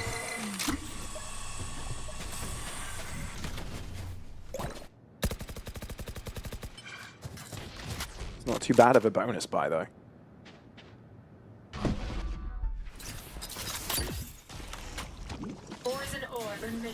Already given a few audio cues away with the TP. Surprised that Enterprise have been happy to let this happen, right? Thrash is now available for this round. Neither fighting for B-Long nor Showers. And seeing that the ultimate's available now might change the way that they want to play this. Should lean towards an A hit. But the Yoru teleporter slowly making its way across. The execute's coming in onto the A side. Thrash on the loose. Not ready to find anyone. Get information, but it's another point where Thrash is retrievable again for a second proc of it later on this round. But we have approached the 30-second mark, and Enterprise have got a clearer picture of what's going on. They can hear all the commotion, especially now with the spike being planted. They're going to wait for the remaining players to join. They did take their time in rotating over. So this spike is going to tick down substantially before EP starts their attempt to retake. Zeke is forced to try and poke and prod and get a pick before the rest arrive. They've only just now grouped up together. Can they make it work? Flash in. Starkey does get the spray across the box. Is that good enough? 2 players still over in Lamps, and the Incendiary on the spike keeps them off it for now as well. Burzy, backside to take over. He's good with it, and it seems that Metasport have a good hold over the site. And Enterprise struggling to find the picks. Finally, a lifeline. Finally, a silver lining, but Burzy is the final player standing and will end up giving the win to Metasport. On 2 HP as well. Was looking a little bit uncomfortable for Metasport because they weren't able to pick up the Thrash. It was backside, I think, so Bersy didn't want to go for the play. He was last alive, just almost playing a security role. Didn't have any more utility, so you just stick him in Lamps to go for these late fights. It ended up working out quite well. Enterprise losing against the bonus means that they're back onto an eco. They do have a dimensional drift and not too far away from Staggy having an orbital strike either. It's another rough buy and another chance for Metasport to really build up this lead.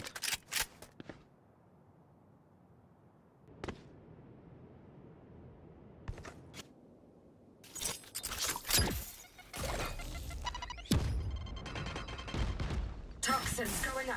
A lot of the rounds in the previous match that we watched were very much dictated by Thrifty wins, Eco wins. It's been a massive part for the rookie matchup, Checkmate versus Team Liquid Academy, but these players are a little bit more seasoned, right? Maybe you wouldn't expect so many mistakes, I guess. At this point, you don't really know what kind of teams you're going to get either side.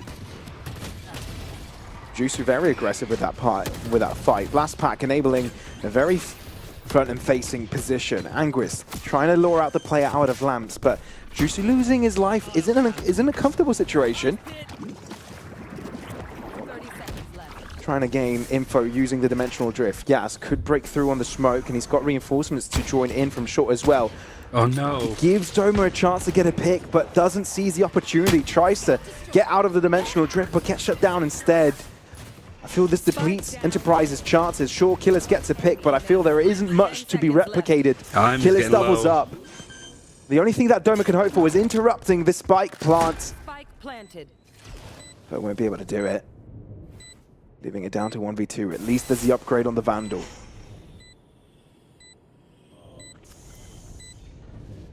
Longer time flies, the more different the positions could look like for Metasport. And look where Anguis is set up. You don't expect that at all. If you're Doma, you're never going to look left, given that you know two players are on site and shower. So there you have it. Metasport keep it going with a 4-streak flow. Able to just keep things in their favor. Dimensional Drift, using it on an eco like that might not have been that worthwhile for Jazz, but we'll have to wait and see. It's for players like Keyless and stuff. You have a Viper's Pit waiting in the wings, an Orbital Strike now available. But Berzy's 2 ult obs away from having his second thrash by round 5. Then he put the showstopper in your own Viper's Pit. Plenty for Metasport to be working with here.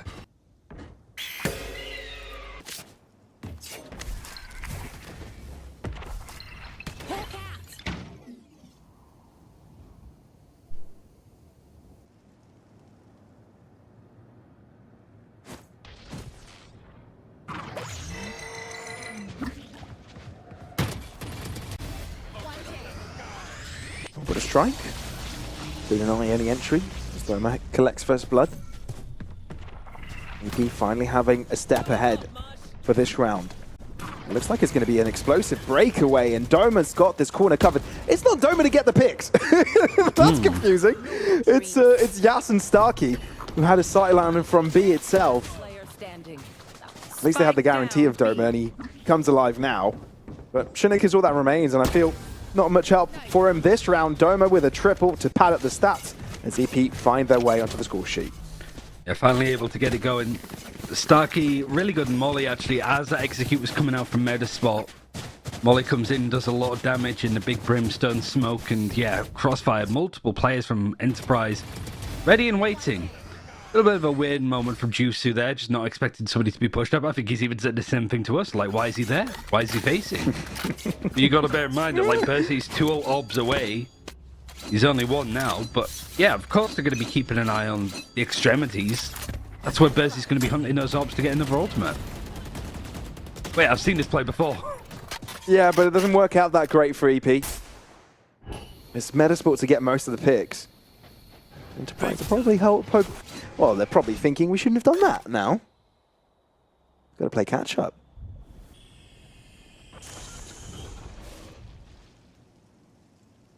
There's his off angle here. To get to. Yeah, it's whether they shouldn't expect him here. 1 isn't enough, and he won't even get that. Yeah, that round falls back to Metasport. Enterprise not really able to chain things together and create any sort of momentum. Is this just going to be a potential save for Enterprise? Yeah, probably. And you know what, Ryan? Metasport didn't really need to use anything this round. There's still plenty of ultimates available for the next.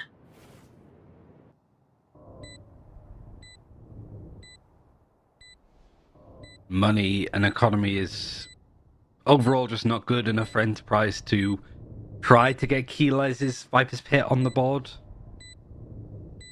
Starkey 2 ult points into Orbital Strike after using it last round. means they're just overall lagging behind a bit. Timeout might be needed, might be required, but at least this moment of holding onto these guns provides a respite for the players. Toxins going up. Their plan isn't going well as of yet. Toxin screen down. It also gives them a chance to talk about what they can change up, and if the coach disagrees, he knows where the timeout button is. Ryan, you know when you said money and paused for a second, my brain went to the Mamma Mia song. I wonder if anybody watching has a broken brain like I do. I'm sure there's plenty of ABBA fans. Yeah. Oh, it's the fact that you hear words singled out here and there, and you just think of lyrics, and then the song pops in your head, and then you're done. Yeah, that's me. I've got a radio playing in my head. Either way, back to the game. Metasport set up nicely for this one. Seeker's enabled. Enterprise seemingly wanting to get information sooner rather than later. Showstopper forced out though, as Jusu wants to be aggressive here in his takeover of Hookah. Starkey in the smoke. I don't think he'll be sticking around too long, especially with the smoke about to dissipate. Doma does fall down, so they do realize that he's there with a boom bot exploding in front of him. Still, though, with Starkey finding that one pick, it does set things in favor of EP, especially when Doma's holding on his ground. He is strong today. He's winning these individual fights, and it's exactly what Enterprise need of him. I mean, the one round that they've won so far is because he had the read that it was going to be a B execute, and a similar thing's happening here, but it's just whether they're ready for this fight. Anguist in a 1 versus 2, and they just line up perfectly. Clutch is out. Tried to do a high-low from Enterprise, but Anguist takes off both heads cleanly, and it's a 6-1 lead for them now. Yeah, you can't snooze on the job. Look, it's not an easy one from Enterprise. Anguist was super clean with it, but losing rounds like that, that's disheartening. No matter how much experience you have on you, that is going to hurt your mental. You've got to sit back and relax, reset after that one.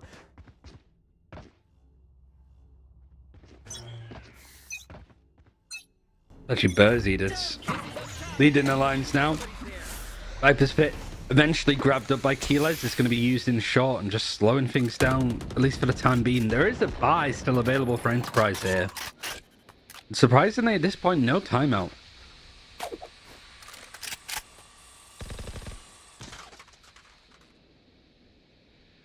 I also like that you got Jazz just pushed up all the way in showers onto this corner. No TP to get out either, it's just fully in. A similar 50-50 angle over on B long as well. We used the Brimstone smoke to get into this position. Actually, no. They used the Viper Orb. Light up from distance for Keyless. Yes, barely gets away, but he's thinking to stick around a little longer. Enough to spot out a shoulder. He does back out eventually. Viper's Pit will be dropped on the other side as well. Now, the A site is a map full of toxins. Treacherous. Even the Nightfall does actually connect on Tequila's, so it's going to force him out the Viper's Pit, which provides some space for this push to come in through a short. One should go down. Zeke doubles his kills total, I think, with the Showstopper and Tajusu. A 4v5 plant in for Metasport.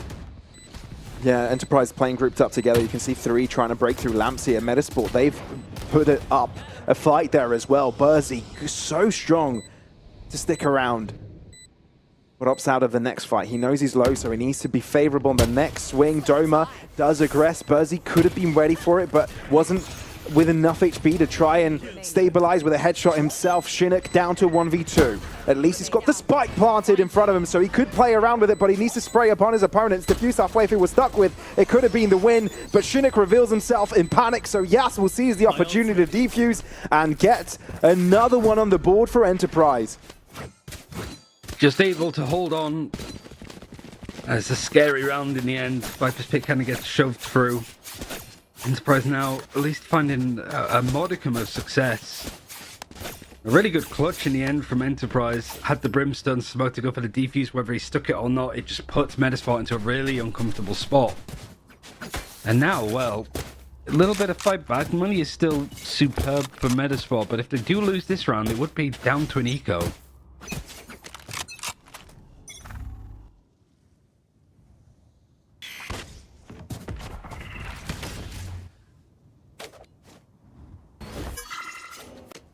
I'm just thinking back to what the analyst said as well on the desk, the fact that Enterprise would definitely want to pick up on Bind. Metasport's reaction after the post-match yesterday when they, survived a lower bracket run, no one has a chance against us on Fracture, I think was their attitude. Super strong on it fundamentally, great understanding over the map, so Enterprise do not want to be on a 0-1 position faced up against that.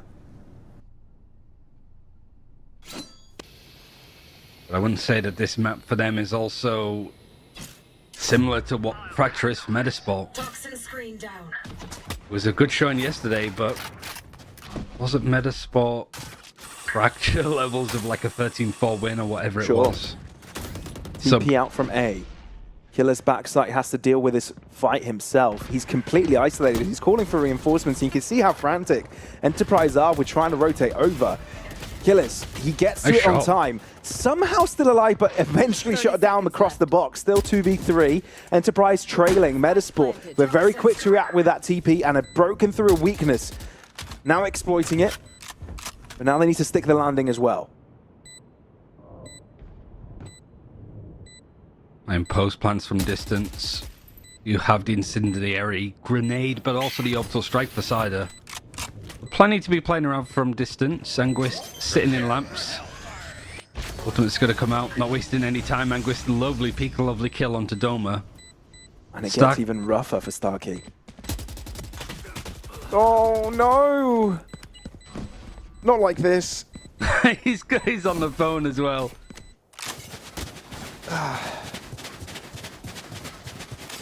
You like that skin, don't you? No, it's like, did you see Cider like in the corner?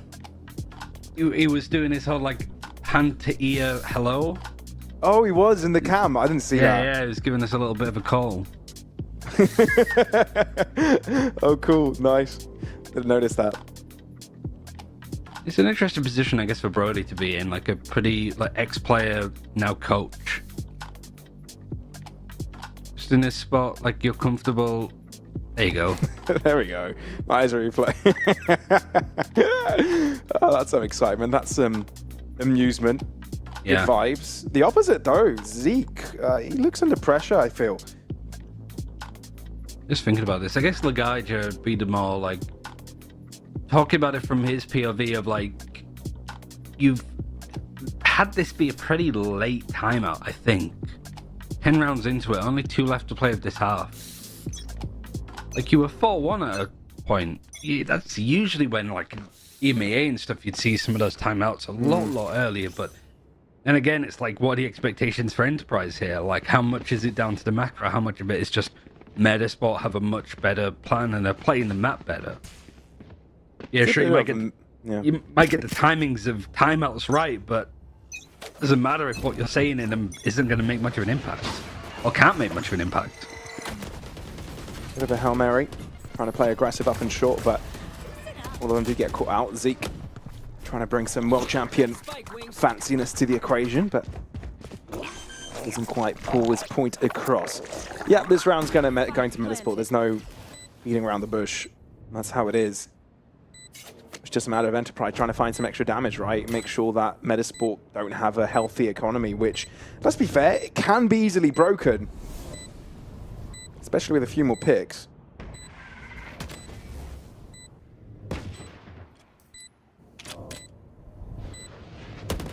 Or at least it's maybe doing a bit of damage. Getting your ultimates online if you can. Burzy fighting within the smoke. Doma last alive, just got the Seekers online, but 1 versus 3, just with a Sheriff.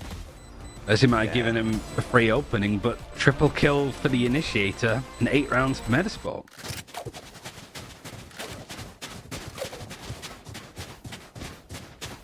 So what are you thinking here, Ryan? What's the play for Enterprise? I feel like we haven't seen too many positives yet from them.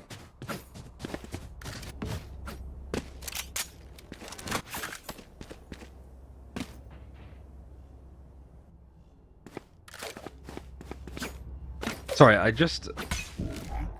I'll tell you when we get into the next eco, because I've just had just seen a Valorant gamer moment. Okay. There's my buddy. But especially because it's Valentine's. There's the third Thrash. Lots to be working with on this attacking side, and the full buy yet again available for Enterprise, but it's how they're going to bring this together. The last Seekers that they had available for Doma 2 was used pretty much off the rip. Really, it's just like Enterprise just having the people on the site as the Execute's about to come in because they have the read that's been winning them the 2 rounds that they've got so far.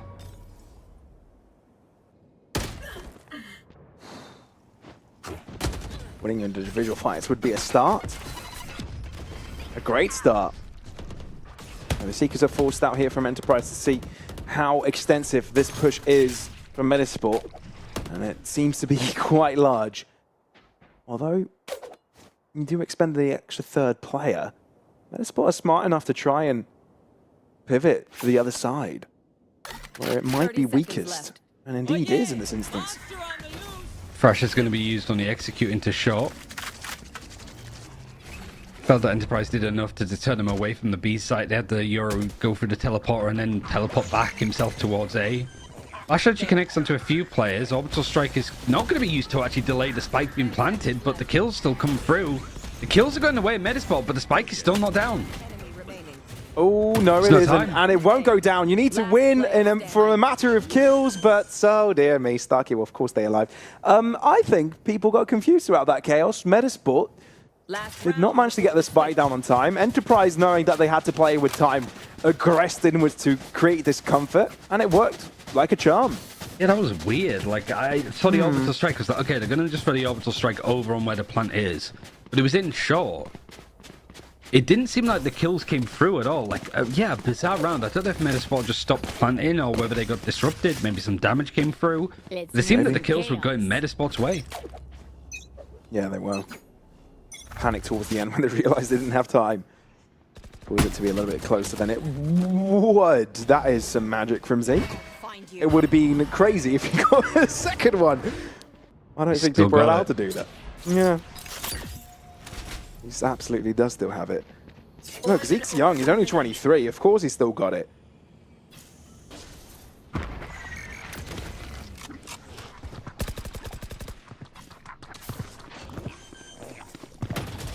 I'm expecting visitors, but he's not a really friendly person. In a situation like this, the spike has gone down, and Metasport, albeit at a disadvantage, are grouped up somehow. No, Angler is separating from the pack. Oh, and it pays off for a little bit.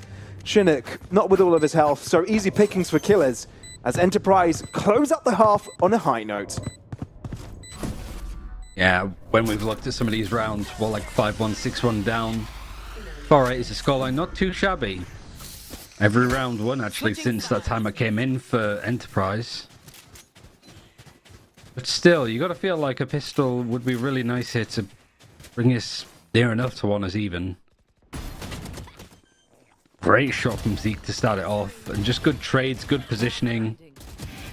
Even the flank that came around from Enterprise, those plants, for the players that were still alive from Metasport, were just too far off to the right-hand side. Means that a flank took all that space, had full control over where the spike was planted. Just makes it very easy, but let's see what Metasport can do here. Enterprise running double duelist. This is where they really start to come alive against Sweet and Sour yesterday. But this is the side that brings them back into contesting on their map choice. Maybe. Maybe being the one that is proactive is a solution. This room is very dark, by the way. Very, very dark. Here we go. Enterprise breakthrough. Linguist doing some damage early on. Well, I'm not quite sure if that can be attributed to the snake bites as well. Bit of a fake TP, but it spooks the defenders out of the site for now. So Enterprise are able to walk through without too many issues. No damage taken, essentially, on the data engagement. Zeke through the poison cloud. You're right, it's risky. Jusu is able to find a pick on Yas and create openings out on main. Starkey needs to hold his ground, but he's unable to do so. Jusu has been unlocked. And sure, you may try and be a menace within a smoke, but when you're facing up against an entire squad of Metasport, you really stand no chance. A splendid pistol win, and that's going to allow them to be a little bit more comfortable on the defensive. Yeah, speaking of comfortable, just the Enterprise weren't. They managed to get the plant over on the B site. Everybody's still alive on both sides. But when you're attacking, you don't have hookah control, you're not pushing for elbow. It's hard to hold onto the site. So yeah, you do need to take space. But cutting through CT like Zeke tried to do was just way too much of a risk. You know, put that pressure towards elbow, hang out there, play for time a bit more. At this spot, we're quite happy to just give up the site completely and play for a retake, and you sort of fell right into their trap.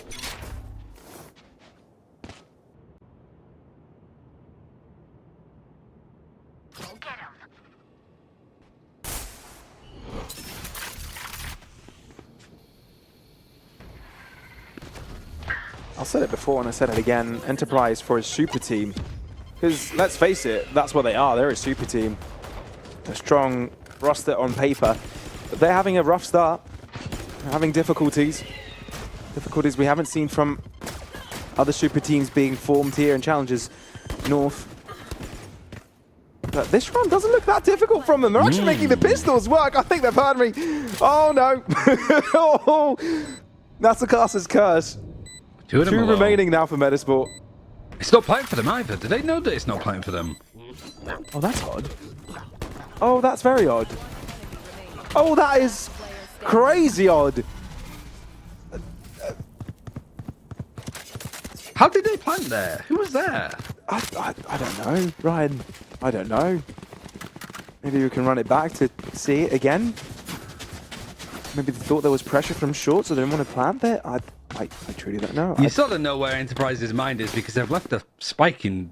That's it. The team's done. You know, that's the mental boomage right there.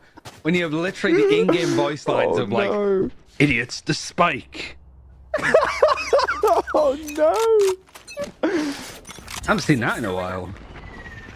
Well played observers as well to spot that out early. I feel like they're on fire today. Comedic timing and everything. Lotus could be receiving quite a big fight. Metasport breakthrough. Well respected. Look, Metasport did win the previous round. And they don't have many rifles this one, but they are slowly upgrading to some rifles. They're low on numbers. Enterprise this time need to be a little bit more diligent about where they plant. You know that Keeler's is going to be hanging around as well. Keeler's plays his positions really nicely up until I said that. So I think we just stopped talking altogether, Ryan. Yeah. This time you do have the plant back site, but you have two players playing from heaven, so this should be a lot more comfortable for Enterprise. Oh yeah. Side has found himself a Guardian. Could be a bit of a fight. Thing is, two players are stacked up together. Imagine a wild showstopper going in their direction. That would be crazy. But I think Metasport is slowly realizing this round isn't one for them to take, especially with the spike getting to its final ticks. They're happy to hand this over as they all die to the spike explosion. They know they're buying next round anyway. This was sort of a small buy from them, a small attempt to try and make it work. They find 2 kills in the process on their effort to build ultimates as well. And it's Enterprise that managed to find themselves on a 5th. Was a bonus, however, for Metasport. Showstopper now for Jusu. You're looking at ultimates available for Enterprise on this attacking side, and yeah, you've got a couple of things that might be available. Orbital Strike. But it doesn't look like the game plan for Enterprise is to get that up, to get it online. In fact, the Showstopper, I think, is the thing that's been read into. Jusu pushing all the way down market, finds nobody, but he might find the Brimstone right in his corner, and he does. Yeah, it's a classic position you go into when you drop back. Lucky knew exactly what to do with that. Juicy, rather. Chinook in trouble due to the paint shells. On his way to get out of the paint, ends up finding a bullet to Jass's eyes. Killers, that's an off angle. That's not one you expect. Not enough. And it does pay off for Enterprise. They haven't yet gotten the spike down. They're not just comfortable to do it. But Killers somehow stays alive for an extra bit longer. Though it's asking a lot from Doma. Especially with a high-low swing.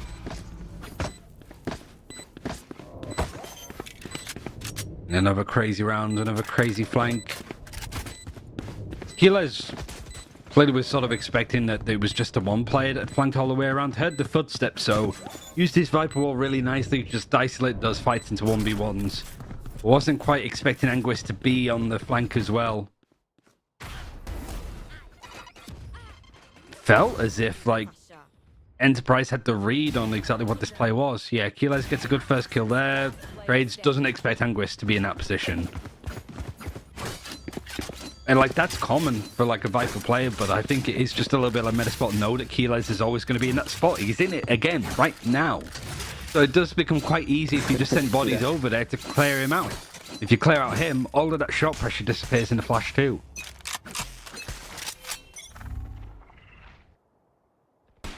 Quiet map for Zeke as well so far. I think he's 7 and 16 it was. Yeah. I think the best of players have the quiet games. Even Kings need time to sharpen their swords. But on an elimination match, it's not one where you would like that to be the case. But sometimes you don't choose fate, it chooses you. Zeke wants to hold on for a little bit longer. The Seekers reveal quite a bit of information, which is why Metasport are very quick to rotate and bring another fourth player. Orbital Strike does take the 2 players defending the A site out of the equation, so a simple plot will come through. But another Orbital Strike in retaliation, Spike plant denied. Back into Lamps, that's 3 players in there trying to isolate any player on the back side. No one's there though. Shinnick is trying to find some pressure on from the high ground. Relieve it from the rest of them moving in from showers. Shinnick wants to move through, but he's baited out where Starkey is waiting. This is crazy stuff from EP, finally playing like a unit. Metasport, they're going to have to hand this one away. Job's already been done. Enterprise finally seem like they're back in this match. It'll be a case of doing damage now for Jusu. He's still got 2 players on Stingers. Keyless maybe wanting to get another kill too, or even die, just to make sure that he has the Viper's Pit in for the next round too. You are looking at tight economy for Metaspot in places. Jusu saving a gun, having 3k cash left over, and also Cider saving onto his Phantom. Does sort of mean that they'll have a full buy for this next upcoming round. But you're right, Enterprise now starting to find their feet a little bit more. Really good way that they played around the Seekers there as well from Doma. They got information that 2 players were in showers. Used the Orbital Strike. Were aware that the enemy team had Orbital Strike too, so they could just dodge it as the plant was being baited. Really, so far, all of the rounds that Metaspot have been able to pick up have been diffusers. In fact, most of the rounds from the defensive sides look to have been diffusers. Too much damage done just before that spike was planted, it felt like. Look, this pedigree on Enterprise, I think it's just a matter of having a spark and maintaining it. Look, it's something that doesn't come easy, and there's no fine recipe of putting a roster together that will have that spark by default. Sometimes you can build it, sometimes it just will never come. That's how the way is in competitive games.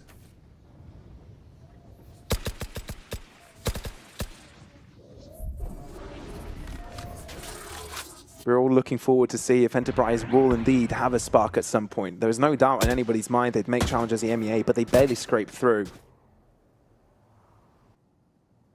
You'd expect a lot more for them. But performance comes in waves, and some don't start from the very top.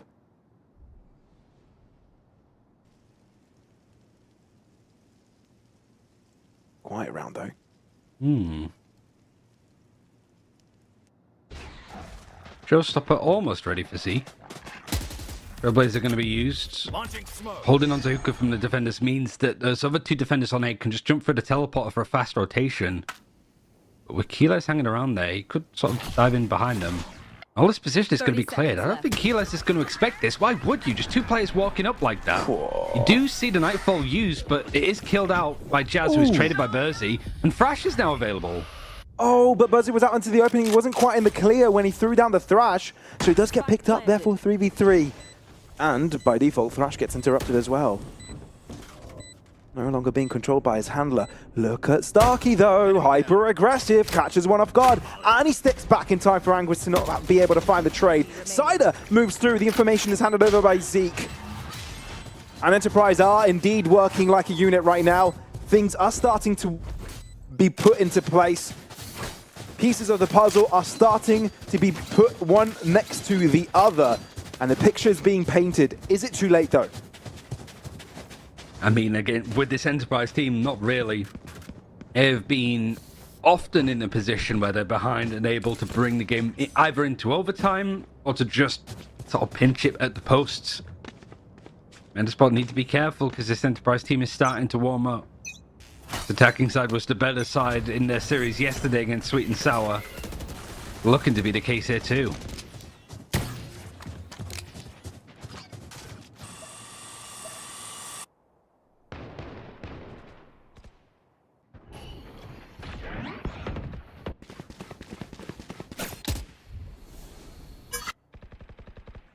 Toxin screen down. Metasport seem well equipped for this fight. Plenty of players in this direction. Enterprise realize there's also a lot of commotion going on around, so they may not want to keep the pressure on towards B, but they hold noise. Go for the TP, they're going to run right into Shinako as a Marshal. They're also worried, I suppose, that a play could come through short. Two players have rotated over towards A off the back of nothing, I don't think, other than maybe the Viper wall going up from Kiles. Yeah, that's a good dimensional drift to scout out information of what the lookout seems to be on the B site. I got the spike. Spike down B. Uncomfortable, but at least there's a trade. It's just that it was the only rifle for Metasport in that situation. Enterprise should be in the clear here. They do have a Viper's pit. Large overstep. I think they're just thinking because they're up against Nika that they don't want to use a big ultimate, but that could be a big mistake if they're not careful. Angrist has found himself a Phantom.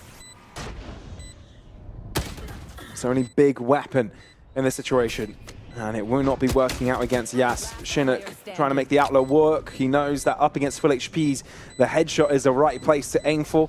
Doesn't quite find it with a crouch from Killers. Some damage is done from Cider, at least. Getting closer to the orbital strike as well. Still halfway. But given that Enterprise needed another 3 rounds to find the equalizer, he might even get there quicker than that. But yeah, rough one for Metasport. They did expend a lot of their money, but it was enough of an eco to facilitate a buy now, which is what they were looking forward to. 3-round streak for EP. Can it be interrupted? It's a good time for a timeout. 3-round losses in a row for Metasport, but it's kind of like you mentioned there, Pavlos. It's a full buy. You've got some ultimates coming online. It's more of a question now of like, okay, are we looking what ultimates they might have? If you're sat as Enterprise, so okay, we're in a good spot. Like, change nothing. We're doing good. Okay, we have Viper's Pit. We have Showstopper. We're one orb away from Orbital Strike. They're very close to having their own Viper's Pit. And that's kind of it, mostly. So for Brody now, it's like, okay, what do we need to adjust? But also be aware of what ultimates they have, what they expect us to do. Uncomfortable position as a coach for sure, because there's like multiple things you need to balance. And you're going into an incredibly game, maybe even series-defining full buy now. And even if you do win this round, money's good for Enterprises we're seeing. They'll have a full buy next. Like, if money was a little bit better for Metasport, you could even suggest like bringing the op out. Just something to maybe catch people by surprise. But then again, you're up against stuff like Sky Flashes, Euro Flashes. The operator's actually going to be on the other side for Jazz. Talk about a curveball. Bit of a change, isn't it? Could be enough to catch Metasport off guard, to be fair. Poison orb emitted. Poison That's what you're really looking at right now, destabilizing your opponents. Toxin screen down. Both teams posturing for the orb over on B along from the Lux. Starkey probably wants to grab hold of it.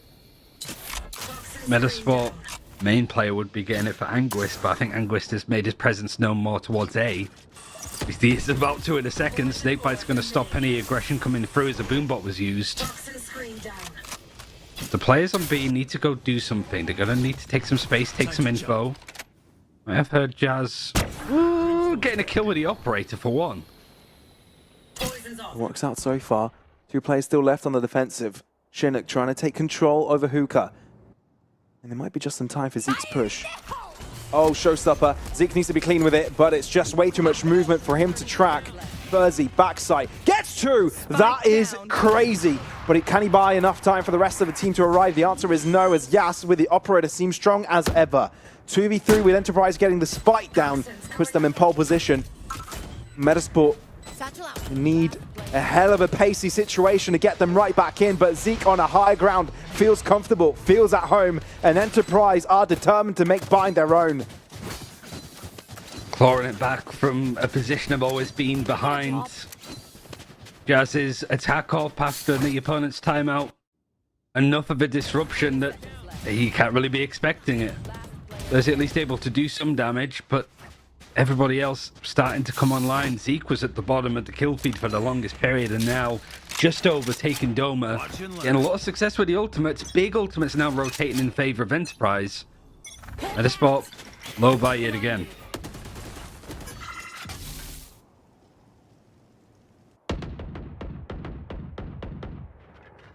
Both timeouts were available to Metasport at the start of this half. Already used one.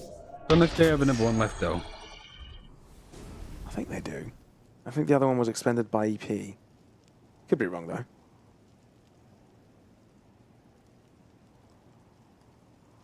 Not impossible to find impact Metasport here. It's just a hard ask. Cider does reveal himself, and as soon as a bullet is sprayed in this direction, you throw down the nade. Smoke out. Bit of collide Cheeky stuff. Could have, but doesn't come down to it, does it? It basically did. Zeke got the kill. Which has up in Dimensional Drift, those sort of kills to just open up a site. Yeah, give them to the Rays.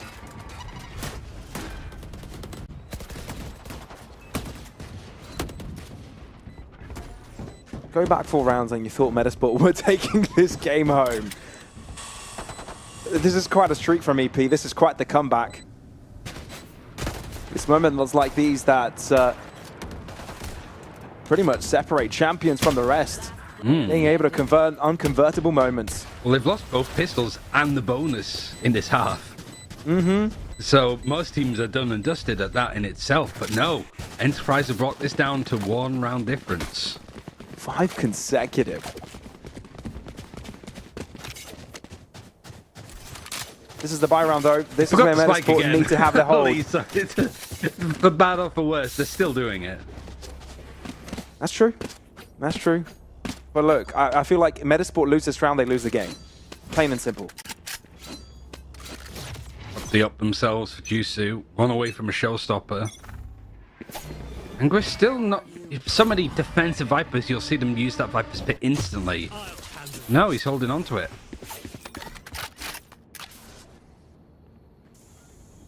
Dimensional Drift clearing out the front of the site. Finally seeing where Anguist is. Anguist knows there's someone nearby. You've got to be wary of this. A lot of noise and lamps. There comes a clone and the flash as well. Anguist gets caught off guard and it's Starkey with first blood. There is a flank in the making for Metasport. An omnidirectional flank at that. They should be catching killers down. They should try and detect him, but trying to get that kill off is going to buy a lot of time. Cider, cross at the right direction. Short push coming in from Showers. Cider still good for it. Showstopper, no. But somehow Yas TP's away on time. Zeke, he is supreme when he's got control over the skies. All but a strike in his direction. He's low, falls right in hand of the shorty. Starkey and Yas, all that remain. Incendiary does make them unable to get on the spike instantly, but Chinook is able to find the kill instead. Now they've got to hold the line down. Yas tries to flash over, get the kill, defuse halfway already, but 3 survive for Metasport. They needed this round, and they get it. The streak of EP is finally over. Yeah, able to just get it in the end. Some really nice picks. As the execute was coming in. Cider leading by example. Now Metasport. Is this their timeout? Or is it Enterprises? Metasports. Because I was worried that they were going to time out last round, because again, you're going into a full buy. It just gives Enterprise the opportunity to make a plan for their ultimates. They've got Seekers, they've got Viper's Pit. This meta spot maybe going back to what was working with them initially is just dust flanks, catching Keyless out in those late post-plant positions. Whilst, like, meta spot, have this timeout, have a chance to fix some stuff. Maybe Brody spotted something that he's not happy with that wants to change. But it just gives Enterprise that chance to sniff out another round. True. That's what concerns me. Close affair. Very close. Oh boy, what an advantage would it be for Metasport if they had map number 1 and the Raps and then having Fracture to look forward to. But look, I think it may have done them more good rather than bad having it a close affair with EP, because then they won't underestimate them on Fracture. Play a full focused map. Because they could have easily got into that and been, you know, a bit over the moon. But now, this is as close as it could be. Enterprise, though, not over for them either. Operator shot from Juicy misses. Gets information, though. Maybe the whole timeout was just Brody going, Anguist, use your bloody ult, because he's used it instantly here. Could be. Seekers into a B split, into a Viper's Pit. Boy, Metaspot of 3 people stacked up on this side. Berzy's going to use Flash to try and get some information, but gets nothing. The explosive nature is going to start to jump out now, and Juicy's stuck under the site with the operator. Huge pick from Zeke, always finding himself an elevation to work with. Shorty in hand, Doma so damn snappy. Okay, Metasport aren't giving a chance here. Enterprise fully determined. They really haven't given Metasport an inch. Fully health, every single player. The moment he spots someone, they just rip them from existence. Crack their skull and say goodbye. Night-night, tuck to bed. And the same will be done to all the rest. No one will drop. Only 11 points of damage on a single player. Enterprise, no playing around. They want overtime. Yeah, it was just Enterprise had the better plan. Really succinct. Felt like they were just sort of holding on, playing around the B site, posturing. The Dizzy come out from Bersey, gets nothing, then they explode out with the Seekers, and just Jusu's in a rough position to play from side. It gets taken out early. Peaks a little bit before the Viper Wall was ready to come up again.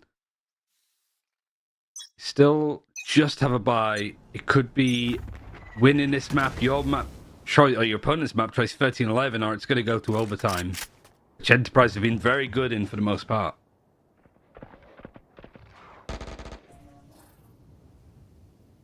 Here.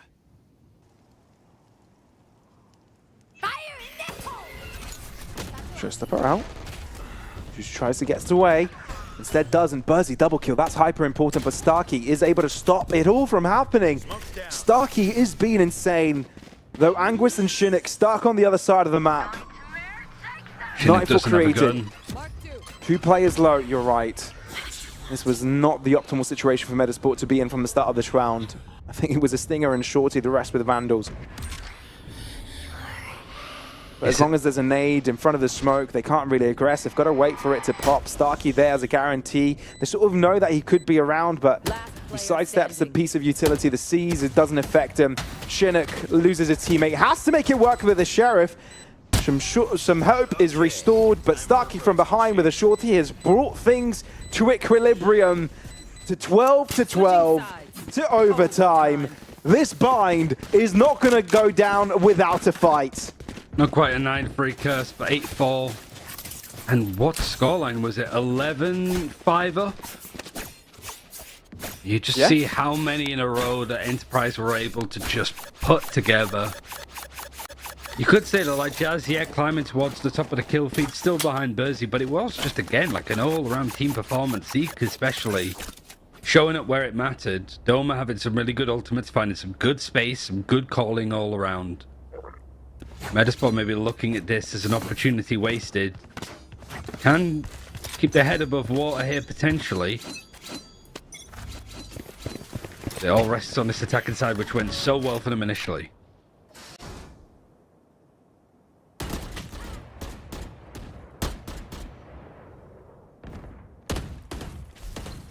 What can Doma do here? Nice little guiding light. Does reveal some presence, but doesn't want to go for another fight. He would have wished there was someone to assist. That's Enterprise. Now confident on the defense. Completely different face. Completely different front. Metasport will try their luck elsewhere. Doing the plan that worked for them, which was just stacking those people over towards B, fighting for B long a little bit early. Everybody's still alive, not really that much damage done. Actually hearing these steps run away towards the A site. I think so much weighs on Chinook here. Zeke. You snooze, you lose. Probably looking at the minimap in that moment. Anguist. The timing on it. Juicy loses his life, but Anguist is able to hold on for a little bit. 35 seconds. Spike drop on site. Chinook wins his fight. Really crucial. But then you've got a cross line that you need to cover. Yas TPs. Chinook is aware. Oh, the individuals from Metasport are starting to come alive. Doma needs to make it work. Chinook is low, but Anguist is able to interrupt him for a little bit, taking up his attention, and Chinook slides by to get the finisher. Metasport steal this one away, and now are the ones on match point again. Great adjustment from Metasport. They're taking a timeout again. It's tricky for Brody to just find good opportunities to speak to his players. Here it's perfectly fine to be doing it when you're ahead, but like, yeah, you're looking at Zeke there, and just a lot of these fights, crazy work from Chinook. I'm glad that I said that he was like the win condition, because he's able to get a triple kill and find plays just before they're prepared to fight. That's crazy. In any other world, that shouldn't have happened. Enterprise had the man's advantage. They had 2 players knocked out from the get-go. That's rough. That is rough. In some ways, you'd say this timeout is good for Enterprise. Able to step back and shake off the feelings of negativity after that play. I mean, to be brutally honest, all of these timeouts, timing-wise for Metasport that they've called, have been really good for Enterprise. Here it's like, again, there'll be a lot of pro players that will say that you shouldn't call a timeout if you've just won a round, but you're not going to get a great opportunity to have a timeout before your defensive side in this situation. You're kind of having to wait for them to take a lead, which you can put this to bed right now if you have a good timing for it.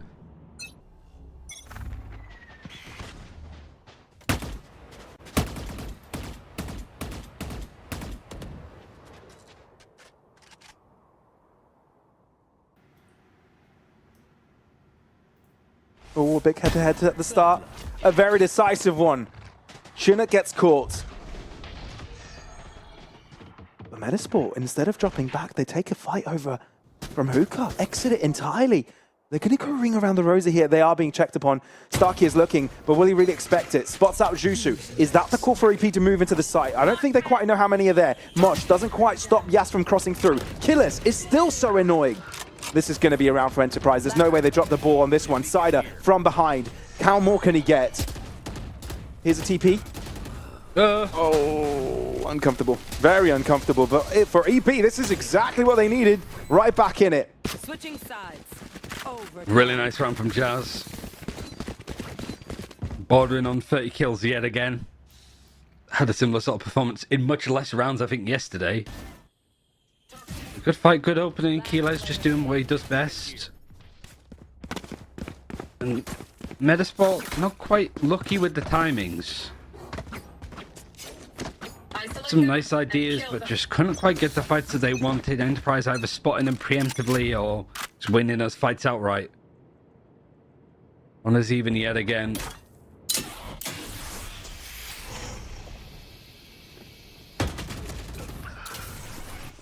Verzi with the opener. It's been a while since we've seen Metasport get the first kill. Zeke, oh, he's in trouble. Killis is able to get him out of it, but not for long. A-site opened up completely. I feel you're already looking at history here with Metasport being on yet another match point and Enterprise having to play catch-up. There aren't many worlds in which Enterprise come out on top. So many things need to fall into place, and that includes Metasport completely fumbling the bag.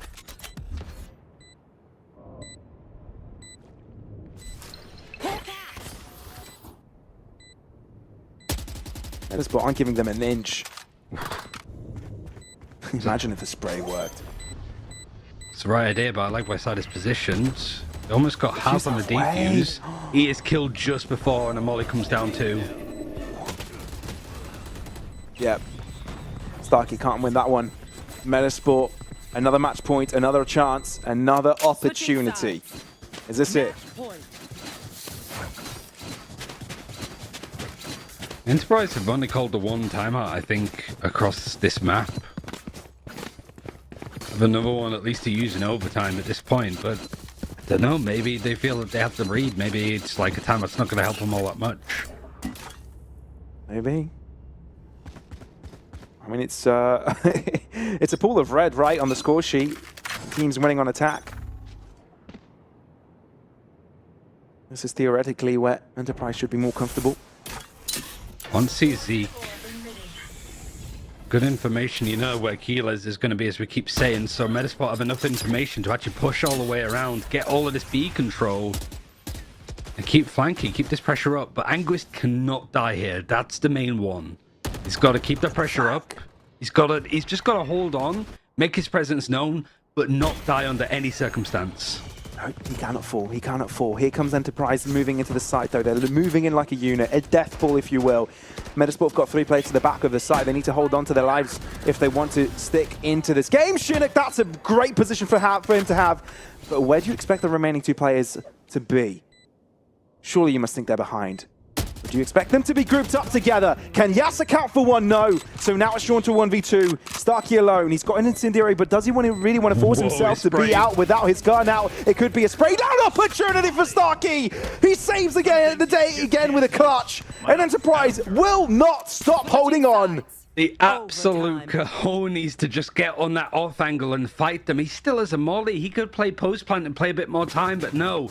He knows his best chance is to just be aggressive. It's not what Metasport are going to expect. But Chinook not cleared in this corner. Important trade. Big fight lost here from Yaz. But Starkey, just what a call, what a decision. It either makes or breaks this whole map, and it could be a way for Enterprise to break the backs of Metasport. It's, again, even in overtime, but there's only so much gas in the tank for Metasport, surely. I mean, it feels like this is where the game is decided, right? Metasport win this. Fracture's looking really strong for them. Otherwise, Enterprise, they could make it up until Haven. I know we're considering Fracture as a guaranteed, but it's high up there in the chances. But if Enterprise win this will crush Metasport with such a lead they had. 11-5 was the score at some point. You said about, like, Fracture being a guarantee for Metasport. I would have said an 11-5 lead on this map would have been a guarantee, but here we are. Right? Right off Enterprise in any given situation. More often than not, Enterprise have ended up with the first kills. They haven't always converted, though.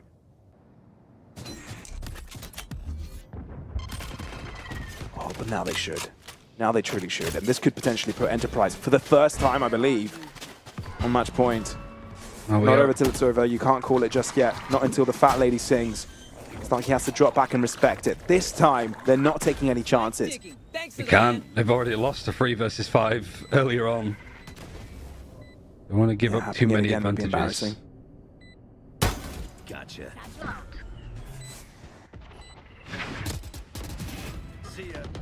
There you go. It should be cleaned up. Nothing much Cider could do. Enterprise, for the first time this game, they are on match point. You do feel that because it's the first time that they were able to take it. First time I think they've been able to take the lead so far this map. Might be the last opportunity for Metasport. Now Enterprise taking a timeout? Yeah. Odd, right? I don't know if I'm getting some like early like VCT China when the timeouts were the other way around, because yeah, it is odd. Like I said, like in overtime, it's a little bit more forgiving to be doing this when you're ahead. Just because some of the players would argue like you're just cutting into your own momentum, right? If you're on match point to take a timeout here. Especially when it's the side that has been going moderately well, not only in regulation, but also in overtime. Bit of early celebration there from Zeke. but instantly resets to the there's still work to be done mood. Maybe that's what the timeout's for, right? Don't get too ahead of yourselves. Still another round of Valorant to be played out. Also, just have Metasport just sit in it a little bit more. Stew under the pressure, under the slip-ups that keep happening that have stopped Metasport from really shutting out this map in a much quicker fashion.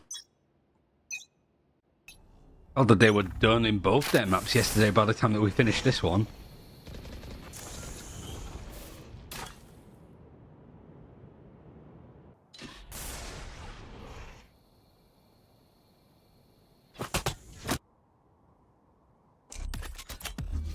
Launching smoke. A buffer of 2 rounds is required. And it's Enterprise with a tempo. I think if Metasport lose this first player, it's done. They need that first kill to not be traded.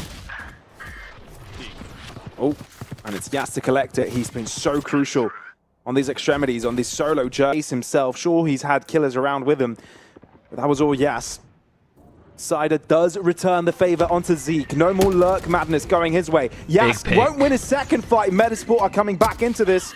The spike isn't down yet, and Metasport still have a foot on the site, denying Doma's push. Spike falls in the hands of Jusu, and that means that Starkey now is all by himself with killers dropping. Oh no! Back to another round of OT we go.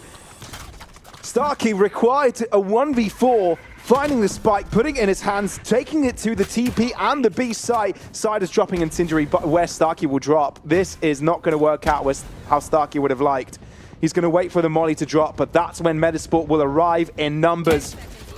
We'll try and take one down with him, but no. This game is destined for greatness. It's destined to round 31. Overtime. Yeah, I thought it was going to be done after Anguish went down, but that pick from Cider on the other side of the map onto Zeke was major. He knew that he just had to make a play, had to get information, find a pick, whatever. Because it forced Yaz to push back site to find a little bit more. I don't know if he needed to, but Juicy winning that fight on 20 HP, then able to get another one in lamps, was so key. Juicy absolutely bails Metasport out there. And the win rate for teams after their own timeouts has not been good at all this map, full stop.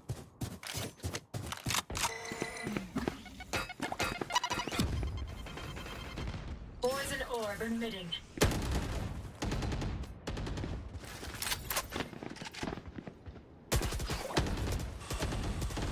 I think if this game has taught us anything, don't call it over till it's over. Any round could be converted, any round could be changed. When people were talking about a long night of passion on Valentine's Day, this isn't quite what I had in mind, but I'll take it. Oh no, you didn't. Oh, that is so true. Oh no, Yas caught with his pants down.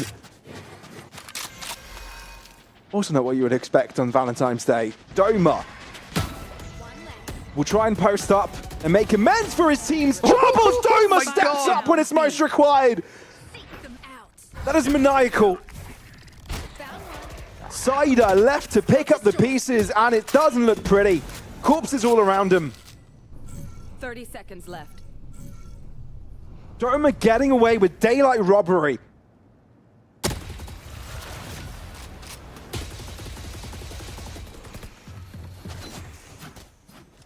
I mean, what is there to say? What an absolute crazy multi-kill from Doma, just a smirk on his face.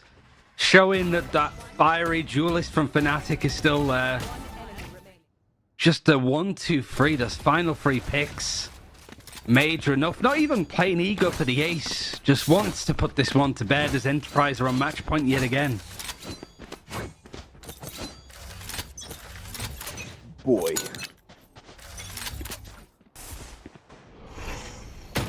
This is insane. This game, I don't believe what we're seeing. But it's definitely made for an exciting evening. And it's just map number 1. Toxins going up. I don't want to be either of these teams that lose. Fighting so hard. overcoming so many situations. There's only so many plays that you can make on this map as well. Just turns into a bit of brute force and fighting for the space. Yeah, you hear a lot of rifle shooting there. You're going to call over the third player and quickly. Jusu attempting to approach. Snakebite dropping, but there is an opening. Prize will choose to break through. Will they not? They realize Birdie's close by. He needs assistance, but takes the fight himself. Jusu is able to find one. Does he go for another? He would be crazy to do so. Enterprise still have the choice to TP if they would like, and that's exactly what they're going to do. No one's defending the A site. It's just Chinook. I don't think he has a chance, though. I don't think he has. He's handed it over, but he walks through showers now. That will be an unprecedented position. Keel is holding it back, denying rotations. That's huge. But Chinook has a chance to be huge himself. The time has passed. Surely you start to expect that angle to be taken up. Enterprise, they may have done it, unless Chinook can upset the round in its entirety. That's 2 kills, needing 2 more. Can get on the spike potentially. There's not much cover as it's the box he can be sprayed upon. Looking for the headshot, but Killers has got it all under wraps. Enterprise, after being down 11-5, make the comeback happen and win on quadruple overtime. Oh, Zeke is just out of there. Holding his bladder, holding his nerve. Regardless, Enterprise able to just get it back from being 11-5 down to just brutally battle it out in overtime. And you can see that whilst this wasn't the pick for Metasport, whilst this probably wasn't the map that they were expecting to be picking up, if we're looking at like the choices, you just had such a good lead to work with and you were unable to actually get it over the line. I don't know how much that's going to impact Fracture, but it's something that Metasport have to adjust to very quickly. Oh, they really have to do that indeed. Like I said, I wouldn't want to be any of the teams that would lose this map. Having to work so hard for a map that doesn't go your way, it's got to hurt your mental, has got to hurt your psyche. We'll see if they're able to come back after this break. But first, we'll throw it to the analysts there to see what their thoughts are. You almost skip right over us there. I was going to be very sad. On Valentine's Day, no less. But yes, no, I mean, I think both teams here recognize the importance of this map, right? For Metasport, you've already set down the gauntlet. You said we're going to win Fracture against whoever. So you're assuming a 2-0 if you get this one. And I think on the side of Enterprise Esports, no matter how confident you are on Fracture, knowing that Metasport are that confident back in return, you know that there is a chance that they are going to roll you on the next map, so you have to be taking this one, and that's why they came into this with just so much passion and so much ability to try and stop Metasport in their tracks there. It looked so sure in that first half, and then suddenly Enterprise just woke up. I don't know what happened, I don't know what they talked about, but it worked. It worked really well.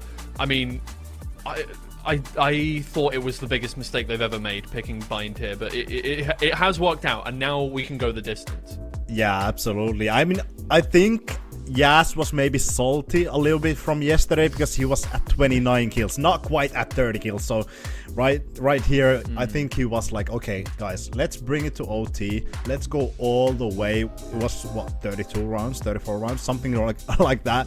30 kills, just got it. Amazing map.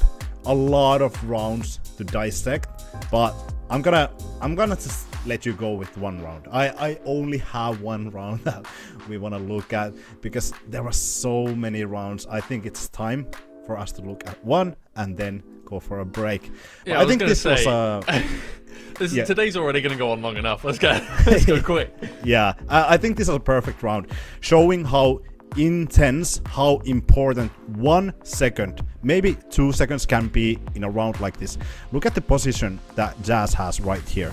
He's lining up his teleport for that A site, which is an absolute classic teleport. You absolutely want to have that. But when you play this, look at how late Jazz is for this play. This is how exactly yesterday's bind was closed out, but Jazz, he's just 1 second late to this play, and all of a sudden it's over. Metasport just destroy everyone, and Jazz is like, okay, I guess it's my cue to go away. That's literally 1 second too late to that play, and the round is over. In a situations, in a matches where that 1 second or where that one round is such a crucial part, you cannot make that kind of mistake, but I think Jazz getting that 30 kill there, getting a lot of good rounds under his belt, maybe made up for that round. And I'm happy to see that Enterprise Esports from that deficit to 11-5 was able to come back from that, because Fracture, it's not gonna be easy. Obviously they have that 13-0 under their belt against ExoClan, but Metisport is not ExoClan. They are so much better in my opinion.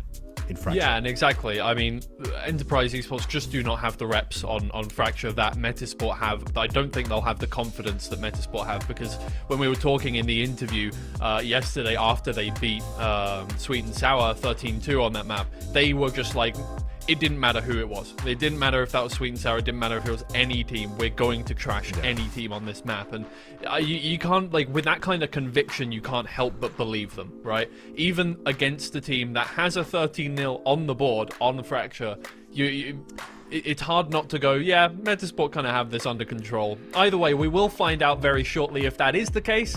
Maybe Enterprise can take away a 2-0. We'll find out very shortly. Little break until we get into our next game.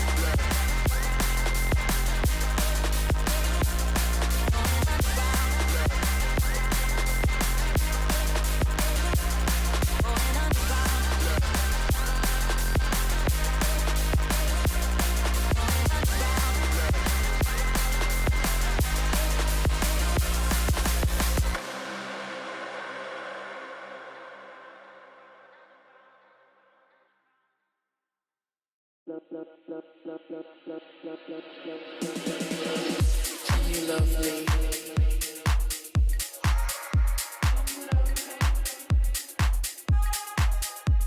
You love me.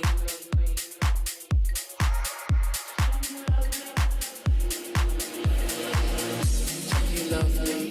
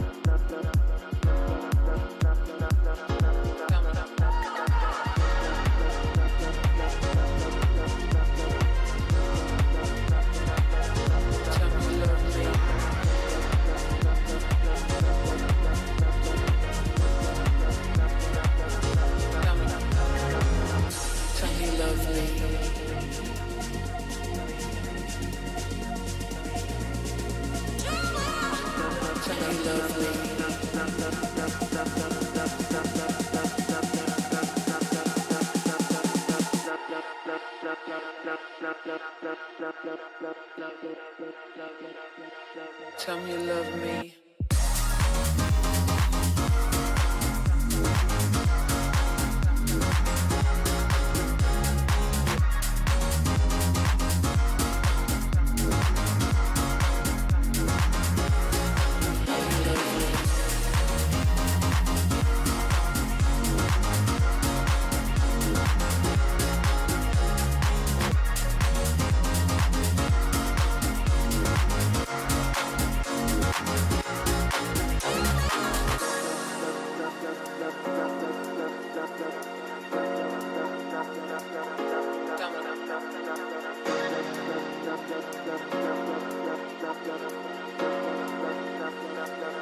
Tell me you love me.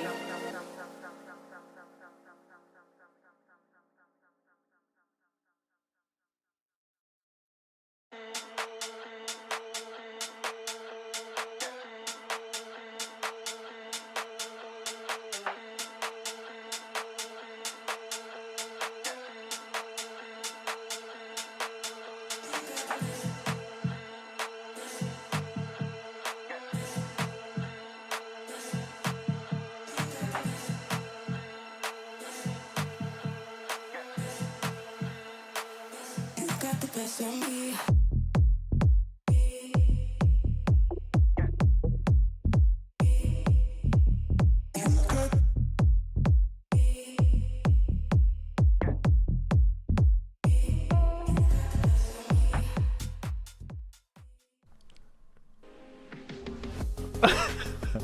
Welcome back to Valorant Challenges Northeast. That was a great entry. Welcome back. We have just witnessed quite a long overtime for Enterprise Esports to take away map 1 in this series versus Metasport, and we've set this up as being pretty much a guaranteed map 2 in the favor of Metasport, but you really do never know, and you cannot count out Enterprise because, as Ryan said at some point during that game, it seemed like a pretty sure thing at one point that Metasport was going to win that map, and yet here we are, you know, and now Metasport are looking to claw back a map to make it even, bring us all the way to 3 maps. It may be a long night, so you might want to strap in and get some snacks, guys. Get some dinner in you if you haven't already. It's getting quite late. How do you see this going, MP? I mean, there is few ways it could go. Obviously, Enterprise Esports, they are not bad in this map in any way, shape, or form, or at least we haven't seen that, because they have gotten, I think it's actually the only 13-0 that we have seen in playoffs against Exocloud. Absolutely dominated that, clapped them out of the existence. Metasport almost did that as well. Almost. Not quite against Sweden Sour. Sweden Sour got 2 rounds. So there is a 50-50 chance, technically. But Metasport, they have everything is a 50-50. Either it happens or it doesn't. True. I mean, Metasport, they have more reps under the belt.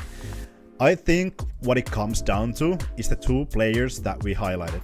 Not only them, but I think they are gonna be one of the biggest parts here. They were already quite a big part on that OT, but especially on the side of Metasport, when you have such a devastating loss, came back, or Enterprise Esports came back from 11-5 deficit.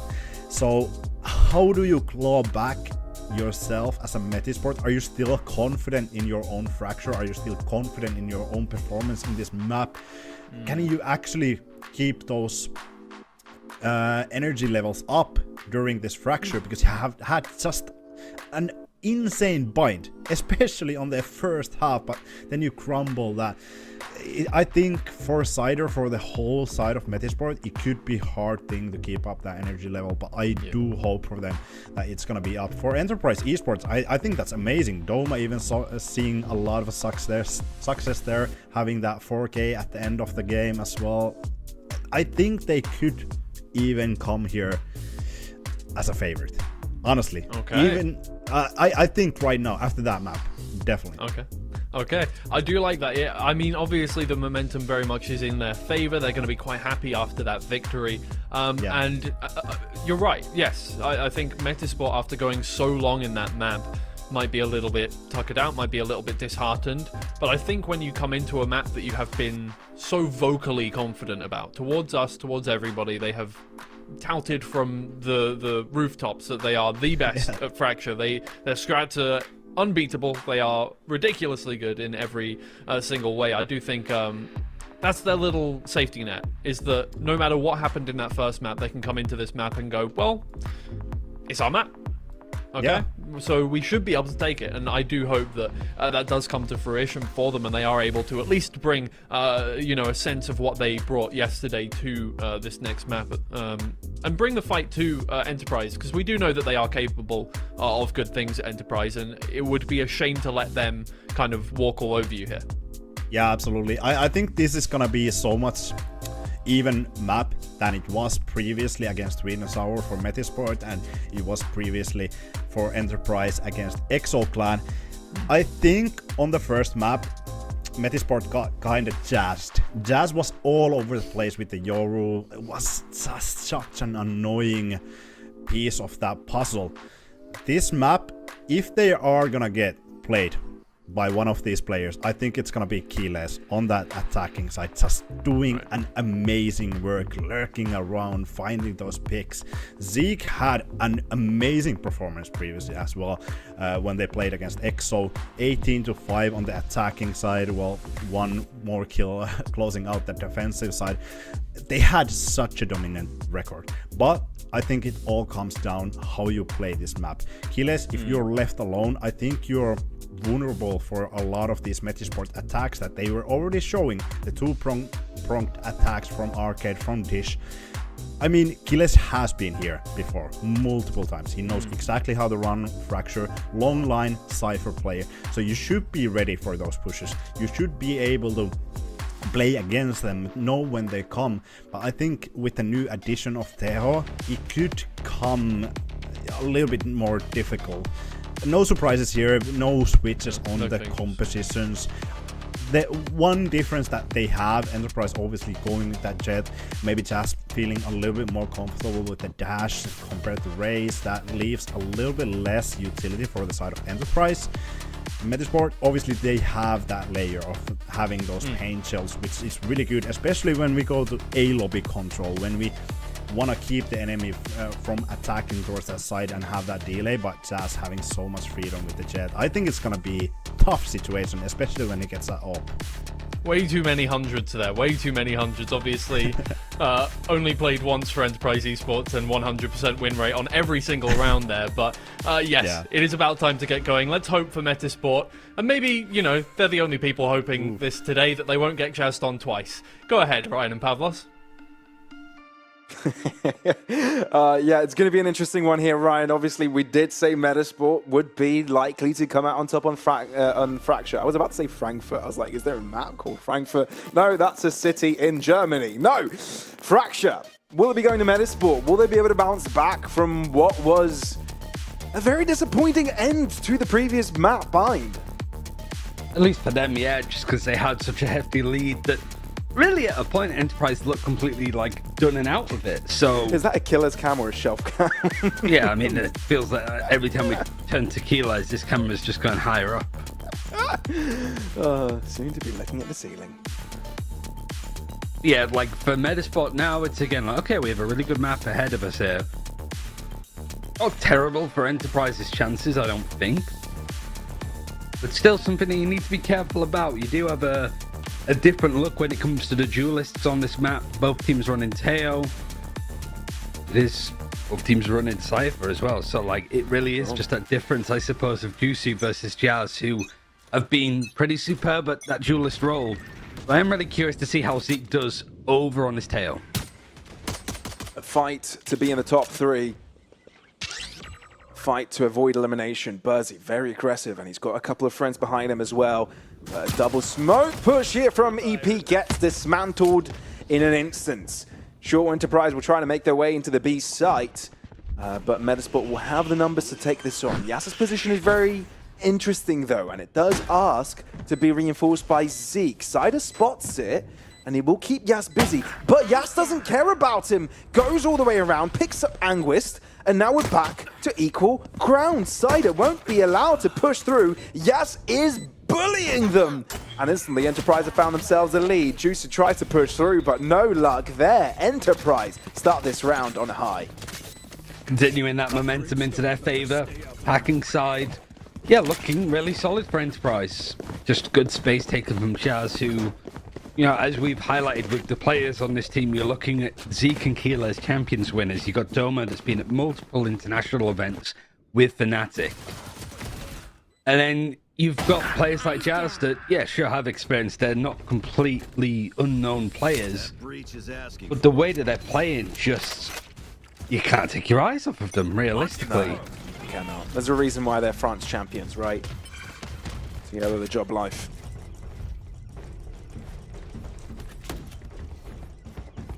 Thank you, said without Starkey, he's had that run. CGN. Yeah. Eco forced up for Metasport, and for Enterprise, yeah, that 13-0 win against Exoclan is the thing that's going to be highlighted. But I think Exoclan going out of playoffs pretty early on, at least making top 8 was a good testament to them.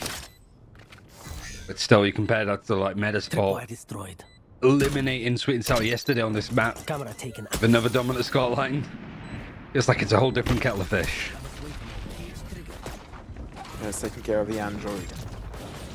The rest look to move in. Metasport have actually found some damage here with pistols, and they may even double upon it. Anquist with the classic, getting some shots through. Still be difficult to cross the plethora of tail utility.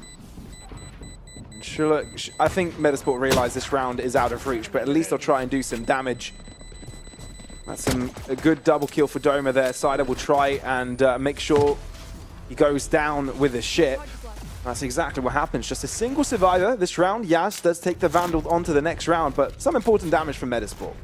Yes, for the most part, we've seen like pretty strong bonuses because most weapons have been held onto. So with just one rifle, what's it going to look like for Enterprise? Maybe another rifle fire, but it has been sold, so who knows at this point. Good ult progress onto Doma. You've got 4 orbs around the map that you can play around too, so yeah, there's going to be 2 rifles, 2 stingers, and a ghost against a full buy and full armor for everybody outside of Shinna.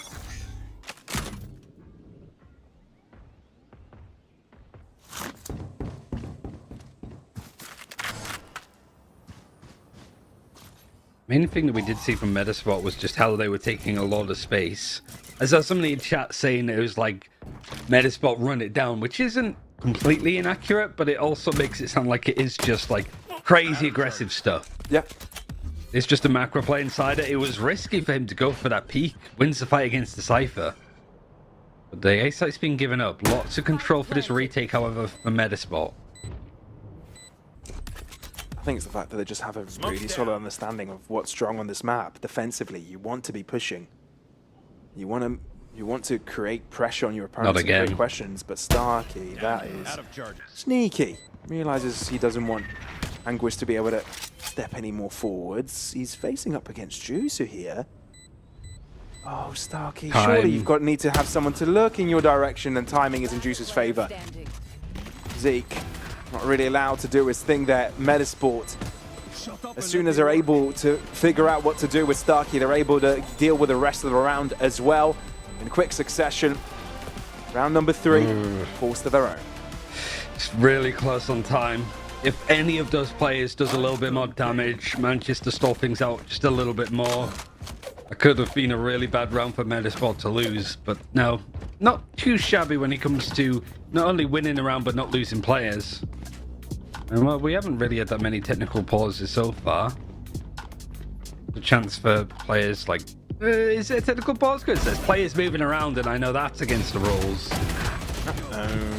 Hands off keyboards, you shut your mouths. Why do I see these guys shuffling around? Whoopsie. For both teams. Yeah, I mean...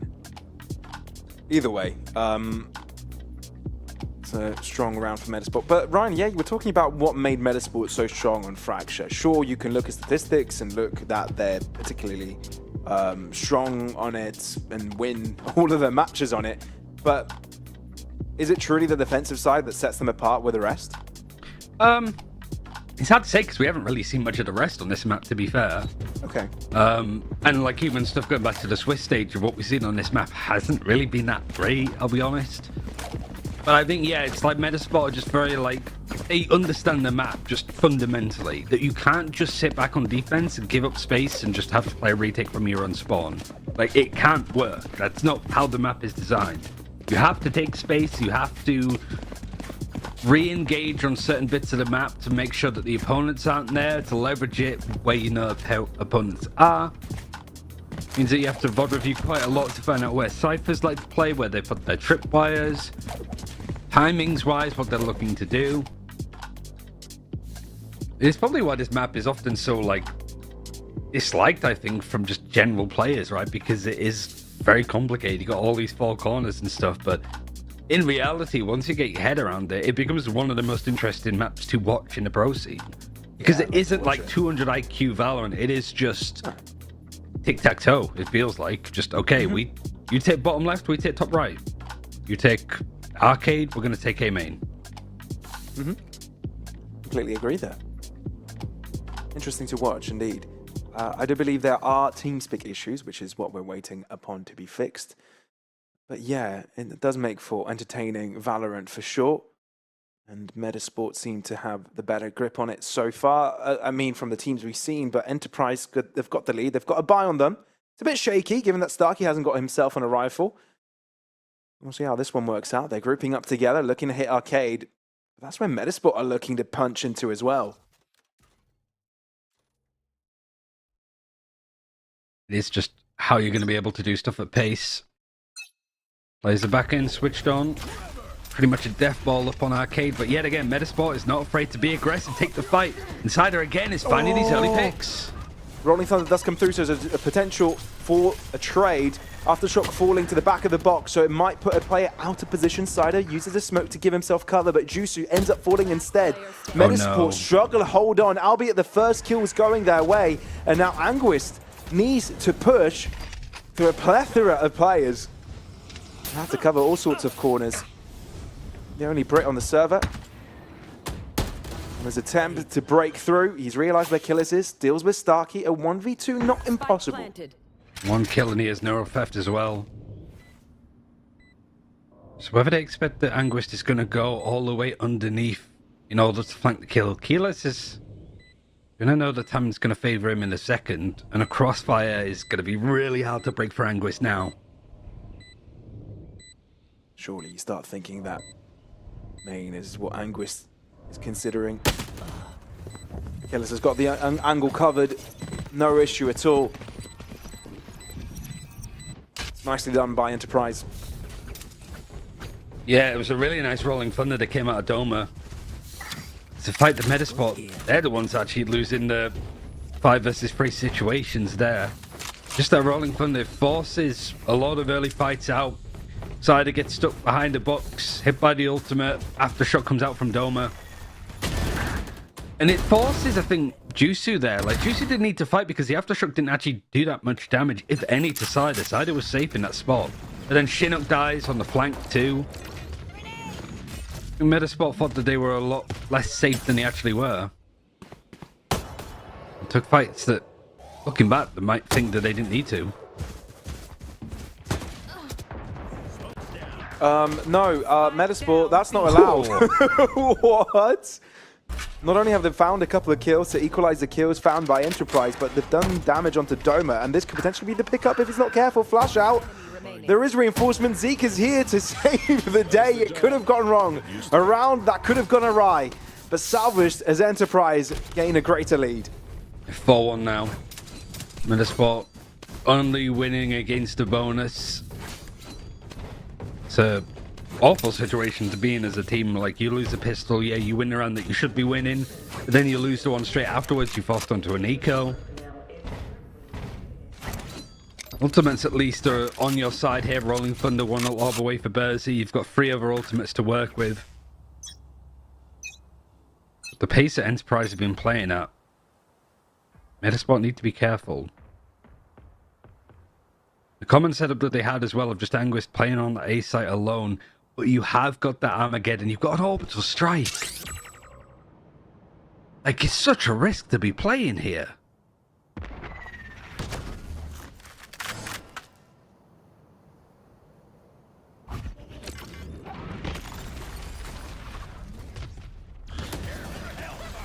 Nice stuff by Yas. Breaking through. Site is his, and he draws his team in too. He's left alone here, trying to hold down the line. Stealth drone for the chase. The Armageddon utilized, and that's just buying time. That's all it's doing. But it might just be enough. Flash to come through as well. Is it going to be enough? I think the answer is a resounding no. Enterprise seem under control in A main. Chinook will try and do a lot here, but honestly, there's still everything from Tahoe available. The guided salvo just denying entry. Metasport call this attack off. Really nice round again, really nice ultimates out of Enterprise. I think that's been the main difference. The setup from Anguist dealt with, if it wasn't going to be Jazz, it was going to be the orbital strike that was placed right down onto the site. The Armageddon that comes out of Teo, that comes out of Zeke, just buys time like you mentioned. Some big picks and big fights went out of Keyless. And Metasport forced onto a low buy again, and not using one of the 4 ultimates that they had available that round. Because they just lose players out too early, and the retake from that point is incredibly hard. I'm really surprised it hasn't made a time out here for Metasport.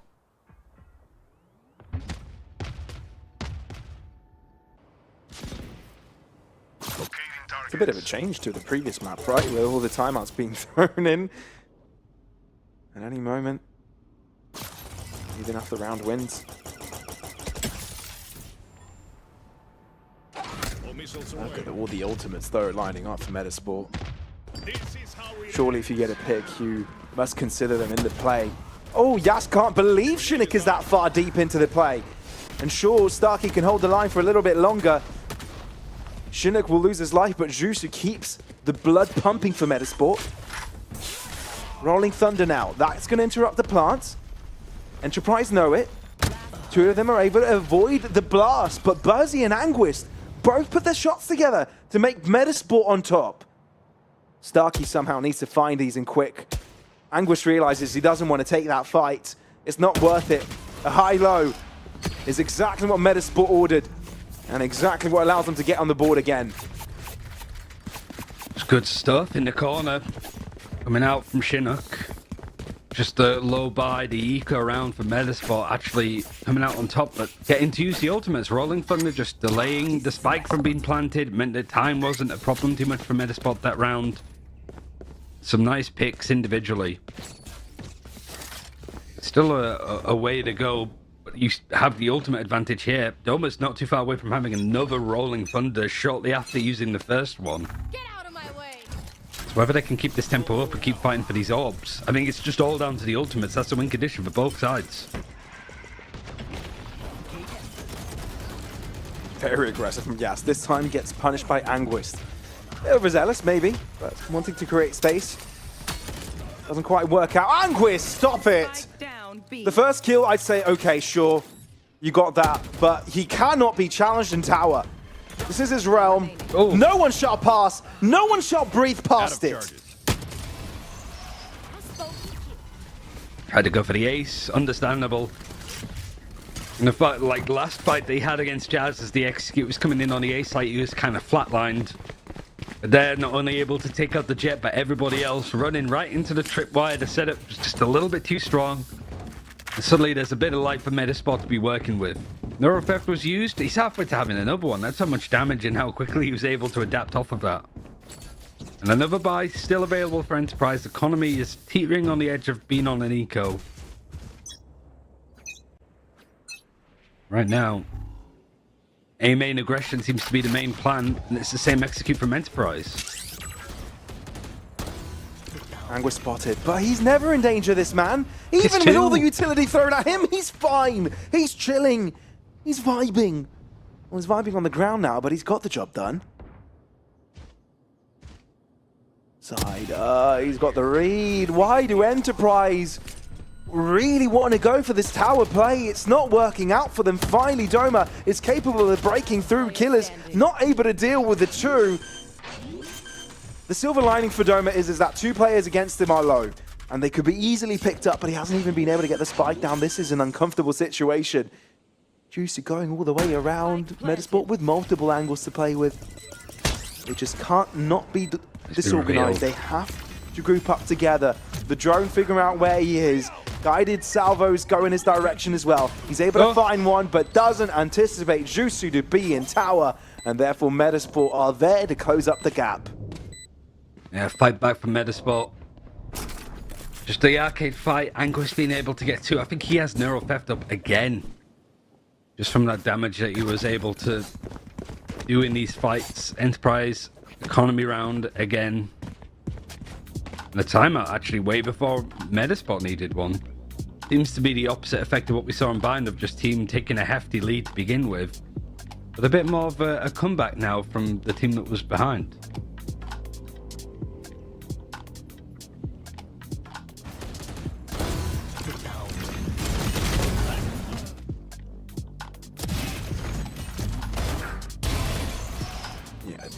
Tower is truly treacherous territory for Enterprise.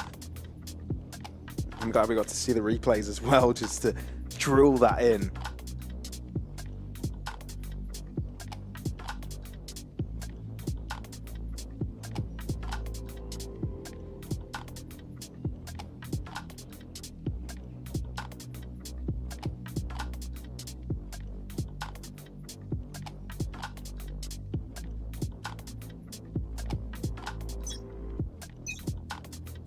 You already can see some pings on the mini-map. Showing some intent. What a line could be, potentially a fault line, considering Metasport do like to aggress out of B main. That might be something that's in store for this round as well. But Enterprise group as a 5 for this.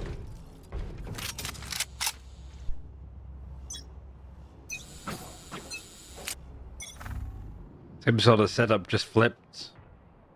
Enterprise actually not looking to do anything too aggressive. It's just the Cypher setting up utility on the top side of the map. They know that Metasport can't help themselves but push aggressively on this defense. They have the read, just not quite the timing yet for Keyless. No. Indeed, the timing is rough. Metasport know of the pattern and they'll be quick to react to it. Zeke gets a kill with the guided salvos. It's unusual. Ooh.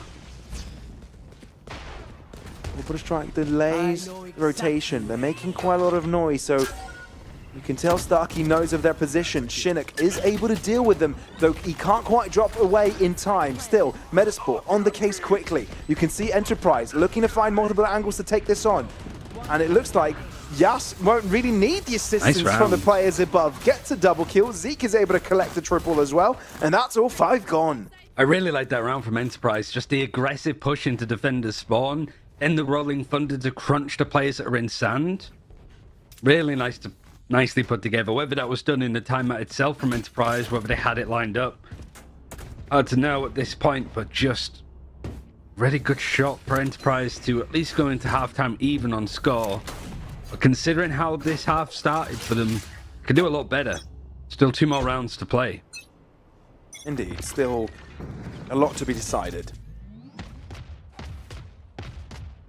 Same exact setup for Enterprise this time around, but Metasport are the ones to switch up their approach. They do show intent.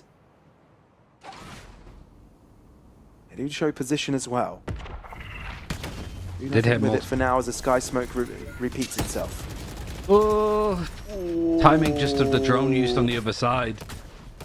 I mean, at that point, Metasport, when they used their tail drone, they heard multiple people shoot it, is what I was going to say, so they know that the Enterprise are just cutting noise, holding on. Just on the other side, able to get their first pick, and Enterprise resetting to go on the other side of the map. You don't have the crunch happening from top side. In fact, Keyless has gone down because of the push that came in from Chinook. Yeah, Metasport have also positioned nicely for a defensive line. No, they're not going to move into the smoke. They do when they come out on top, even though they weren't the first to get in there. No, Cider. That is absolutely absurd. That is just simply not allowed. That is crazy. You could just sort of read it when you watch Metaspot, though, of just like, okay, this has happened, now they're going to, like, push, right? Now they're going to take that timing, they're going to take that space, and at that point it was like, okay, they get the kill on Tequilas, they don't need to worry about trips. We have 3 people grouped up on the B side, let's push, let's take space. Walked right into the smoke, and it's clearly not a play that Enterprise were expecting to happen.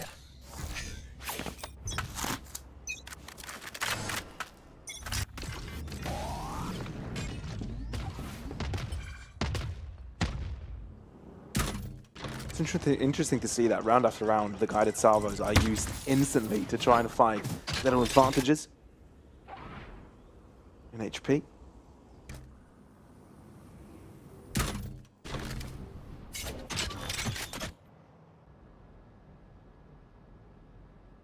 Lucy needs to be wary here. Stand up, throws a paint chill though. That's good enough to make his opponents disappear from that line of fire. Also helps out his teammate who was aftershocked to get out of the line of dodge. Here we go, 4 versus 5. Medicine have got the advantage and realize they don't really need to take that fight back, though they do expend a flashpoint to retake their site.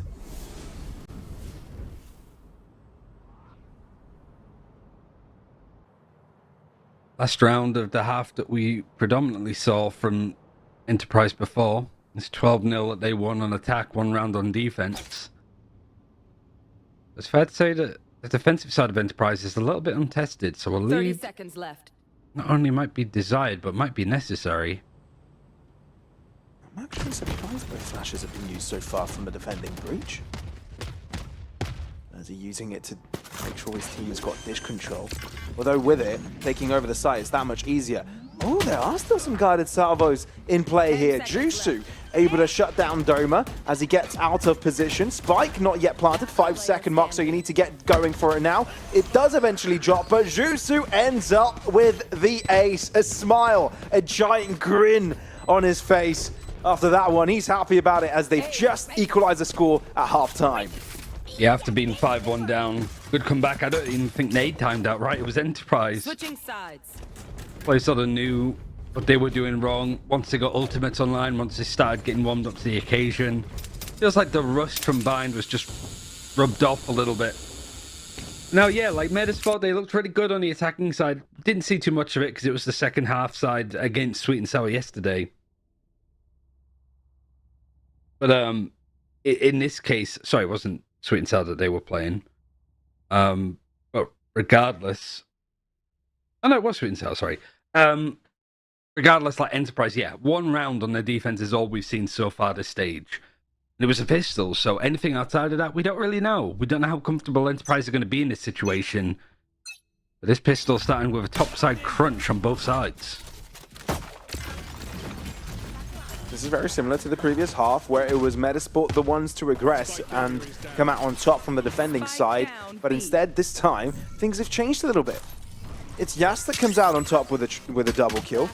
May look to go for more. Zeke holds his line. Metasport unable to break the attacking curse from the get-go, which could allow for an early lead for their opponents.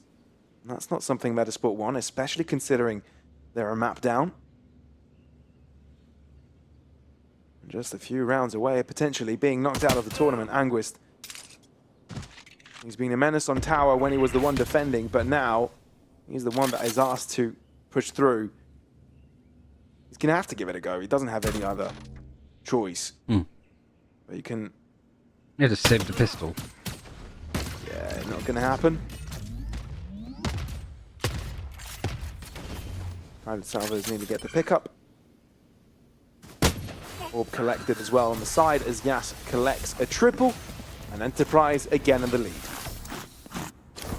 It looked like Metasport had the advantage to begin with, finding the first kills there, but it was a bit of a brutal fight over on Arcade. One thing that we haven't really mentioned as we go into what looks like a Metasport eco again.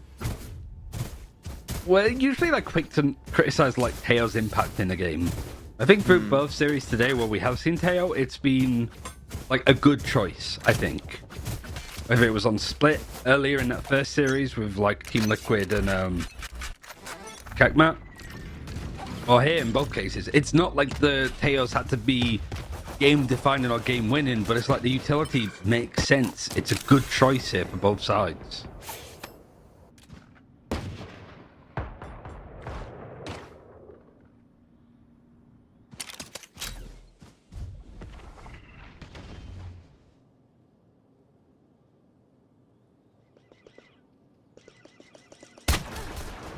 Metasport using the tunnel to find their way towards Arcade. Have a closer distance to their opponents, and it does work out for now. Marshall picked up Starkey with an eye, and that's continuing to be within Metasport's control. Things are getting scary. The fact that Metasport are playing so aggressive with no care in the world, that's when things get oppressive and impressive from Metasport. 1v2, look, we already knew this was going to be a hard ask from them, but suddenly Sider's got the best gun on the server. Not able to avoid the stun though, finds cover to the center of the site, figures out where one of the players are, goes for the spike plant, but it's just a fake call. If Zeke didn't back up his a teammate's position, that could have definitely been a win for Metasport, but it's recovered. And Enterprise, hold on. Both pistols won actually as well by Enterprise, and both bonuses they go into with just one rifle saved. One enemy remaining. So it was a round that Metasport ended up winning in the first half, but it was one of the 6 that they actually ended up picking up. Yet again, Metasport having good advantage here. But it's like how these teams are building up to their ultimates. That's what allowed Enterprise to take a very quick early lead in the first half. We'll be doing the same on the defense. They find the first pick onto Anguist. They do. There. Metasport not quite able to find their feet early in these halves. They could play catch up the previous half, but Right there. doing it twice, it's a lot to ask.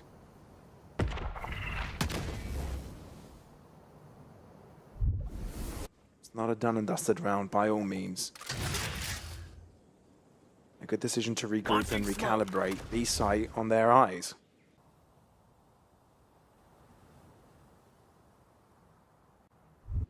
Only downside is Jazz is low. If he's entry in as a rifle, might want to give it to a teammate, like swap with Zeke, pick up the Stinger. Nah, Bogdan's Law, dude. You heard of that before? Give the big gun to the player with the lowest HP. That's when you're most dangerous. Not in this instance, though. Yeah, so Starkey could have done with a better gun here.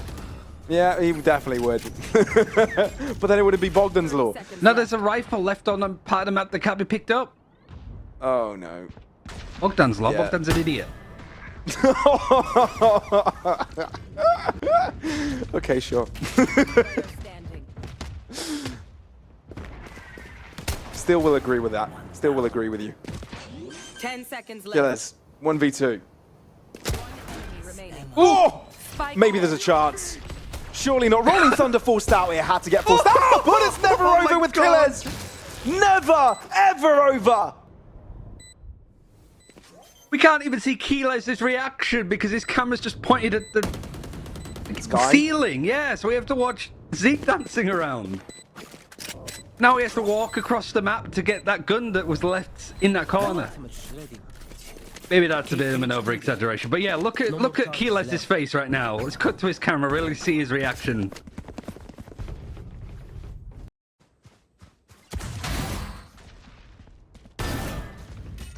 One enemy remaining. One enemy remaining. Can't believe he does this. Fully ulted. No. Zeke can't believe it, man. Look at that. Look at the dance. Hey, he's thrilled. I mean, it's two brothers reunited, right? Killers and Zeke winning, well, basically being the first champs ever in Valorant. Champions winners, that is. A double kill, that is huge. Honestly, that previous round could have completely destroyed Metasport's mental. Losing that one, it is not fun. Expending the Rolling Thunder as well. Relying on Stingers the round after. Hard place to be. And well, Enterprise are really feeling it now. Noma peeking, getting a multi-killer spike, just left in a really uncomfortable position on a buy that Metasport just don't have the weaponry for. And you can't even flank to try and get around because you have both the sides watched. Linguist fully flashed, forced to back out. Bursey goes down. 2 versus 5, 2 Stingers versus 5. What else do you do?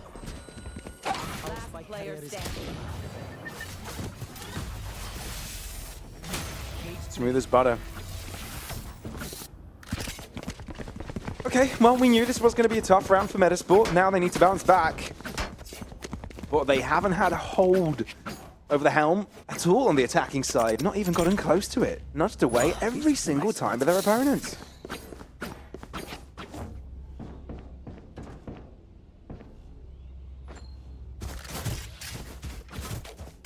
Enterprise, very comfortable. 100% win rate on their defense so far, but they have only played 5 rounds on it, to be fair. Full buy available for Metasport. Ultimate's teetering on the edge of being available. But operator for Jazz is the scary thing. Pushing up towards Dish. There is a tripwire that's going to stop this push, and Anguista's going to get some information to work with. But he is completely isolated on this side of the map.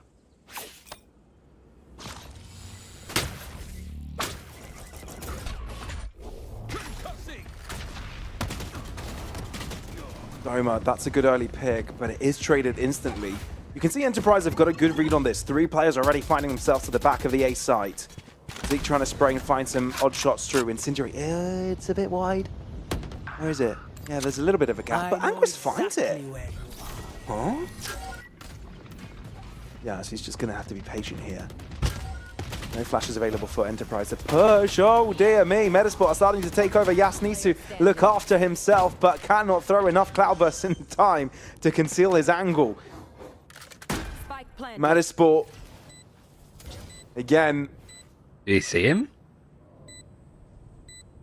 Even if they haven't, this is a hard ask. Definitely know of his position now, and Shinnok is nearby to stop it all from unfolding against them. Finally, Metasport are able to do something on this attack. If you compromise your position, you hand them a free kill. It's the lifeline for Metasport, but still a lot more needs to be done. Orbital strike rolling from the one away for Doma. Not really there for Metasport, that they just managed to find that bit of space. The neural theft actually that came in from Anguist found so much info. Z gets taken down. A lot of those rack positions flushed out from the defenders. Now with Armageddon available, showstopper, 1 kill needed for Jusu, and he might be able to start to snowball some picks. Everybody coming from Dish. Probably just with the show, yeah, to get the ult for the showstopper and then execute with it. The orbital strike does a little bit of damage towards Bursey, but is able to get away with it. Armageddon to clear the site. Zeke is able to find a rough shot through the smoke, but Doma's the one in charge of the opening. He gets 3. Was that 2? Either way, does his job. Jazz got past the tripwire. And it could be really important. Surely you need to expect he could have done that. He hasn't done it so far. Well, Anguist is anticipating the angle, so fair enough. Yeah, it's also the neural theft if he can get himself close to a body. That's exactly what he's going to do. Revealing both angles, both positions. Yas will be able to pre-fire, but Anguist finds a side angle. Killers is able to trade right back at Jusu, right into the fight. Spray down, transfer! That is superb! That is huge! Metasport well and truly in the fight. Pure surviving on 9 HP, and yeah, you're right, that kind of awareness of knowing where the jet could be is where Doma got a multi-kill from, so I don't think it was them expecting somebody to have gone past the trip, but just more They hadn't cleared A main. Everybody came from Dish, from Metasport. So they just cut through, play from sight. Idoma from this position able to get 2. Standing. One enemy remaining. Okay, done. Nice to see, like, well, multiple players now finding really clutch positions. 2 rounds between them yet again. And a low buy. Good ultimates, but 3 rifles only. Zeke and Starkey having to go without for the time being. There's enough of a group up that everybody's looking to go over towards the B side of the map. Starkey alone for now. I wouldn't say Metasport are looking to jump through the smoke anytime soon.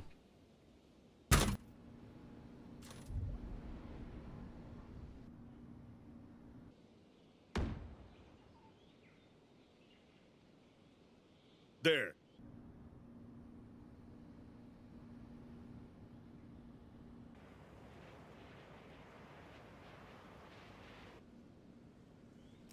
Seconds and no contact. Walk up in arcade, Killis is watching. Starkey nearby for reinforcements if needed. Oh, guided salvos as well, as the paint shells are enough to deal with Starkey up in tower. 30 seconds. Enterprise, like headless chickens, running on the site. Metasport picking them up piece by piece. Really good usage of the utility. And it feels like just with those first 2 connections, it's been enough to seal the deal with this round.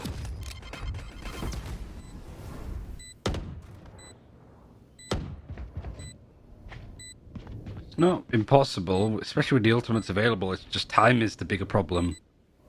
I mean, Doma's already fallen back here, so not gonna happen.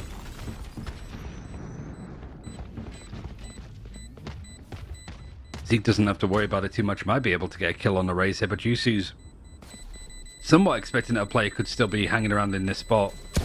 Maybe not anymore. Oh dear. Yeah, never mind. Even hands an orb over to Jusu. Get closer to the showstopper. How about that for a close game?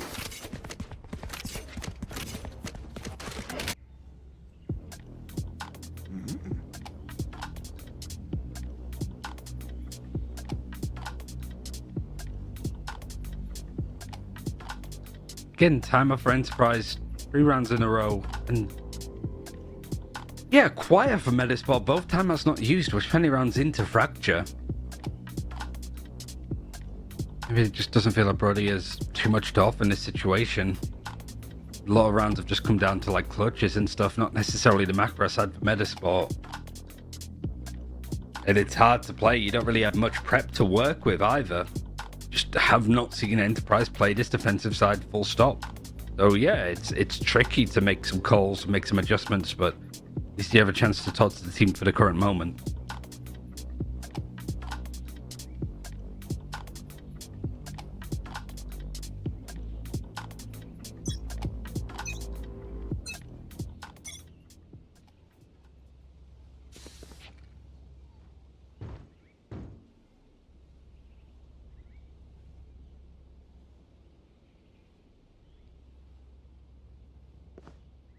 You know this is approaching a very crucial point in the game. Both teams fully focused. Metasport grouped up. And a potential pincer from Enterprise as well. It did seem they were thinking of a double ramp setup, but instead, it's just 3 for A main. And gain a lot of information. The drone clears out a lot of ground, so Metasport are wary in case of a potential push. Gas is thinking about it. Guided salvos, as well as the Armageddon to do a lot of the damage here, and it is a pick up onto Zeke. He gets a kill as well with his bullet. Cider having to hold on, but Zeke is unleashed. The decision to hold that line and break through, quashing Metasport in the middle is perfect, and allows them for a clean collection here to stop Metasport's 3-round streak. Just another good crunch. Metasport just holding out to see exactly what EP were doing, but by the time it actually came through, damage was already done.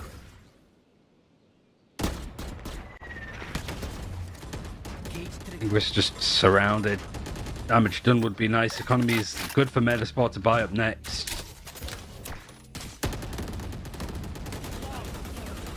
Nobody dying is major though for Enterprise. When you look at their money, keeps things good for the end game of this map. 2 more rounds and they'll end up in the losers bracket final tomorrow up against Team Liquid Academy. And for Metasport, close the distance a little bit.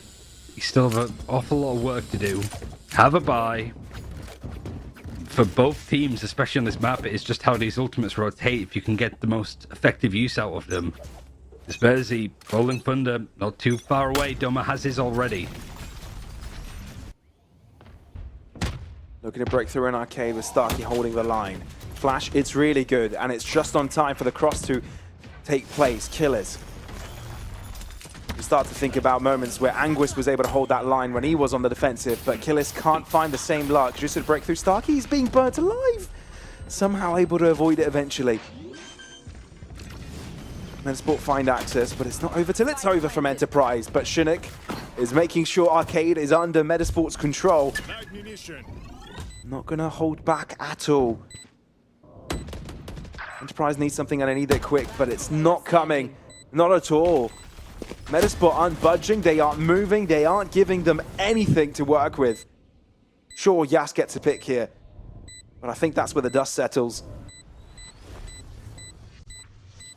That's where you can get put to rest with Jusu on the backstab. Metasport keeping a leash on their opponents and keeping close.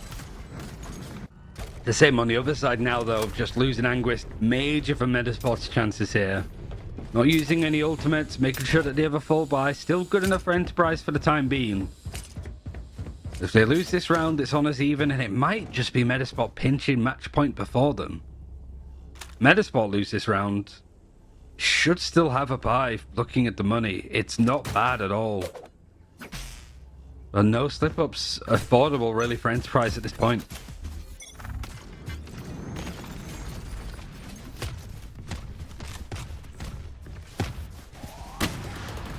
Ooh, Metasport wanted to go for the same pacey maneuver as before, but this time, Enterprise were ready for it. Operator with Jas. But it is dealt with quickly. Leaving things on a 2 versus 2. The Spike hasn't found any space onto his side just yet, and the fact that Enterprise are grouping up together here is important. Well, there's a rotation, and Enterprise are required to read it. Reading it perfectly, actually.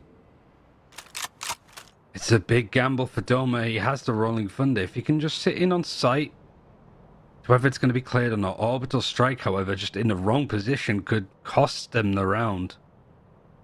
It's such a gamble from Doma. I don't know if he was spotted. He's been spotted. Oh, he definitely has. Yeah, he definitely has. Orbital Strike thrown. That's going to make him to move out of position. That is horrible. The timing on it. Not what he would have liked. Starkey has to do it by himself. That's the head on the first one. The other one's on the Spike. He's got perfect information. Incendiary to one, and knowing that he'll get funneled towards the left, which is where he's ready to put his crosshair upon. Brilliantly done. He's textbook play. Taking a moment to draw it all in. Enterprise to put themselves not only on map point, but series point. One away from putting Metasports out of this tournament. And Enterprise in the top 3. Good grief. This game is just going on, and it's also just the BM that's coming out of both sides now at this rate. Enterprise maybe trying to just lean into the villain arc, which, suits them just fine. They got onto match in series point. But just a back and forth round. Starkey having to rescue, having to save the day. And I can understand Doma's call, right? Timeout for Metasport. I can understand Doma trying to get into that position. It was just such unfortunate timing. But also, a part of it's like, okay, they have Orbital Strike. Do I want to give away a position that I'm in that I can't get out of? Because if so, is that play even worth doing? I guess he was just assuming that his rotation over to the A side would be fast enough, but I don't know. Enterprise sorry, Metasport were moving at pace at that point.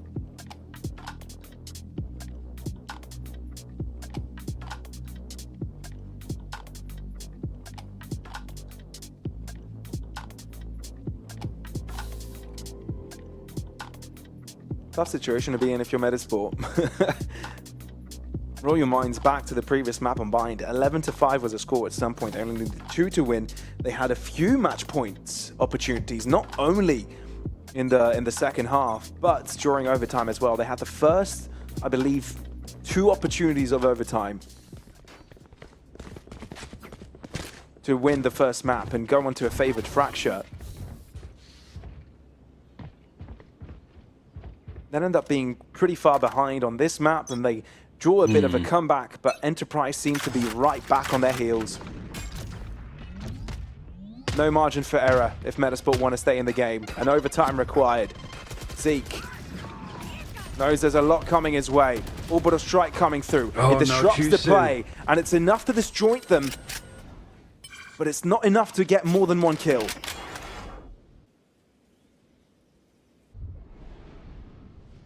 Jazz a player advantage. I won't want to peek this without a flash. Timing might be good, but there's so many bodies there. He does get the kill. He gets more. He gets 2. Starkey is there to assist, and that is history. 13-10. Enterprise eliminate Metasport, making it into the top 3. That was a difficult match, a difficult series. No way, no, however you put it, it wasn't simple, but Enterprise get it done. Yeah, and damn, what a match. These Enterprise players, very good at shutting us up, right? We thought that we thought that Metasports would be the favorite in the series, most certainly the favorite on Fracture, but Enterprise having enough about them to come back on Bind, to come back into overtime and win it, but also looking really damn good on this Fracture map against the Metasport team that really hasn't put a foot wrong. Yeah, sure, Enterprise did 13-0 on this map, but it's such a small sample size against a team that hasn't reached the same heights as what we saw from yesterday. So a hell of a performance, and you think the Enterprise might have a good shot doing damage to Team Liquid Academy if they can get on the right foot. Oh yeah, we definitely know this is just the start of the tournament, right? You've only got just a set of matches to try and get this project, this new roster going. And when you've got, you know, so many big minds and big players, probably big egos as well, you need to work hard to try and get them on the same page. And it does take time, but for now, they still got a chance to prove themselves. This lower bracket runs seeming to bear fruit for now. Let's throw this over to the analyst desk to get their thoughts as well, and wrap this day up as well. I mean, what a twist of events. I don't know if I was expecting that to be such an insane map there, and clearly the players were emotionally invested on both sides. I mean, the reaction from Zeke there, the risky BM towards the end from some players, that was an absolutely insane one. I mean, just look, a 13-10 as it is already exciting, but the stakes involved in that one, I think, for the players, and just how clearly invested in it they were, just made it so much better. Yeah, absolutely. I mean, Metasport, I think they had to rely a lot on individual performance there, because Enterprise were just so ready for everything that Metasport was doing. There was multiple rounds where we saw Enterprise being already ready for Metasport's pushes, because they know that Metasport is going to be aggressive here. So I think Metasport, they had to rely too much on that individual prowess. Cider, Anguist getting those 4Ks, Juzu getting an ace as well.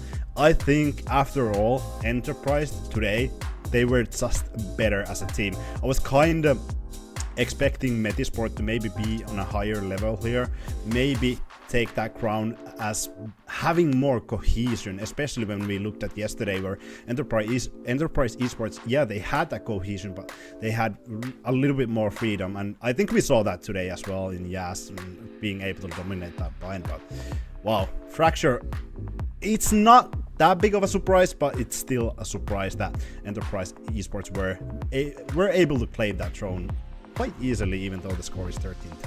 Yeah, I mean, I think, you know, obviously our jobs is to make this as interesting as possible, and so we did a little bit of storytelling by saying that Metasport were absolutely insane on this map, but they were confident. They were so confident. They said it to us themselves that any team would have got rolled by them.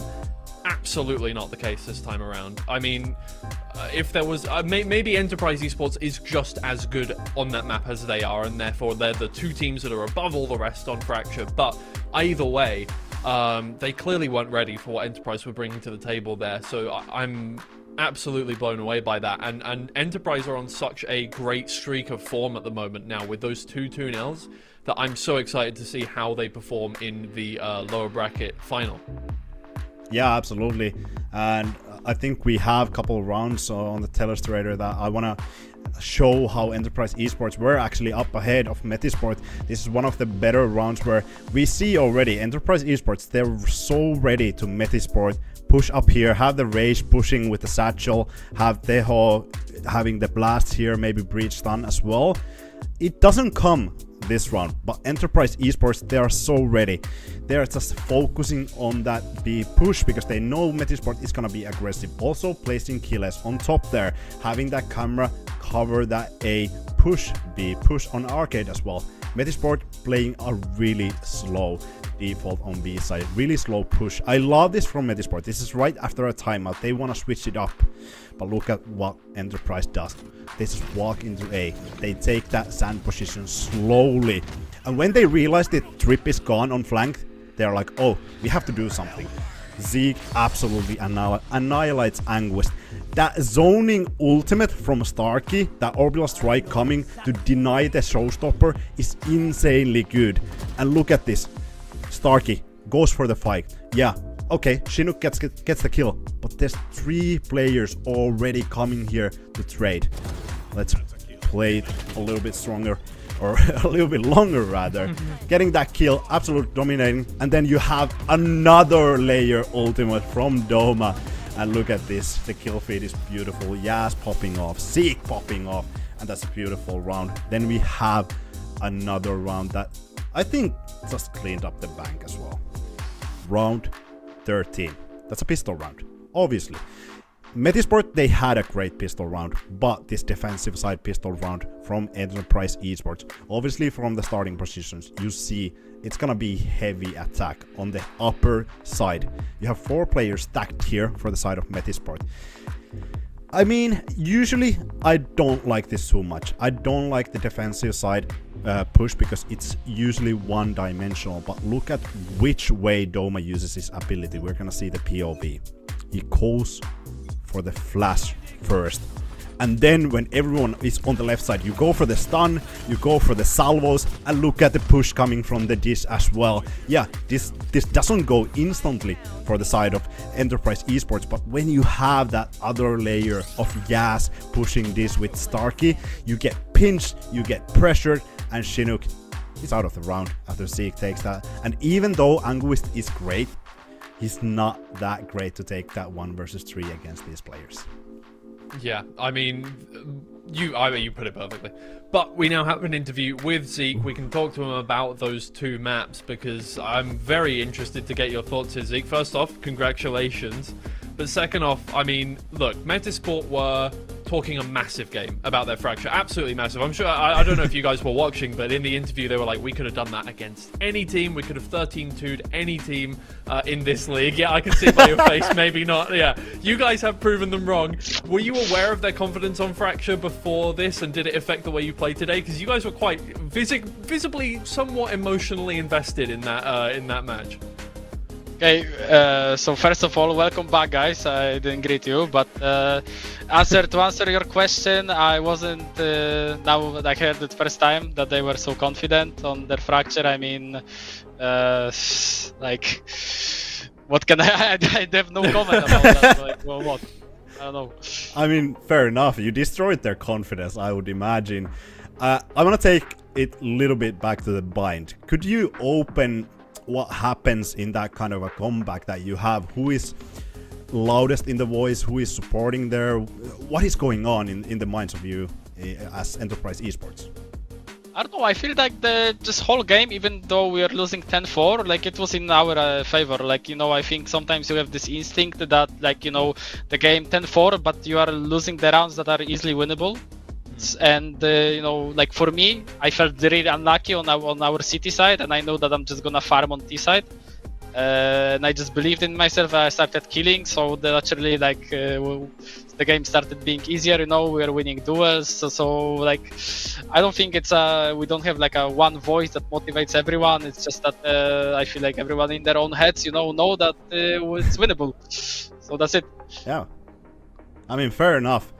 Okay, I kind of want to hear some praises from you. You have had Kiles as a teammate in Ascend and now obviously reunited in Enterprise. I asked from Bone Gold and he said Kiles is a teammate that you always want to have on your team. I kind of imagine you share the same sentiment, but could you tell what makes Kiles Kiles? Is there something that we don't really see as an outsider? I mean, he's a very chill guy and very tilt-proof guy, so he's like always a pillar that's like the foundation of the team, you know. Even though like 4 people will be screaming, this guy will always be quiet or collected, you know. He will always give the same kind of information. He's just a very consistent dude, you know. And when he's popping off in like this 1v3 clutch, you know, in runs like that, that's, you know, when I love him the most. So it's just he brings everything to the team. It was like that in Ascent, and now he's getting back slowly to his form, so I really enjoy that. Oh, that's so nice to hear on Valentine's Day as well. Okay. I've already asked you if you'd prefer to play a specific team in the rest of the playoffs. You already said you don't mind at all, so maybe you'll have the same answer to this. But obviously, no matter who you play in the next 2 games, you're going to be in Challengers EMEA. So I'm curious to know, have you guys taken a look at some of your future opponents? Is there any thoughts on the kind of people that you're going to be up against in that next stage of the tournament? Maybe my teammates and me, no. Like I don't really care, you know. Right now I don't really like follow too much the teams. But I think my answer changed from yesterday. I really want to beat Shachmat because there are 5 Polish people, and as much as I didn't like them before, I wasn't convinced. Now I'm convinced that they're actually a good team, and I have to respect them. Before I had no respect to them, but I changed my mind, you know. Now, and I really want to beat them honestly, because now it feels like we are more of a challengers against them. So I really hope that we can get like the, you know, 3-0 tomorrow again and play against them. But, awesome. I'm really glad to hear this. Yeah. Great. Thank you so much for speaking to us, Zeke. It's always lovely to speak to you. Thank you so much. Thank you. Bye bye. I'm gonna eat my kebab. See you. Yeah, I'm waiting as well. I want to go get some food too. We're about to close out, guys. Don't worry, we can finish off the broadcast very quickly here. But I mean, again, I'm very glad to hear that. First of all, that there are really some stakes involved now. They want to get to that grand finals. They want to play against Checkmate here, and Zeke, obviously, a massive influence in the team as always. Did so well, and also shouting out Kiles as well. Yeah, I mean, I'd say this is probably gonna be like a Polish rivalry. Enterprise Esports obviously having 3 Polish players. If they would go against Checkmate, I mean, I think that would be amazing. And for Zeke even more. But obviously, you wanna beat your countrymates. You wanna show that you are actually the better team here. I think that would be insane final, but it's not quite the thing that we're gonna see instantly. No, of course, they do have to get through the lower bracket finals first. We can take a look quickly at the bracket to see what the route is like there for them to get to that grand finals. Obviously, all the way done. We've got 2 more games left, 1 for each day. So Saturday, we're going to be seeing Team Liquid Academy versus Enterprise Esports. See if Team Liquid Academy can make their way back up to the upper bracket where they have been the whole time. And then in the finals, it will be Checkmate versus whoever wins that game on Sunday. So lots to look forward to still. Those are both best of 5 games. So lots of stuff ahead. And I mean, plenty of great Valorant. I think the 3 teams that we have left are going to bring entertaining games no matter what. Yeah, absolutely. I think it's going to be amazing. Obviously, I think Enterprise Esports upped their stakes even better. I think they've been improving game by game. Obviously, a lot of experience there, but I think today just showed great promise. And if I'm Team Liquid watching that right now, I'm like, oh, we gotta prep for tomorrow. We gotta prep for tomorrow really, really hard. Yeah, exactly. Well, hopefully they are taking a look at this one, and hopefully they are, you know, getting prepared for that, because it should be a very interesting game. Obviously, keep up with the socials in the meantime, but we will be back tomorrow, so don't worry, we're not going anywhere. We've got 2 more days left to go. We're going to have a great weekend with you guys, so I hope to see you again tomorrow. I hope to see you again on Sunday, but for now, that's it for us. Goodbye, guys. Goodbye.